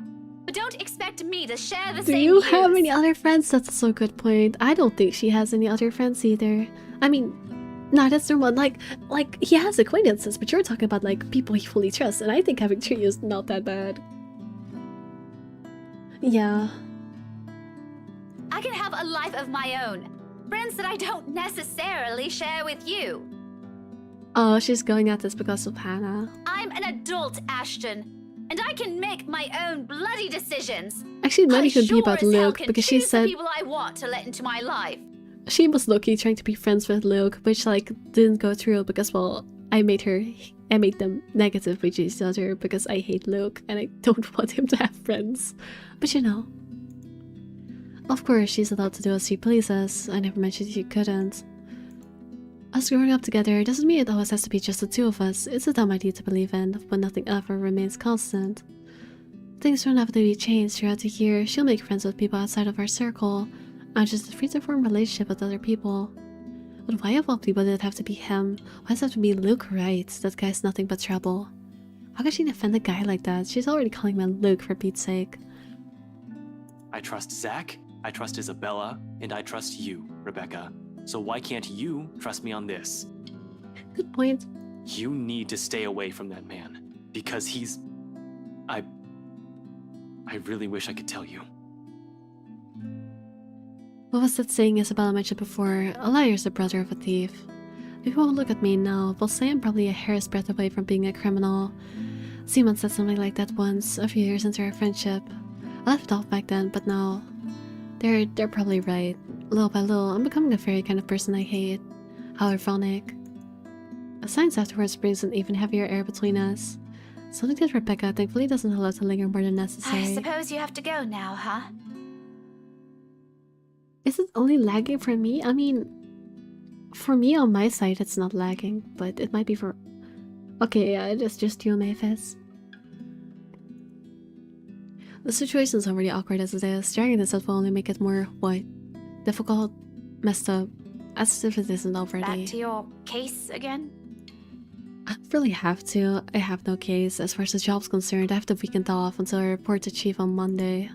Although I don't want to just throw in the towel on this. Orders are orders. This is like the movies. I don't get to say fuck off, throw my gun and bash at him, becomes a vigilante, save the day and get my job back. Honestly, I would be so fucking real. I was expecting him to do that. I was expecting him to go fuck this and just go investigate on his own. I'd rather get my ass thrown in jail than do any of that. But it's also not in my nature to sit still and do nothing. It'll drive me crazy if I just idle about. Besides, there's someone who has to know about this whole look right thing. Yeah, I need to go talk to Professor Clark.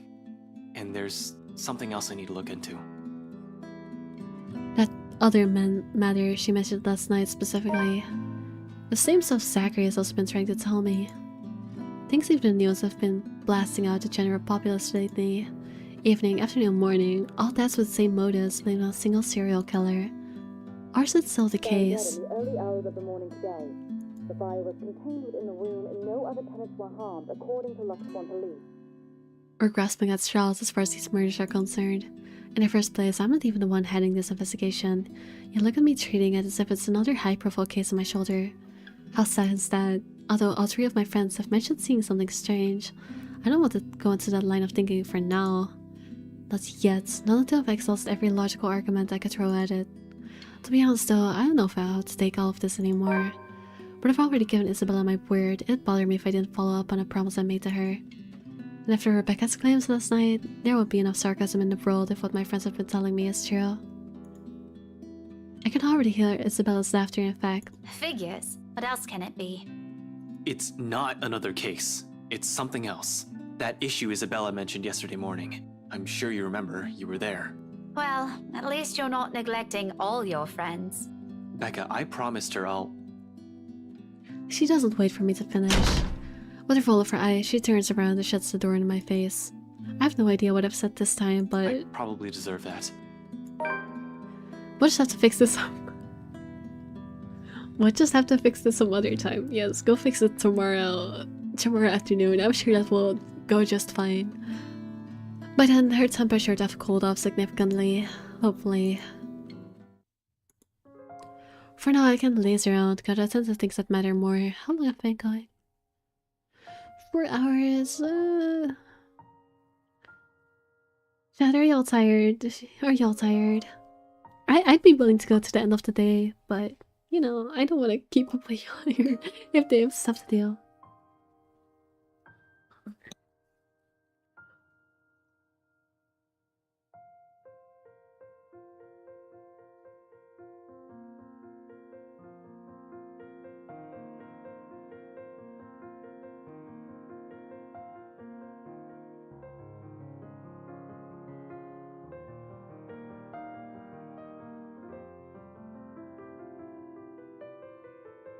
Screw it.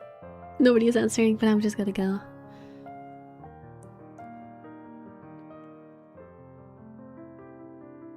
For now, I can laze around, gotta attend to things that matter more. Professor Clark first, deliver the bad news, then the issue with BRC and Isabella. Maybe I'll also drop by Zach, check on him, hear what he has to say. He has also read that damn letter. Okay, this is gonna take way too long. We're gonna do the Professor Clark part, and then I'm gonna end it, okay? We're only gonna visit the Gilf, and then we will... Lag? Is it Cricky? Is it lagging for you? Are you sure it's not? It should be fine. I don't have any drought frames or anything. Haven't heard? Alright, so... Alright, I've just decided on my own. I'm gonna do the Professor Clark part and then I'm gonna end the stream. Not for me? Alright. We're gonna see the Gulf and then we're gonna stop. He's also been saying odd things about a bunch of photographs. I might as well while I'm here playing a paranormal detective, or was it supernatural? I can't remember. Right, I forgot that Zach showed the photographs to the professor.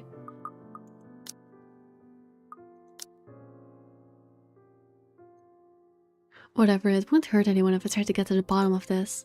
If nothing comes out of this good, everyone can shut up about stupid curses and we can finally get back on track with our lives. On some more important stuff. If there is something... Are you two done? There's a moment of confusion when I don't see her familiar ponytail about, only to find her standing behind the door to her apartment seconds later. Isabella holds it open, though only slightly, as if to hide from anyone who might happen to pass by. This early and on a lazy weekend, I doubt anyone would. But from the cabin with little light there is behind her, I could make out the appearance of someone who was just gotten off from bed. Hair in complete disarray, eyes still heavy with sleep, and small powder on her lips. She hasn't even gotten out of her pajamas. I look away long before my sense of decorum kicks in. What's decorum mean?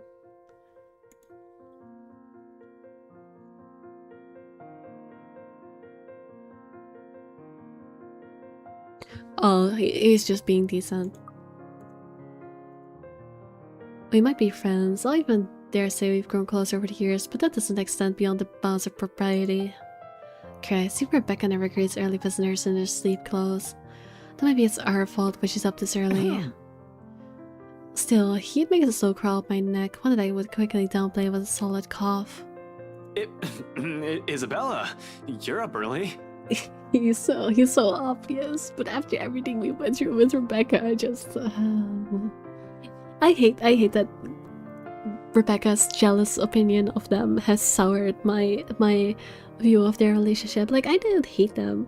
They were fine. I don't think their relationship is bad. They're just alright to me. It does lag for me when I have my Wi-Fi connected. But it's just like that for me for the past few days. Well, that's well, we're just gonna see, I guess. It should be fine. I don't know what would be wrong. I'm not seeing any drop frames or anything. The bitrate is good. I don't know. Like, yeah, the connection is excellent. I don't think it's on my side. Anyways.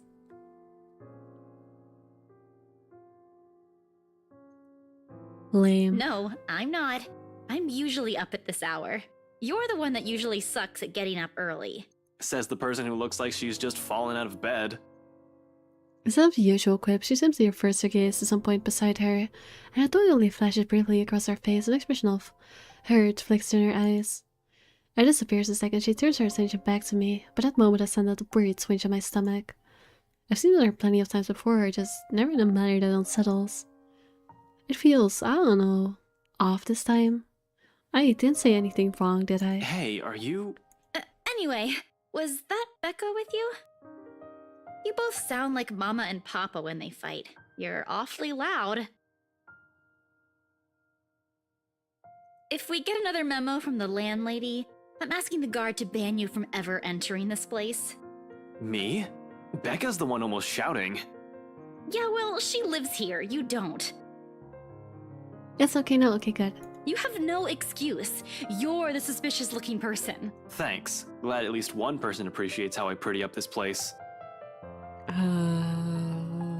Ashton, why are you so cringe? Don't flatter yourself. This place would be so much better without having to see your face every few days. She follows it up within her palette, with her ruffled appearance, particularly how puffy her eyes are. I noticed just now, takes away from the intimidating effect she's trying to show. Really, right now she just looks more like an angry puppy.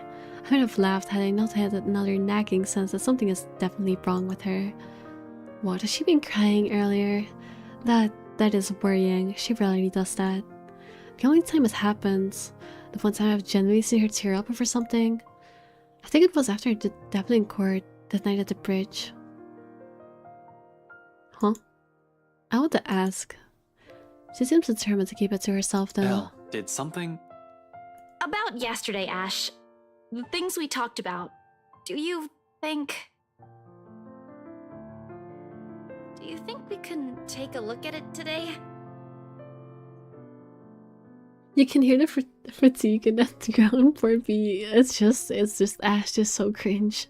He's so cringe. We? I never said you're coming with me. Don't worry, I didn't forget about it. You'll be the first to know if I find anything. No, I want to go with you. I'll be ready in a few. This won't take long. Isabella, you really don't have to.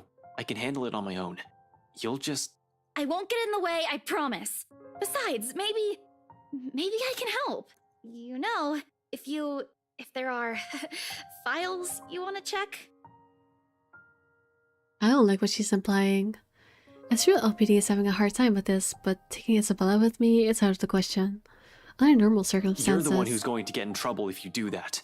You said it yourself. You need information, and I can help you get that. And it's not like it matters anymore. I just don't want to stand around doing nothing today. There it is again. The slight shift in her eyes, the mouth crease formed between her eyebrows, and a mild slump in her shoulders where she crosses her arms tightly around herself. Like she's shielding herself from whatever painful thing there is out there. I have plenty of reasons why I shouldn't let her tag along. First and foremost, she's a civilian. Second, I have no concrete plan of action yet, so I'm going into this blind. No matter how I look at it, it's simply better for her to just wait so she won't get dragged into what will be another one of my failures. Her assumptions might be a dead end for all we know, but seeing that expression on her, hearing her speak with those words out loud, in an almost desperate, almost pleading tone, I just can't bring myself to say no. So I give in, because right there, I see myself in her. The person who doesn't want to stay idle, who doesn't want to think of the problems haunting him. Alright, 5 minutes. What? You're timing me? Well, I can't wait forever. I'm a very busy guy. 4 minutes and 45 seconds, Isabella. I hate you so much. 4 minutes and 30 seconds, 29, 28. I'd hurry if I were you. Ugh, you're awful! I hope you never get a girlfriend.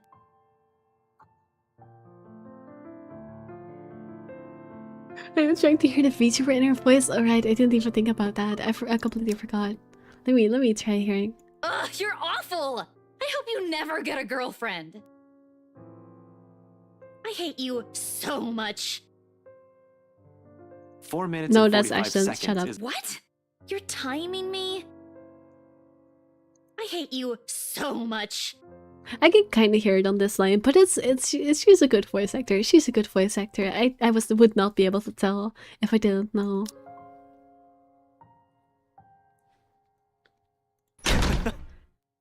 She slams the door right after, although my chuckles, the mirth and lightness in it, linger. With her, those have always come easy somehow, even if its echoes fade and only the ghost of a smile remains. It's not like I'm looking for anyone else. I want to tell her, buddy, it's not the time. Buddy, tomorrow, it's not the time, it's not the time, it's not the time. It's not because I can't. I won't. I'm the only one who's chosen not to, until I fix myself, until I find myself underneath all that guilt and those lies I've been telling all these years. Because no matter how heavy the weight of my feelings are, I am not yet worthy of them. Of her. Until then, little words and gestures are the only thing I can offer, minor stuff such as digging deeper into this thing with PRC in order to ease her worries. You know what? You know what? I respect that. I respect that. Tomorrow would be crazy, that's true. Tomorrow now is better. But you know what, Ashton? I respect it. I am neutral on Ashton. I will say, I respect him for going, I am in a mess right now. I do not have the like honesty to be in a relationship. I'm not gonna touch that stuff. I respect that. That's a responsible decision, and that's very reasonable. I respect that. That's yes. I approve. I'm not even sure if this will give us anything. Unlike with the firm case, which I already have proper leads on, I'm just going by her word on this. Speaking of luck for a firm case, I still have to inform the professor. The apprehension's there for sure. I've made a lot of promises to the man, and I would have preferred to tell him in person, not over the phone. But it's better for him to hear it from me than from a stranger. Really it's not for steady support while I wait for him to answer. I like to think I can do this without losing my nerve. My grip on the bar surely tightens, though, once the call connects. Ashton. Not running today, Professor? But he is so cringe, I can't respect that. Listen, I'm not saying Ashton as a whole I'm approving of. I'm just saying this one mentality I approve of. Like, maybe if he fixes his cringe stuff before getting into a relationship, maybe that would be good too. Like, you know. He's usually at the park on late Saturday mornings, as long as it isn't raining cats and dogs. Keeps him young and healthy, he says, and he's certainly fit for a man his age with his sedentary job. Oh, no, not today. He's definitely at the usual place, though. Cheers and laughter, likely from children and families, filtered through the receiver. I tend to avoid the park precisely because of this. No use reminding myself of the good haves when it's already over. Mom's doing well with her career, Dad's also fine the last time I visited. Although neither were married, they're both content with their lives as is. I'm probably the only one still caught up with it, hence my aversion. But all in all, it's a pleasant sight to see if you're the kind who takes joy in such sights like Professor Clark does. Have you seen this forums barked by Mavis? Maybe I should start calling you a gilf. Since you're so invested in old people, I'm gonna start calling you a gilf. How do you feel about that, Grandma? Just thought I'd enjoy the nice weather before it takes a turn for the norm again. A gilf to go with all the other gilfs you like. To what? Do I owe the pleasure? No, please. You did this to yourself. No, you didn't. I'm just kidding, but you know. The guy certainly seems happy right now. In any case, I almost don't want to break the news to him. But it's better to get this off quickly as long as he doesn't shoot the messenger. He's not the type, however, long-held resentment can change a person. He was someone as mild-mannered as the professor. I was hoping to talk to you about the, the case. That caught me so off guard, sorry. Blame it on Mavis and simping. I suppose I'm just a downer today. As soon as I say those words, he pauses and its lightness in his voice is gone in an instant. Every time we've talked about this in the past, he does that. He's probably trying to gauge the situation based on the tone of my voice. Perhaps it's a good thing I'm delivering this news through the phone. Who knows what he'll see in my face and my mannerisms. The art of keen observation, I learned it from the man. He probably already has an idea of what this might be about, from my manner of speaking alone. You aren't in trouble, are you? For a second, I hesitate, looking at the dirt beneath my shoes.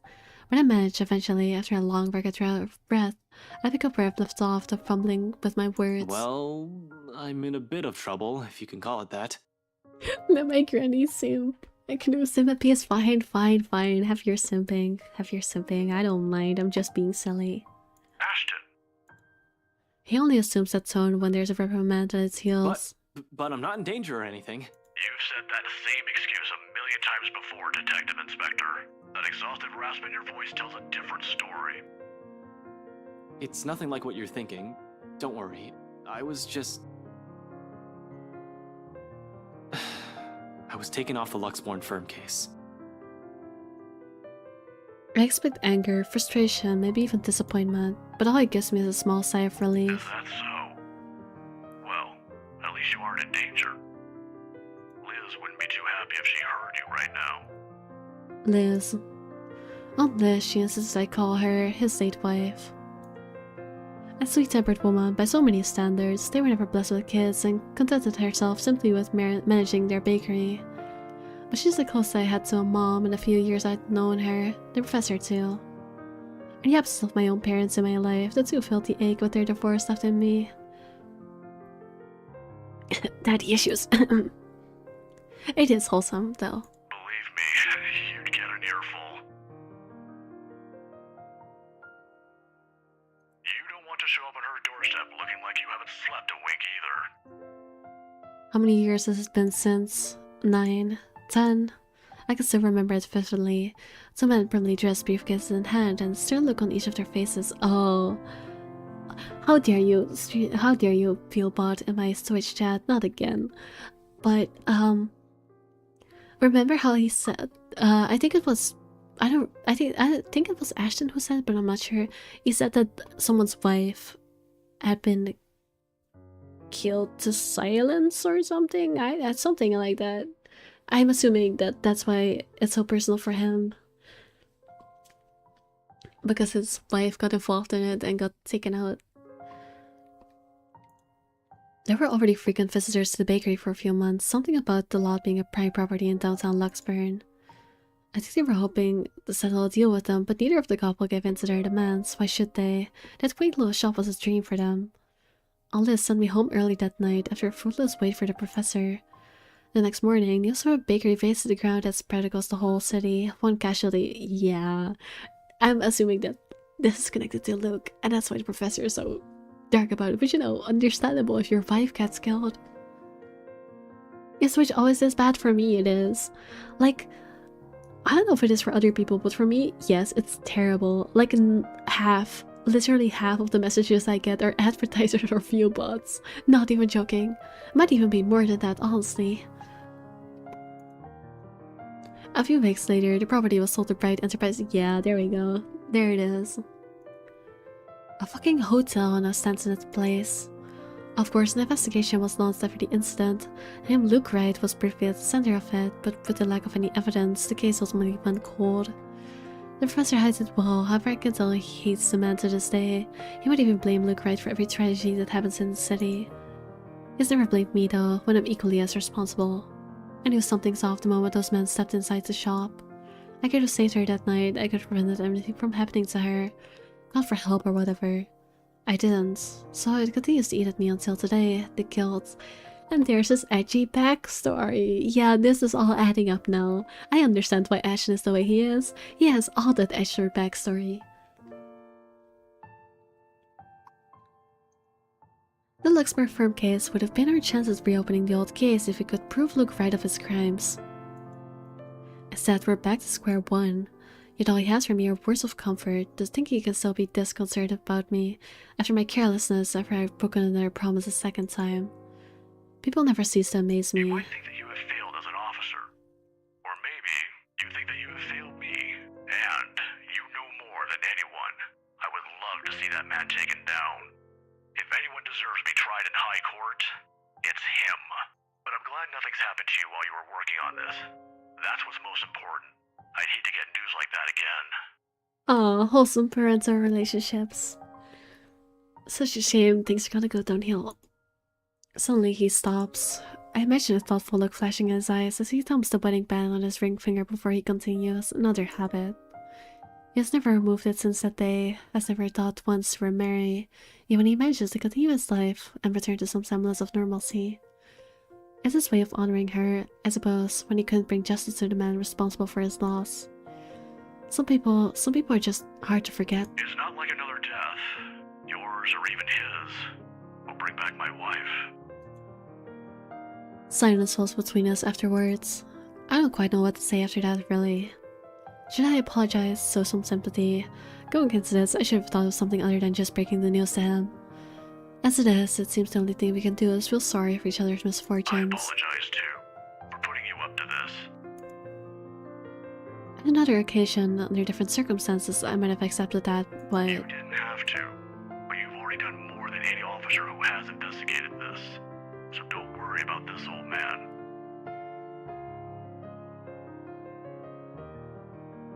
I know your department's people all have their hands full recently too. What with the upsetting news we've been getting as of late.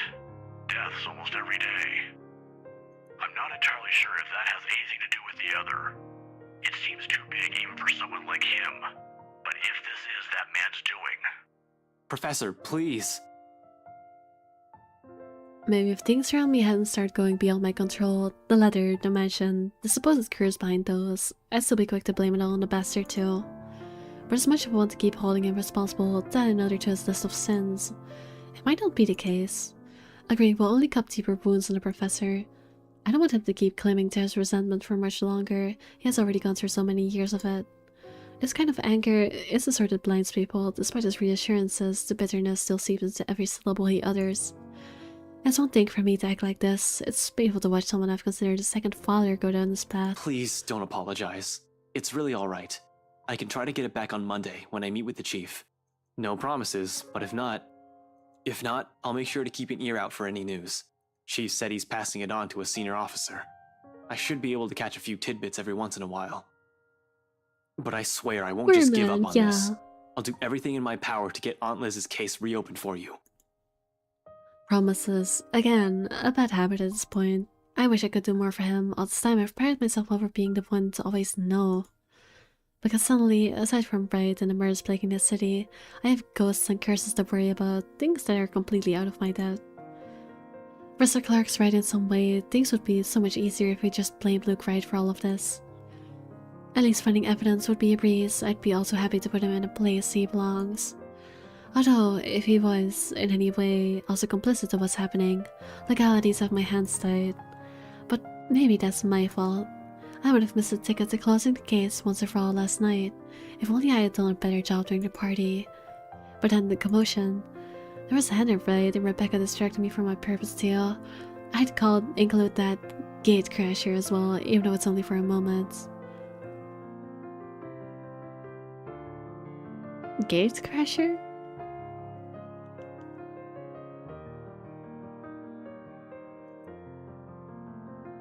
So many things have gone wrong last night that... This isn't a prank! I saw something! Wow, Ashton! Wow! He's finally realizing that maybe, just maybe. Really, Ashton, it took you a whole ass day. It took you a whole ass day. It took you a whole ass day. Ashton, you fool. Ashton, you absolute fool. Oh no, hopeless woman. See? This is why I didn't want to tell you guys. It's not a joke. Will you guys listen to me first? He really is dense, huh? I saw something in the house earlier. It stood right in front of me. If I hadn't gotten away, that thing might have... Last night at the party. But it's real! that's all. It happened after, when I was trying to get away. I almost got stuck in the same room with that thing. We're all in danger. I thought you were my friends. Why don't you believe me? And he's realizing what a terrible friend he has been. We're finally getting there. That woman. Why don't we all calm down first? I'm sure Isabella has her reasons too. No need to be hard on her. Shit. If that was what Isabella had been warning us about, it was the same thing Rebecca talked about last night. Or what Zach told me about a few days prior. How many of these instances have I dismissed since reading the letter? How many have I ignored and passed off as some effect of fatigue or lack of sleep? Even last night, hallucinogen lacing the food is the first thing I considered, purely because that's what my training dictates. It's a mindset I've grown used to. It's the setting the gears in my head automatically takes in a situation like that. Of course, I'm not discounting all that yet until I have enough information, something to form a conclusion from. Proof, in whatever form it may come. It said for, but I'm assuming they mean form. But thinking straight is impossible when, all of a sudden, all your beliefs are being upturned in the most violent way possible, that is. Jesus, I need a sounding board. I need to talk to someone, and Zach's the best person for that. At least Ashton acknowledges my goat. I have to go, Professor. Oh, no problem. But what are you... I didn't have time to stop and listen to what the professor has to say as I cut the call short. In the same second, Isabella emerges from her apartment, fully dressed and ready for the day. As usual, she greets me with a smile, but it falls just as fast as she catches a glimpse of my face.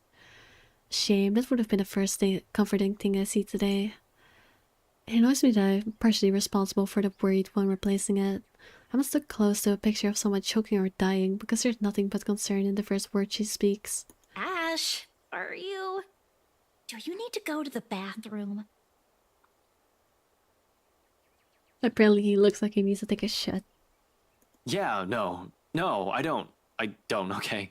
But we should hurry. Come on, don't forget to lock your door. Seriously, you look like you're about to fall over. Are you alright? Because if you're planning to faint right here, I won't be able to carry you. Yes, don't mind me. I just remembered some stuff from last night. I need to talk to Z-Man about this. Mind if we drop by his place first? Shouldn't we call him? To let him know? It's still pretty early, though we'd probably arrive there around noon. Also, what do you mean about this? Is Zach... He was also there when I opened the letter, right? He read it too. I'm sure he's fine, but it wouldn't hurt to check on him. To make sure. See if he'll say the same things you told me yesterday. I would check something, not here. Where is it?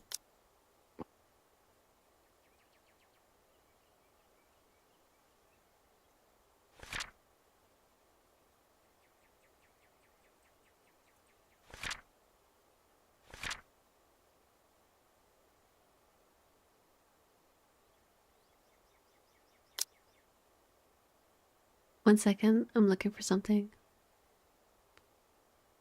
No, this isn't the day where Zachary can die yet. Zachary, if I'm correct about where he can die, which I'm pretty sure I am, it's tomorrow, not here. Because you're talking in such a concerned way that I'm like, is it possible for Zachary to be dead here? But no, that's tomorrow. Tomorrow, the 30th is the day of all the deaths. Which, I mean, yeah, just... I guess they put all the misery in that one, but no, I would never let my homeboy die. If he's also been seeing things, if it's also the same woman I saw last night. I'm not saying there's really a curse yet, but we have to look at this from every possible angle. And don't worry, he won't mind. He's probably just watching TV right now. Let's go.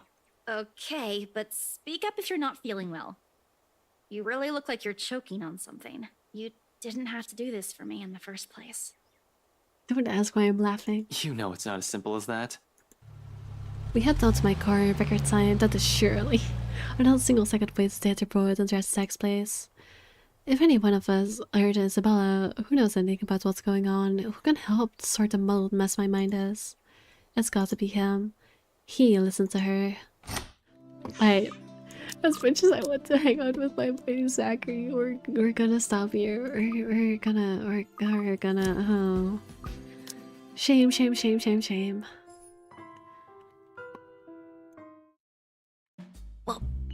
Well, Bob.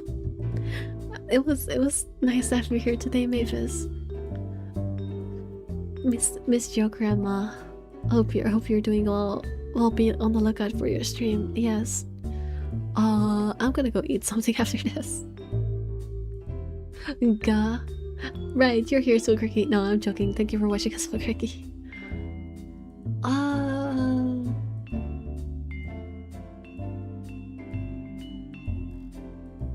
It was nice being here. Good. I'm glad. What? Don't worry about it. I was just being silly. I'm thinking of like something people should comment, but I don't really have anything good. No, I'm joking, Kirky. I appreciate your presence as always. I'm just making a joke. I'm just being a silly bee. I'm just being a silly bee. But yeah, let me know what ending you prefer. Rebecca making it out alive or Rebecca plummeting down to no. That's a terrible thing to comment. I don't know, just make a joke. No, I cannot be telling people to make a joke about Rebecca dying. That's a little bit too dark. What you would give to your homie Zachary, but we didn't even talk to him this stream, so that's not very relevant. Oh.